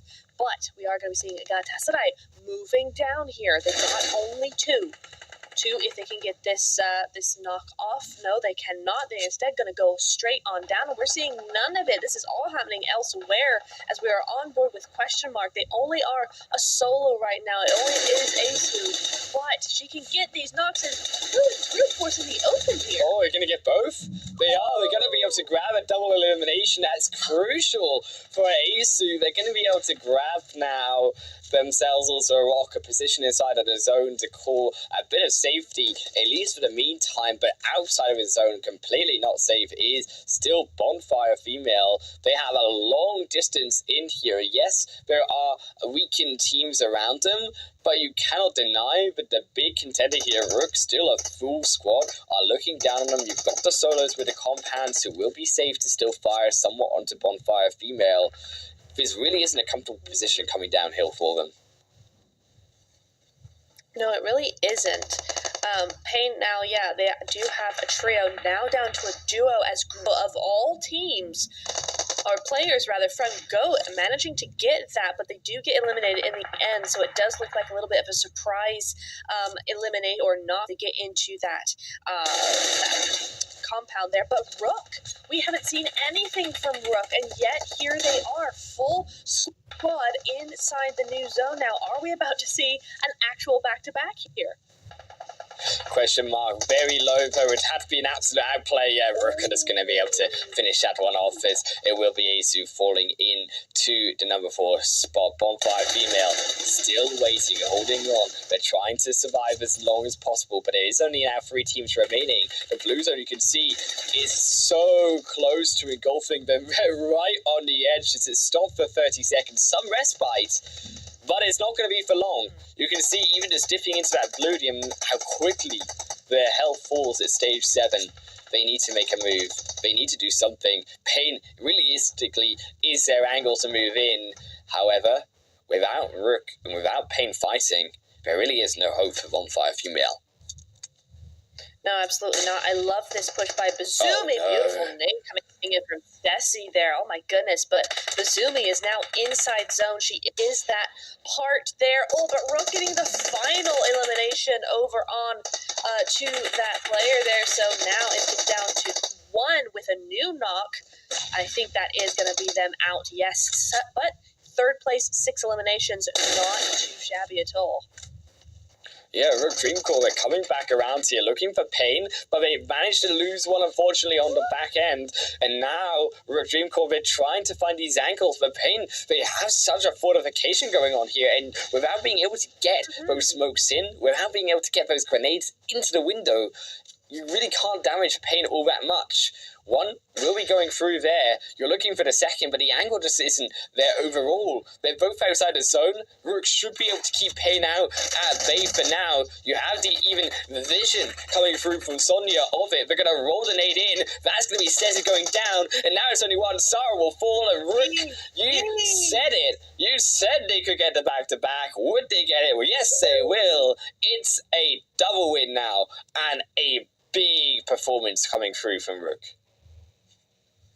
It absolutely is. A phenomenal game there played by Rook. I mean, Payne held on super duper well. Those compounds are notoriously hard to defend. However, Rook coming in there, Bazumi's rotation into zone behind cover, so at least she had a foot in zone. The rest of them fending off Bonfire before making their move. Payne somehow allowing them in, with difficulty, but allowing them in nonetheless. I think moving up and getting into Bonfire's position there enabled Rook to come back down the hill there. And so it was just a really, really well-played, very tough final circle there. So GG's there. Yeah, I like the patience that Rook had, right? They didn't get sucked into the fight with Payne. They didn't get sucked into the fight with Bonfire female as much as Bonfire wanted them to start to fight with Payne, especially for their advantage. I think it really was the zone. It took away Bonfire, and then Payne, yeah, as you said, it really was a difficult position to control. And as soon as that zone went away, it really was just Rook defending that zone and gatekeeping him off. Yeah, it really was a very, very well-deserved win by Rook there, but Bonfire did super well. I think Payne did excellent there. They had been falling down a little bit in the last couple of matches, but that Sandhawk, again, doing wonders for teams who tend to have an off day or whatever, so they're looking really good there. Interestingly as well, Digital Athletics not able to sneak into the top 3 this time round, but still a good result for most of the teams here. I think we saw most of these a team in back to the lobby with at least 3 eliminations. So I think even if it hadn't gone the way they really wanted it to, it's still been a decent performance. Yep, it has been a decent performance in there. As we'll see one more time. Rook Dream Core there at 19 points, so 16 before and 19 now. They've always been consistent overall, I think. And as we said through these last 8 games, I'm really looking forward to what this team can do in the next 2 games and through. You've got to imagine now, if not even the later stages of the tournament, if they have to fight through more earlier on, what they can do there. Yeah, absolutely. I'm super excited to see what these girls have to offer us as we get into the other phases. The way they're playing now, though, I don't think we'll see them for a couple of weeks. This could definitely be a finalist team we're looking at straight off the bat. I mean, with 19 points, with Galatasaray not doing as well as they might have hoped, they're in second place at the moment. They could definitely make it to first here. Yeah, getting into that finals already with the potential for getting access to the $7,000 prize pool and 80,000 UC credits at the end, it only come into the finals. That's definitely something you want to be able to do, and also be able to prepare and study with looking at all the other teams without giving your own strategies away. That's also a crucial point that maybe goes amiss here, but is actually very important into keeping that sense of, well, if teams don't know how to play against us as much, we know how to play them against them, and we can capitalize that and have that advantage. Yeah, absolutely. And I think there's one other point or rather advantage to going into finals right now, is you don't have to control your mentality when it comes to these long tournaments, right? If you're playing 2 days and then you're in finals in 2 weeks' time, you're not playing every weekend and maintaining points throughout, a bunch of games and trying to be consistent and trying to do this and trying to do that. You're already good. So you can back fresh and confident and ready to go, where some of these other teams might be feeling a little drained by the time the finals roll around. Yeah, exactly, and that's definitely the longer format. But if teams have to play for longer, they are going to be naturally more fatigued, whether the team feels it with the momentum and with the team synergy or not. The longest distance elimination, of course, we kind of expected it to be a team pain, to be honest, with the amount of range that they were shooting people from, but it is going to be 235 meters for them, moving themselves into the second position there behind Rook, and also third, Bonfire Female. I think one of the best performances we've seen from them so far in this tournament. Yeah, very, very nicely done by them. And Brute Force as well with 10 points total there. Doing some really good stuff. I think these teams really needed these points as well as they've been doing today. I think Brute Force have been doing very well. I think these teams really wanted that extra boost, and we're seeing that for a lot of these teams. Because, I mean, if you look on the right-hand side, 10th through 16th, a lot of those teams are actually in our top 5, so they did not have as good of a game, and so we're seeing a lot more of those points getting a little bit closer together now. Yeah, and that's all down to things such as MIR as well, taking down Slytherin, another one of those teams who were building up that momentum to coming into, as you said, that kind of top 5 spot that we were looking at now in that 8th position coming into this game. Goat Valkyries as well, another one of those teams that I think had been on the downcline, and now they're able to rise themselves up with those 7 points they gained here in Sanhok. As we move into the player focus, so it is going to be the Rook Sonya here in the first position, 5 eliminations and 135 damage done. No 1,000 damage bells ringing here, unfortunately, for ourselves, Natura, but there is a lot of shared damage overall. Oh yeah, there is absolutely a lot of shared damage. And it's nice to see Gristo in here. I mean, we did see her with that surprise knock on to Pain when they pushed that compound. So some good stuff there. Interesting that she is on this leaderboard with only 2 eliminations. So kind of shows you that, again, we are seeing those teams on top really dominating the space when it comes to those eliminations. Yeah, also I think Stesi as well, being up into that 4 elimination points, we kind of hinted as well. I think especially Liot, I believe we saw Liot earlier on in the first day having that top 5 eliminations alongside some of the big names like Toffee, for example, in there. So getting down 5 in this game, I'm curious to see where that puts maybe Liot in the top 5 standings. If she isn't in there after this game, I suspect she still will be there, very close to being in the top 5. Mm-hmm. Yeah, absolutely. I think that's fair to say that in those overalls, you know, she might be 6th or 7th, something like that. We go to the elimination / damage though, and Brute Force taking a few more kills than their damage suggests there, so some nice awareness of their surroundings coming in from them. Slytherin, on the other hand, doing a whole lot of damage there for only 1 elimination.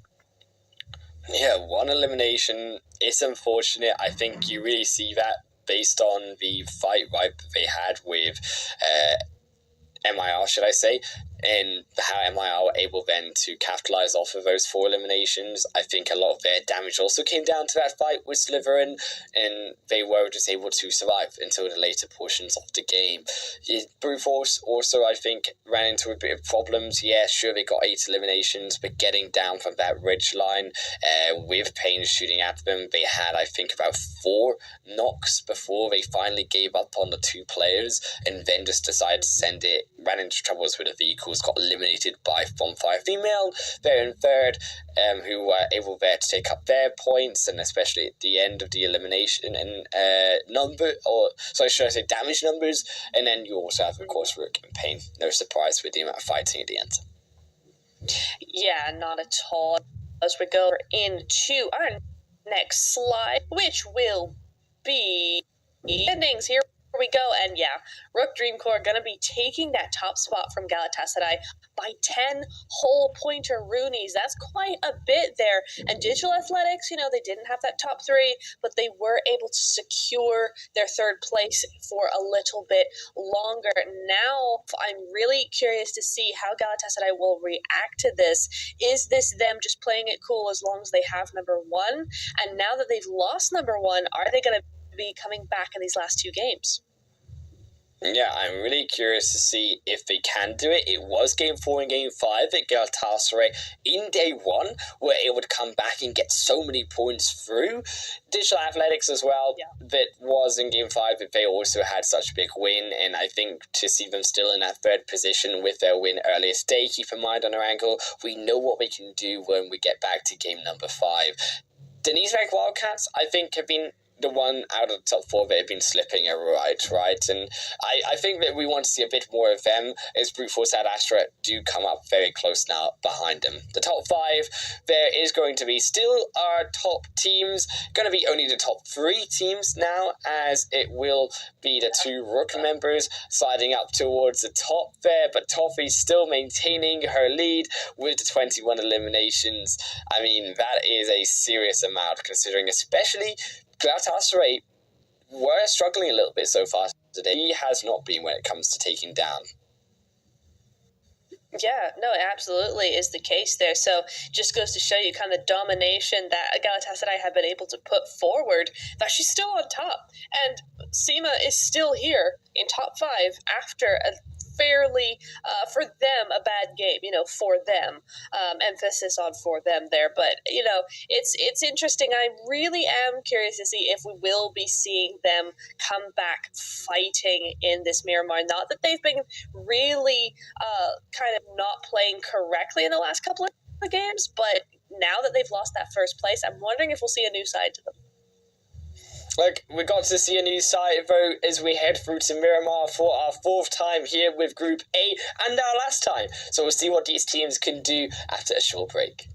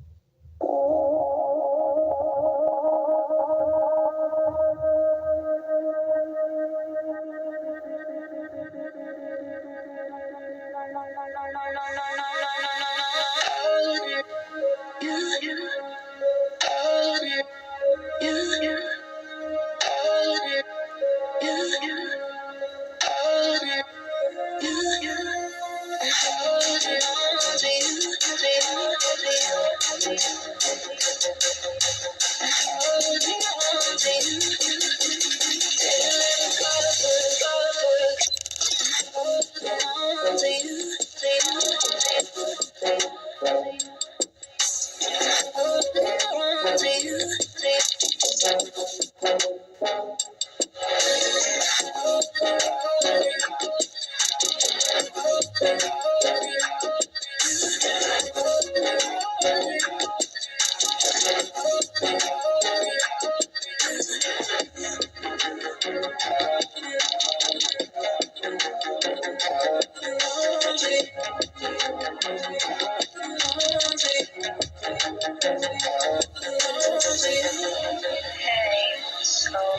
this is a little awkward.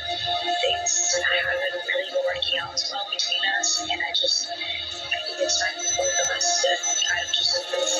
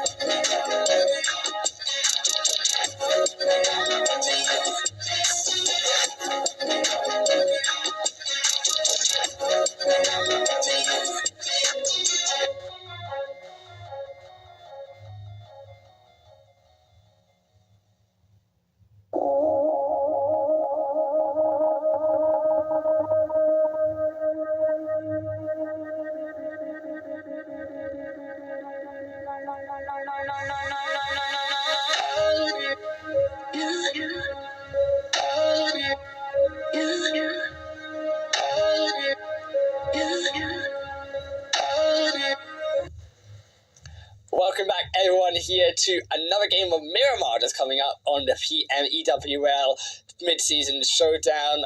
My name's Holland Wolf. I'm a Nebtura. As we said, it's Miramar up next, and Group A are looking spicy today. A back-to-back win from Rook on Miramar, and now on Sanok. Can they do it again on Miramar for a third one in a row? Honestly, I wouldn't put it past them the way that they've been looking tonight, but I think they're going to come back with a little bit more of some pushback, I think, because now, get to the last two games of this group, of this phase for this group. So we're going to start teams make that final push towards getting those positions that they really want, and with it so close, I think it's going to get really down to the wire, so we're in for some intense couple of games here. Yeah, I'm really looking forward as these teams look to try maybe pressure a weakened Denny's Bank Wildcats today for that fourth spot, because of course it is, as you say, the top four moving on to those finals, and those teams like Brute Force at Astra are definitely eyeing up that position. Oh, and the playing path couldn't be any worse, Wolf, for some of these teams here. I mean, that's a pretty biased playing path, if I say so. I mean, these teams going to have to fight a long way. I think we're probably going to see a little bit of clogging up for those vehicles. So we could see some early eliminations here. Galatasaray, though, they are keeping to themselves. They're going to go El Hazahar, and they are quite alone in that drop. So they should be good to go. But for these other teams, I'm not so sure. Yeah, and I like to change up here from teams like Wild Pixie, and also it looks like a few others, such as Payne also, who would go to El Pozzo, now going towards the southern locations, but again they seem to have still found themselves in about the same area, coming up even to the South Island here, some of them, just to get away from those other parachutes. So you can see that play path definitely has had an effect on teams who otherwise would have made it to the likes of El Pozzo and La Coperia, now moving down towards the south to contest around Los Higos.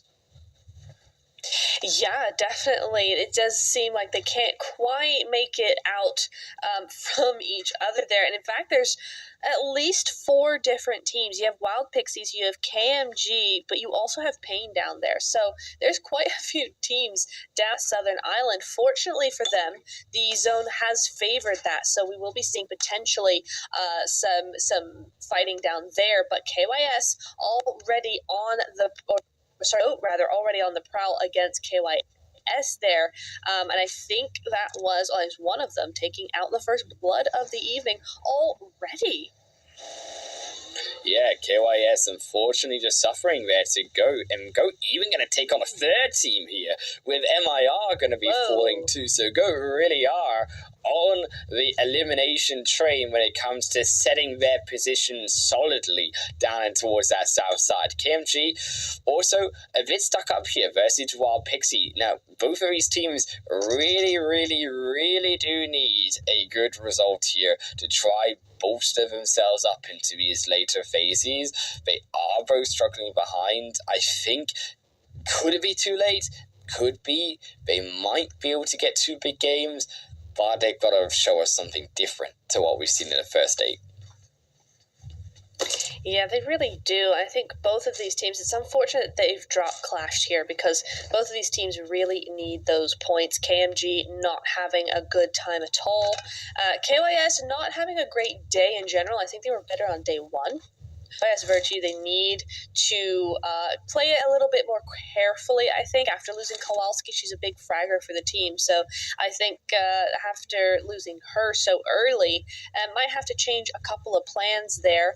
But we'll just see how that ends up happening. Galatasaray as well up there in the second place position. They have a damaged player, so it looks like they may have had a little bit of say in who does what. But now it's up against the rest of Go. They're coming in for this one. Yeah, it was even KYS Virtue Aquarius kind of walking their way forward actually in towards Go, inviting them in. Yes, I get the idea the tire is there and you could bait them back, but you're a single player, you're a single lady here amongst a swarm, as it were, of Go Valkyries who are all going to all too easily be able to dispatch of Aquarius, and it will be Delicia 24K who just have to continue to move backwards. I think a bit of a blunder there. If you need to escape, try and make a run for it. Don't try. Do not poke the hornet's nest, as it were. Yeah, absolutely. I almost wonder if she didn't know they were there, because she is a solo. That would be such an odd move to say it that way. You know, it'd be a really odd move to just go for it. You know that they're over there. So I almost wonder if that information was not handed over to her correctly. Yeah, but even there's then, a team right? here. Yeah, but even then, right, like, you've got a team, you've got a player who's just died in that location, so they should be able to still say to their teammate, right, that they are there. So it doesn't really add up why they would be going in that direction. Yeah. That's true. Well, whatever the reason, they are going to face the consequences of that, because now they're down to just a duo. On the other hand, are quite happy with that. It looks like they've taken out one of MIR as well, because they've got 3 eliminations. Yeah, it's also going to be you who at home can get 300 UC with this code on your screen. The first come, first served, first to get it in the game. You know, I've been saying all of these codes, right, and I'm kind of jealous because I want 300 UC. I would be there on the little screen with the code input ready every single game. As soon as I see it, pause the stream, put it in. Like, the only way I can do it faster is copy paste the letters in. Like, right. Yeah, exactly. Oh, great angle here. But yeah, absolutely. Yeah, what we want them. 10 cent. Wait, give us UC as well. That'd be awesome. But PMG on to this. I don't know. I see she was trying to do that whole nade thing to maybe keep her position kind of unknown there. But at the end of the day, I think that would have been more important to get that knock when you're looking at the way that this compound is kind of positioned here. I kind of feel like she should have taken that shot. Yeah, KMG a bit slow here, but they will be able to find at least one of Wild Pixies here as they come through the animation on the window. Unfortunate for Skiz, there's nowhere really for them to go. These guys will fall, and the first, should I say, for KMG on the board. They are getting a bit low here, and you can see Fully trying to make that flank around, but is spotted very, very quickly by Nina. Very crucial here to not lose Nina on this roof, and they will go actually now with a couple of these members up towards the rest of Lop, get that second elimination, and the rest of Fully. Yeah, it's a big shame for Wild Pixies. They've had an okay day today so far. They just really needed a good game, a really good game, and unfortunately they will be a solo, and that solo's AFK. So, I mean, good news is she is inside of zone, so they get to stare at her looking up at the sky for the She's next not couple gonna minutes, and walk that will into the really team. be Don't worry. Yeah, she's gonna be okay exactly. for now. They'll be fine for now, at least for now. But yeah, that is a bit of a shame there. But KMG getting 3 elimination points, so starting off in a good sort of way. We are very early into the game, so while those eliminations aren't unnormal for KMG to be getting, it's still very early on for them to be getting those kinds of eliminations. So hopefully that means good things for them. Yeah, KMG definitely a team that really need, as we said, these eliminations. It's unfortunate for Wild Pixie to obviously have that AFK in the game, maybe just something happening outside of the game that they need to do, but just not really the time. Not really the time that it needs to be. We're now, whatever. But in the end, it worked out, right? Because they're still alive. So actually, it was all calculated. It was all calculated in their mind. Indeed, it's a genius plan of theirs. Wild Pixies have the big brains in this lobby at the moment, at least. MIR have lost bot, unfortunately, and they are again looking at Galatasaray. What is it between these two teams? Yeah, it's just where they seem to be dropping, and unfortunately, MIR, I think, have suffered a little bit, we could say, in terms of the overall standings, because they have been so close to these two teams. I mean, even Slytherin is another really aggressive team, and we've really been able to see how aggressive it can be today, especially. But they were always going to be that aggressive team, even on day one. They had 0 placement points. All their points came from eliminations, so we kind of did expect this coming in. Yeah, we kind of did. We kind of did indeed. It is going to be interesting, though, to see where KMG come into this, though, because if you look, Pain is completely blocking that exit off of the island. So unless they're going to go all the way through Valdemar, which they'd have to do very quickly, I don't see them really getting off this island. Yeah, this is a really awkward rotation. I think they could still do it. I mean, right, there's still 50 seconds. It's only stage 1. It's not going to do that much damage. You can stay in it for a fair while. If they're going to rotate, I think it would make a lot of sense, actually, to go to Valdemar rather than try to contest the teams, which you know as well from the start of the game will be likely there from all those parachutes that you were seeing early on, and especially in the elimination feed, knowing that there were fights around that area likely. So it would make the most sense to make a wider rotation for them. Whether they do that or not, I'm not entirely sure, but that would be the optimal strategy. Yeah, I think I agree with that. That would be probably the best thing they can do at this point in time. Looking, though, at Digital Athletics, they're over in Los Leones, so I think they'll probably be here for a good long while. The new zone has popped up, and they are in it, so I think we can expect either the zone to have centered up here or gone a little bit to that southeast side, so away from KMG either way, so they are going to have to make that rotation either which way. Rook, though, I mean, they are out here. They've got that momentum from those double chicken dinners under their belt so far tonight. I don't want to jinx anything, but I'm just saying they're looking like they could be rather ready for another. Yeah, I think they're definitely looking ready. I mean, they've also got a beep bus, so they're immediately becoming my favorites. And I think just the best vehicle in PUBG Mobile. Yeah, the Jeep came close. It almost stole my first love of the beep bus, but it is. I will always go back to it. This is why when I play, we always have to go into Miramar, because the beep bus just calls. It echoes out into the distance of the desert for me. That is interesting, because it is dreadful to drive on this terrain. So it's interesting that that's your favorite vehicle. It just looks cool. Yeah, that's an interesting one. It does look cool. I'll give you that. It is a good. Yeah. It's good visually. Yeah, it is good.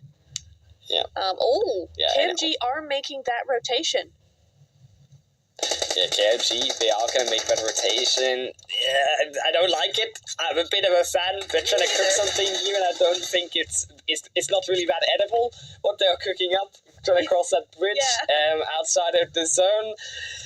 I do worry for them, especially with the way it's moved away. Even if they do get past Pain, they're going to have to go into the zone quite quickly. If that Pain fight lasts quite a long time, I suspect it will. And yeah, you can see now in the elimination feed right there. There they go. Yeah, but that will be the end of KMG. Oh, no. Oh, that's such a shame. It's confusing me, especially because if I remember correctly, Los Higos, there aren't that many vehicles over on that side. So you're kind of looking at potentially what we've got here are two cars with half the squad in each, and I think that's one car been blown up and taken out completely, and the other half has squeaked by. So that is a big. Oh no, they've not even made the bridge. Yeah. Oh. And you know what? The most hurtful thing is they're now gonna make this rotation to Valdemar, but they're gonna do it with two less players. They're gonna do it with less time on their plates.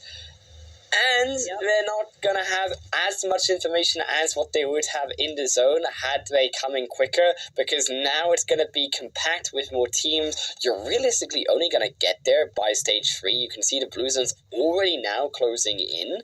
So it just is all worse. If you're going to make a defensive decision, make it quicker. And I think that just comes down to the lack of awareness, quite frankly, of the amount of parachutes that you saw in the early game, because there was no way that you should have been making that rotation. Yeah, I think even if you did think that they had already moved up into zone and that they were already away from that bridge, I think that's a super risky play to make, especially for a team that hasn't had the easiest of phases so far. And I think with those 3 eliminations right off the back of a good fight there, I think they really should have held on to that and just continued to build that momentum slowly rather than going for another team right away. But, it is what it is. They still are alive. They're still out here. They're going to make a nice long rotation, so there shouldn't be any issues with, rotational knocks or anything like that for a while at least. So hopefully they can kill some time out in the zone and maybe get a few of those placement points. Yeah, Denise Bank Wildcats as well, making their rotation up towards Rook. Revitalized Rook indeed, but Denise Bank's still holding on to their 4th position so far, albeit at a little bit of danger with Brute Force Ad Astra behind them. Rook, I really like their position here in Los Leones. I would actually like them to move maybe a bit towards the left side of Los Leones. I think actually there is still, as we said, a few teams looking to roam up towards Los Leones. I think utilizing those 4 to 5 stack buildings could be super informational for them. But I see that they are doing the same thing right here with Bazumi, very far away. Actually, it is even Digital Athletics controlling these buildings as well. So you actually see that there is a bit of already contention around these great locations of Los Leones. The alternative, actually, with this zone, you could even go to the right side, of course, with those mountains. You mentioned it 2 days ago or so, with the amount of mountains you have and the high ground that you control, especially as teams look to maybe exit Los Leones with this zone, how it's going. It may end up going that way as well. It may indeed, but I tell you, it's not going the way of Rook right now. They've gone down to 2. Wildcats sneaking up behind them as they're trying to make their push up that open area. So they're down to a duo. That's really not looking very good for maybe a turkey dinner, as I think it's called there. But yeah, it's not looking that great. But for Wildcats, they needed those points to keep on top. So 2 points on the board so far. That is going to be the push coming up. Will they be able to take more? I'm not sure. TPES, though, could be a nice alternative for the Wildcats to pick on if they can't find Rook. You know what I wish I knew was the golf terms, where they get a bogey and it's what's the double? I know one of them is an eagle. Yeah, but they got a birdie. That's it. Yeah, birdie, eagle. This is what. Yeah, and we could do it with a chicken dinner, but we could then be if we got a birdie chicken, we got a birdie dinner, we got an eagle dinner. Maybe I'm trying to cook something. It's not so edible here right now, for the casters, but But I'm combining sports, okay? Like, I'm combining the sports of the world with esports. Just let me cook. Let me cook for 2 minutes.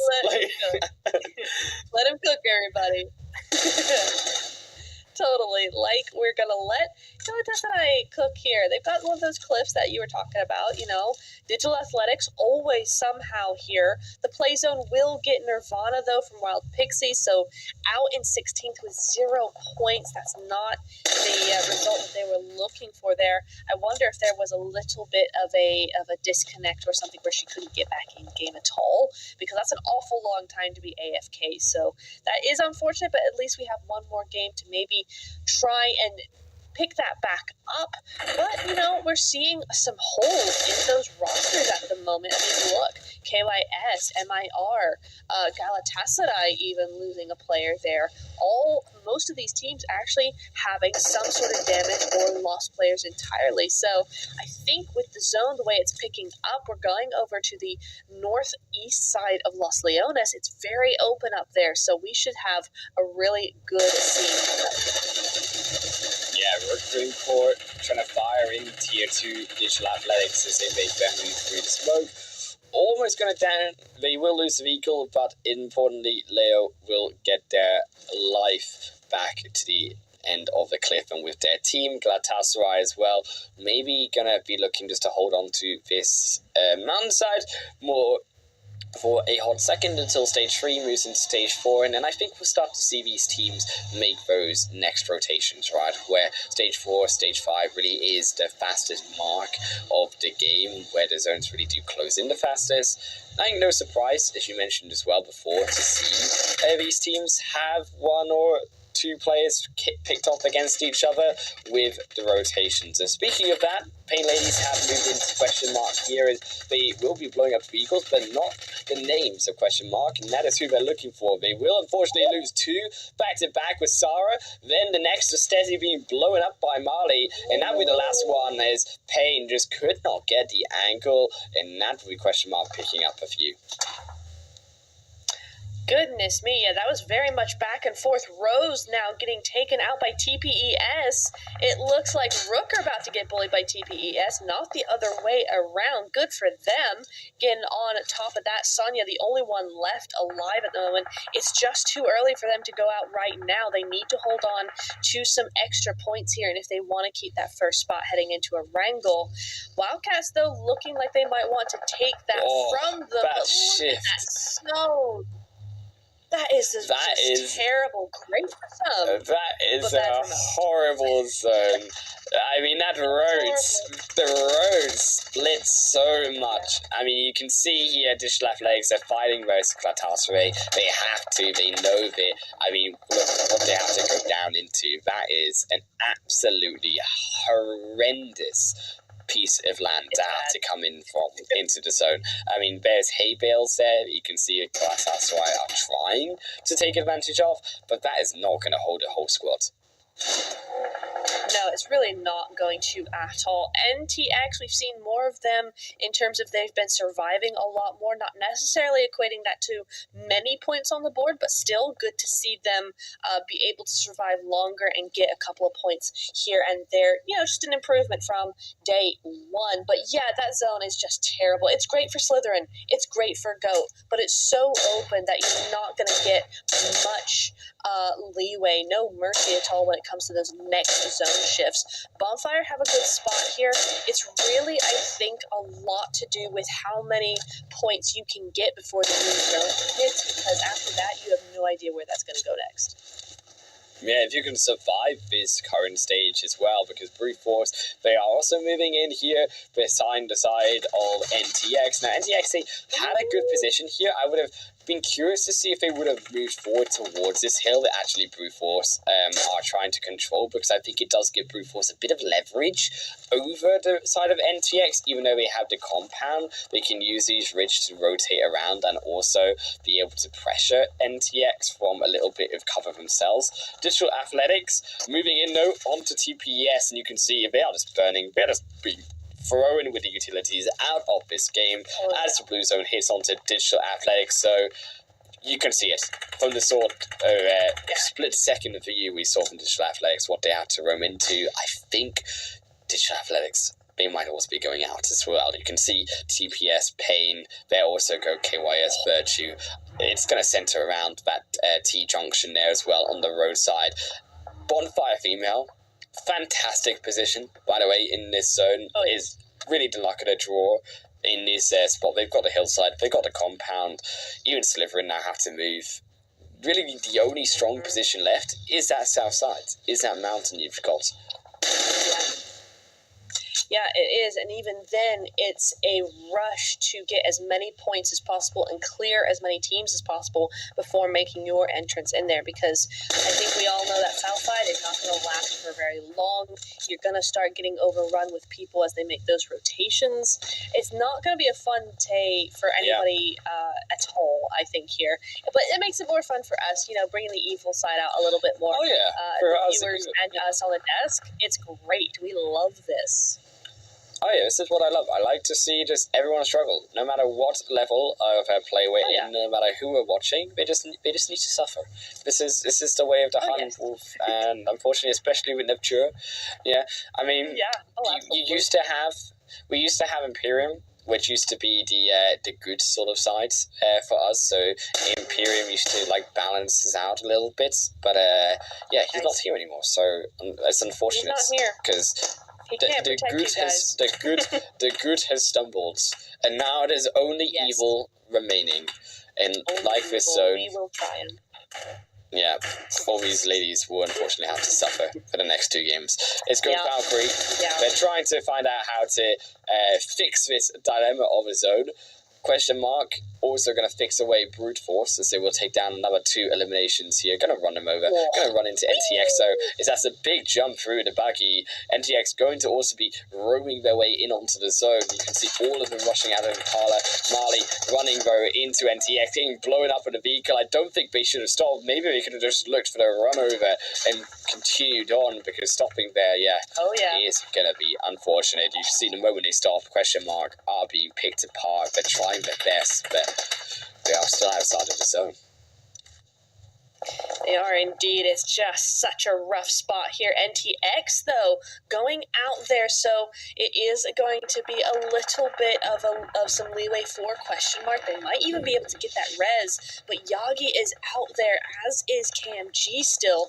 So it's a big dilemma for them, especially when the zone. Wolf, look at the zone. Completely opposite to these poor people. Yeah, I mean, the zone, this would be a great position if you're on an early fight, right? Bonfire Female, they don't really have the high ground as much, and it is a bit of an open area, so if you had 4 cars in the early game, you could easily rush Bonfire Female. But because there's so many players around you in the late game here, you can't move anywhere without getting shot by a third-party team. Bonfire Female, all they need to do is just continue to stay safe in this building. I mean, you can see they got no eliminations, but they are clearly going to be the favourites coming into potentially even the last 2. Wow, yeah. I mean, it's looking at that map, definitely. I mean, GOAT is their biggest threat right now. They are still looking for that position, but they are wandering a little bit. They're not sure where to go, not sure where they can go, as Diavla does go down, so that's going to be Digital Athletics picking up their 8th elimination pretty soon. So, yeah, this there goes big. Diavla. Now down to a solo. This is big from question mark, though. Look at this. It was big, but they just missed it. If they had got them both down, it could have been a double drive-through, but they missed it. They got behind the hay bales just in time. KMG Esports, that's going to be the first one on the board. The second as well for Bonfires. They tried, again, as we said, to rush down the compound, but they just were too damaged and broken by the time they got there. Denise Banks, Wildcats, now looking for a nade over, trying to punish. Go, they will find a beautiful nade onto Tyre. They're looking for a second one onto Gristo and Tyre as well. They'll need to make a smoke through. They got the ridge line. 1 minute in this solo. If the Wildcats really could put a stopper into all of the hope that Valkyries had of trying to compete to take this game, Bonfire Female blessed with that another zone shift.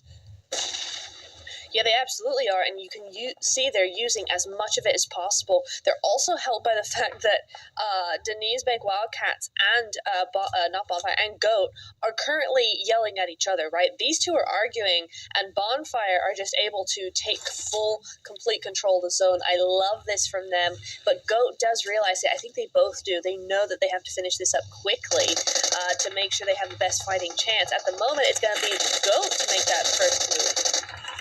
Yeah, but I love this move also from Bonfire Female. Look at the way that they've rotated actually outside of the compound to take advantage of the Wildcats' pressure. So you can see there, they're getting now the eliminations. They're looking to push in. They also know that they can have this pressure on top of the Wildcats, but they lose one. There's also a broken tire. They will be taken down by the others of Bonfire Female. There goes Eddie, and that will be Bonfire Female's chicken dinner that we suspected it would be. Miramar, a brutal finish for so many of these teams, but you cannot deny that Bonfire Female, yeah, they were gifted that chicken dinner, but they took it down with domination. They absolutely did. I mean, yes, I always like to say, yeah, okay, so yeah, they got zone blessed, right? But it's what you do with that zone blessed that really matters. You can still throw a game and have zone all game long. It really does depend on what you do with it. And Bonfire really used it to take full control. I love how they had that brilliant kind of awareness of going, wait, we can do something with this. Look, they're fighting. They have awareness of that, of what's going on around them, and reading that kill feed and going, hey, we have an opportunity here, and just making the most of it. Love those calls coming through there. Really, really nicely played. But I do have to say, Eddie from Wildcats, I thought she was about to have that. She was on fire at that end. Yeah, Eddie, I mean, she was looking for it. I think if Bonfire Female hadn't made that move round to wrap into the third-party position that they did, there could have been a world where Eddie picked up maybe 1-2 more elimination points, but Bonfire Female definitely just looked so strong. The 4 players they had in the end, there really wasn't enough you could do with only a solo with 2 players. Eddie put enough damage into Goad that they couldn't contest the compound quick enough, and yeah, they walk away with the chicken dinner. 10 placement points for them, 6 eliminations by the end of the game as well. So a healthy 16 points, and crucial as well for them, as we said, to get ahead in the standings. This was another team that also needed to continue to raise themselves in the overall leaderboard, and this game will definitely help them do that. Oh, absolutely. I mean, I know we've been kind of talking about how the points are starting to graduate from each other, right?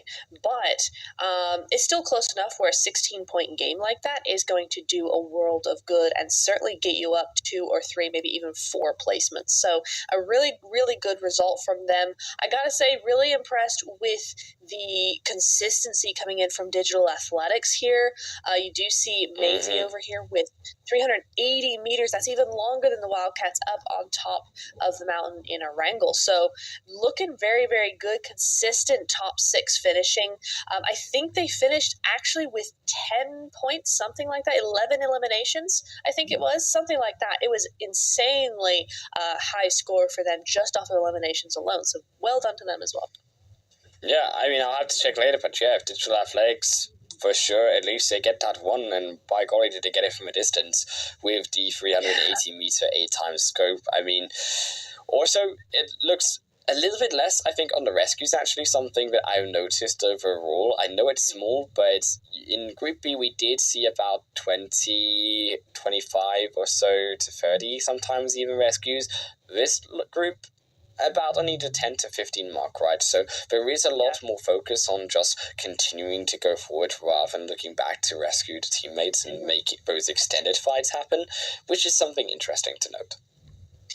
Yeah, it is. I think we may be able to kind of guess the reason for that, as you said, going forward and more forward. But also, I think these girls tend to wait a little bit longer for those fights to start occurring. As early as we saw them happening, they were still a little bit of the outliers. So I think when majority of these knocks are actually being made, it's in the late game when they just don't have time to get those knocks going, or where these teams are going to start pushing as soon as they get those knocks. So those teams can't, they have to abandon those their knocked teammates there. Whereas in the Group B, I think we saw a lot more of those revives coming in just because they were starting those aggressions early, and so the pressure wasn't quite there on them as it is in the late game. Yeah, that's also a fair enough point as well for them too. As well, the zone I think was just another, quite frankly, like evil thing which really did stop those rescues. Yeah, really like did, I mean, you can't really stop to rescue in that type of zone. So that's a big factor. They're also the third position. They too getting their points on the way that I think they much needed.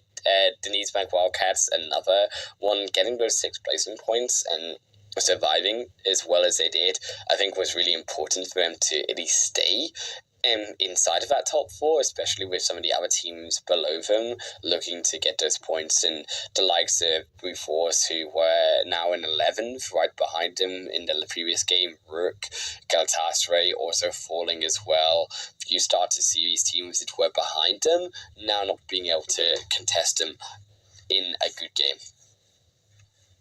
Yeah, absolutely coming in here, though. Blair coming in clutch for her team. 6 eliminations, and Maisie as well with only 3, though. Again, Goat over in here. Oh, Daddy's here with 2 eliminations. So, again, we're seeing a lot of domination from specific teams, but I want to make an interesting, never mind. I was about to say that, Bonfire aren't here, even though they won, and then there's Saren staring me right in the face. So I'm going to shush now. Over to you, Wolf.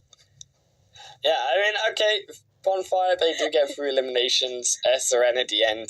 To be fair, they did have 0 till about, like, the last 6 teams alive, so they were a lot of those 6 eliminations right in the last second. Oh, Daddy as well. Yeah. Hitting up there from Good Valkyries. Like to see Goat. I think they've been pretty aggressive today so far compared to day 1, and they've definitely been showing up a bit more in terms of these team fights and showing up in the overall standings, and you can see that as well in the way that they've been able to climb on the overall leaderboard, which is also another nice thing to know. Yeah, it is indeed question mark as well coming up here. I think possibly for the first time, I don't quite remember, but going over to the elimination damage ratio, Digital Athletics coming in with 11 eliminations, and they didn't even get top 3, so that's a really, really strong performance from them. Question mark as well, 9 eliminations coming in there, so a little bit more than their damage suggests, but we love to see it. Goat and Wildcats as well doing a lot of work there, but of course, Bonfire coming in with 1,500 damage, so not as much as maybe 1 or 2 of these teams, but definitely enough to get them that win. Yeah, definitely enough, and that will definitely help them, as we said, get themselves on the leaderboard. KMG as well, getting a little bit closer to the end of the left side of the standings, and also getting those 4 elimination points. We said how that would help them as 2 in terms of climbing that leaderboard just a little bit at least. And I think the big shocker, as we said, in terms of a lot of favourites, again, being not really there in terms of the top of the standings, that we see at the top of the leaderboard overall. So this will actually also really help Digital Athletics, who were really that only team alongside the Wildcats that we see at the top. Yeah, absolutely. And I think we're going to be going over to our player overalls, player overall stuff very shortly. But, going into this last wrangle, I think we have a little minute for some of our thoughts there. Going into the last wrangle, I think with this game in particular, off the back of this game, we're going to be seeing a lot of teams play in a big way, I think, because that was a bad zone, sure, but a lot of teams profited off of it. A lot of teams that needed points. Yeah. So I think next wrangle is going to be very interesting to watch. Yeah, I'm really looking forward to how Battle Wrangle would show up, especially with they're so close. Digital Athletics and Rook kind of vying really in this last game for who will take that top spot. Very close in terms of the placements, but you can see the eliminations very heavily favouring them. Galatasaray even more so. Look at that difference. Even, they're in 3rd, but 56 eliminations, the highest of our group, but they've actually only got 23 placement points. That's about the placement points that you would expect to see around the 8th mark or the 7th mark, Yeah, that's very interesting to note. Yeah, for sure.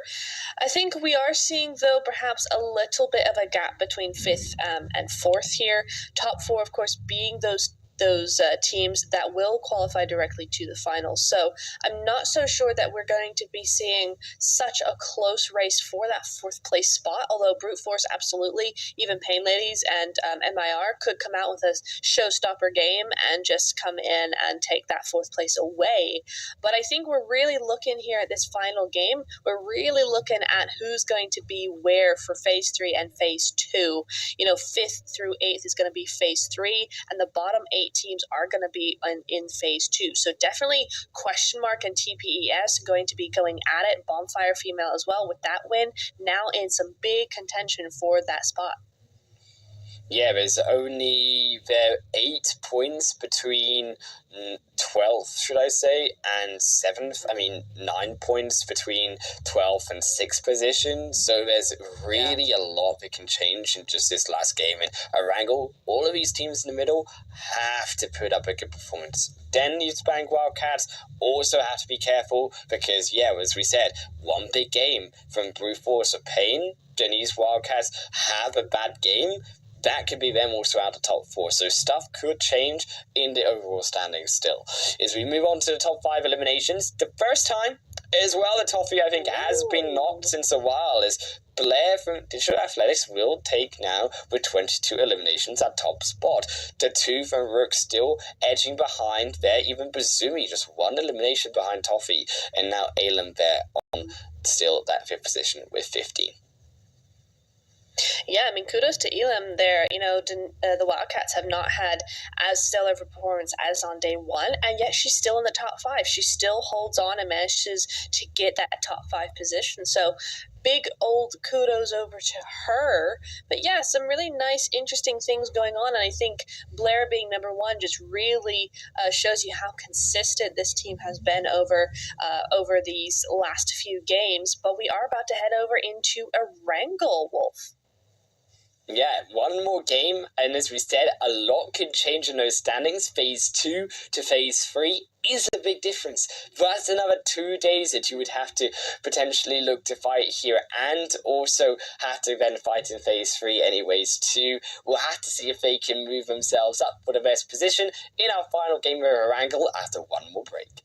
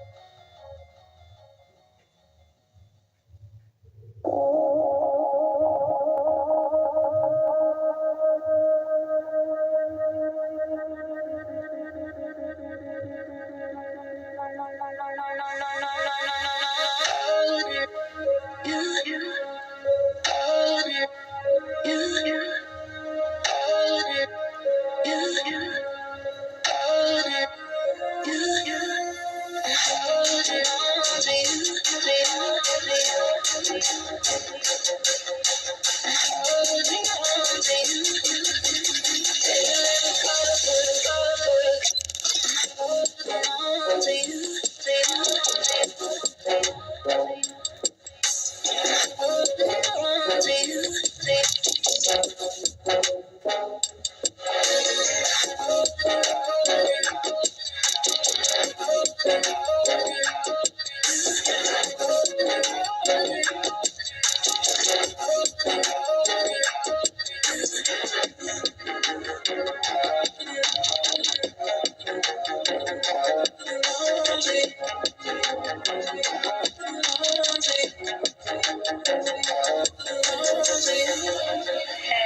so this is a little awkward.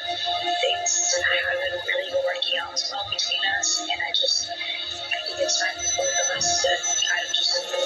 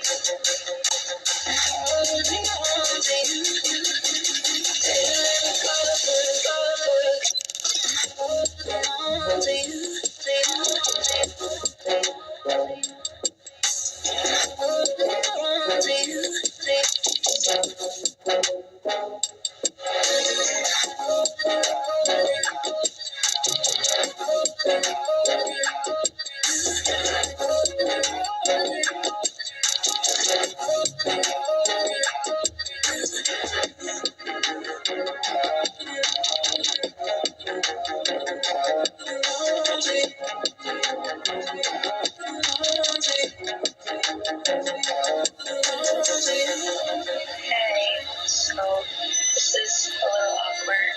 Things have been really working out well between us, and I think it's time for both of us to kind of just move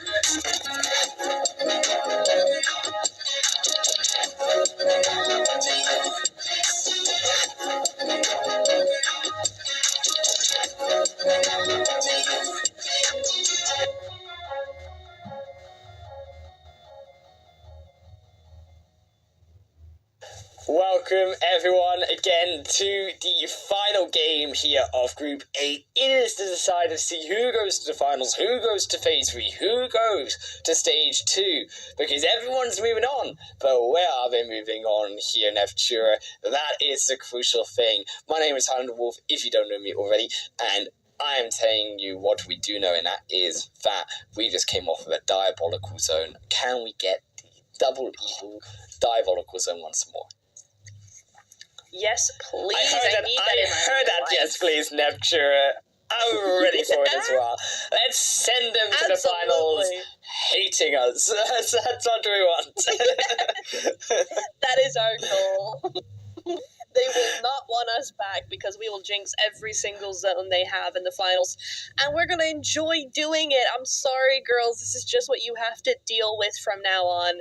But a great little playing path, very much mimicking what we saw on Miramar this time round, or last time rather. So we'll see if that has any sort of the same consequences. We do see Pain down there, but KMG not with them at the moment. They're going to be going up to Stalber or Subvert.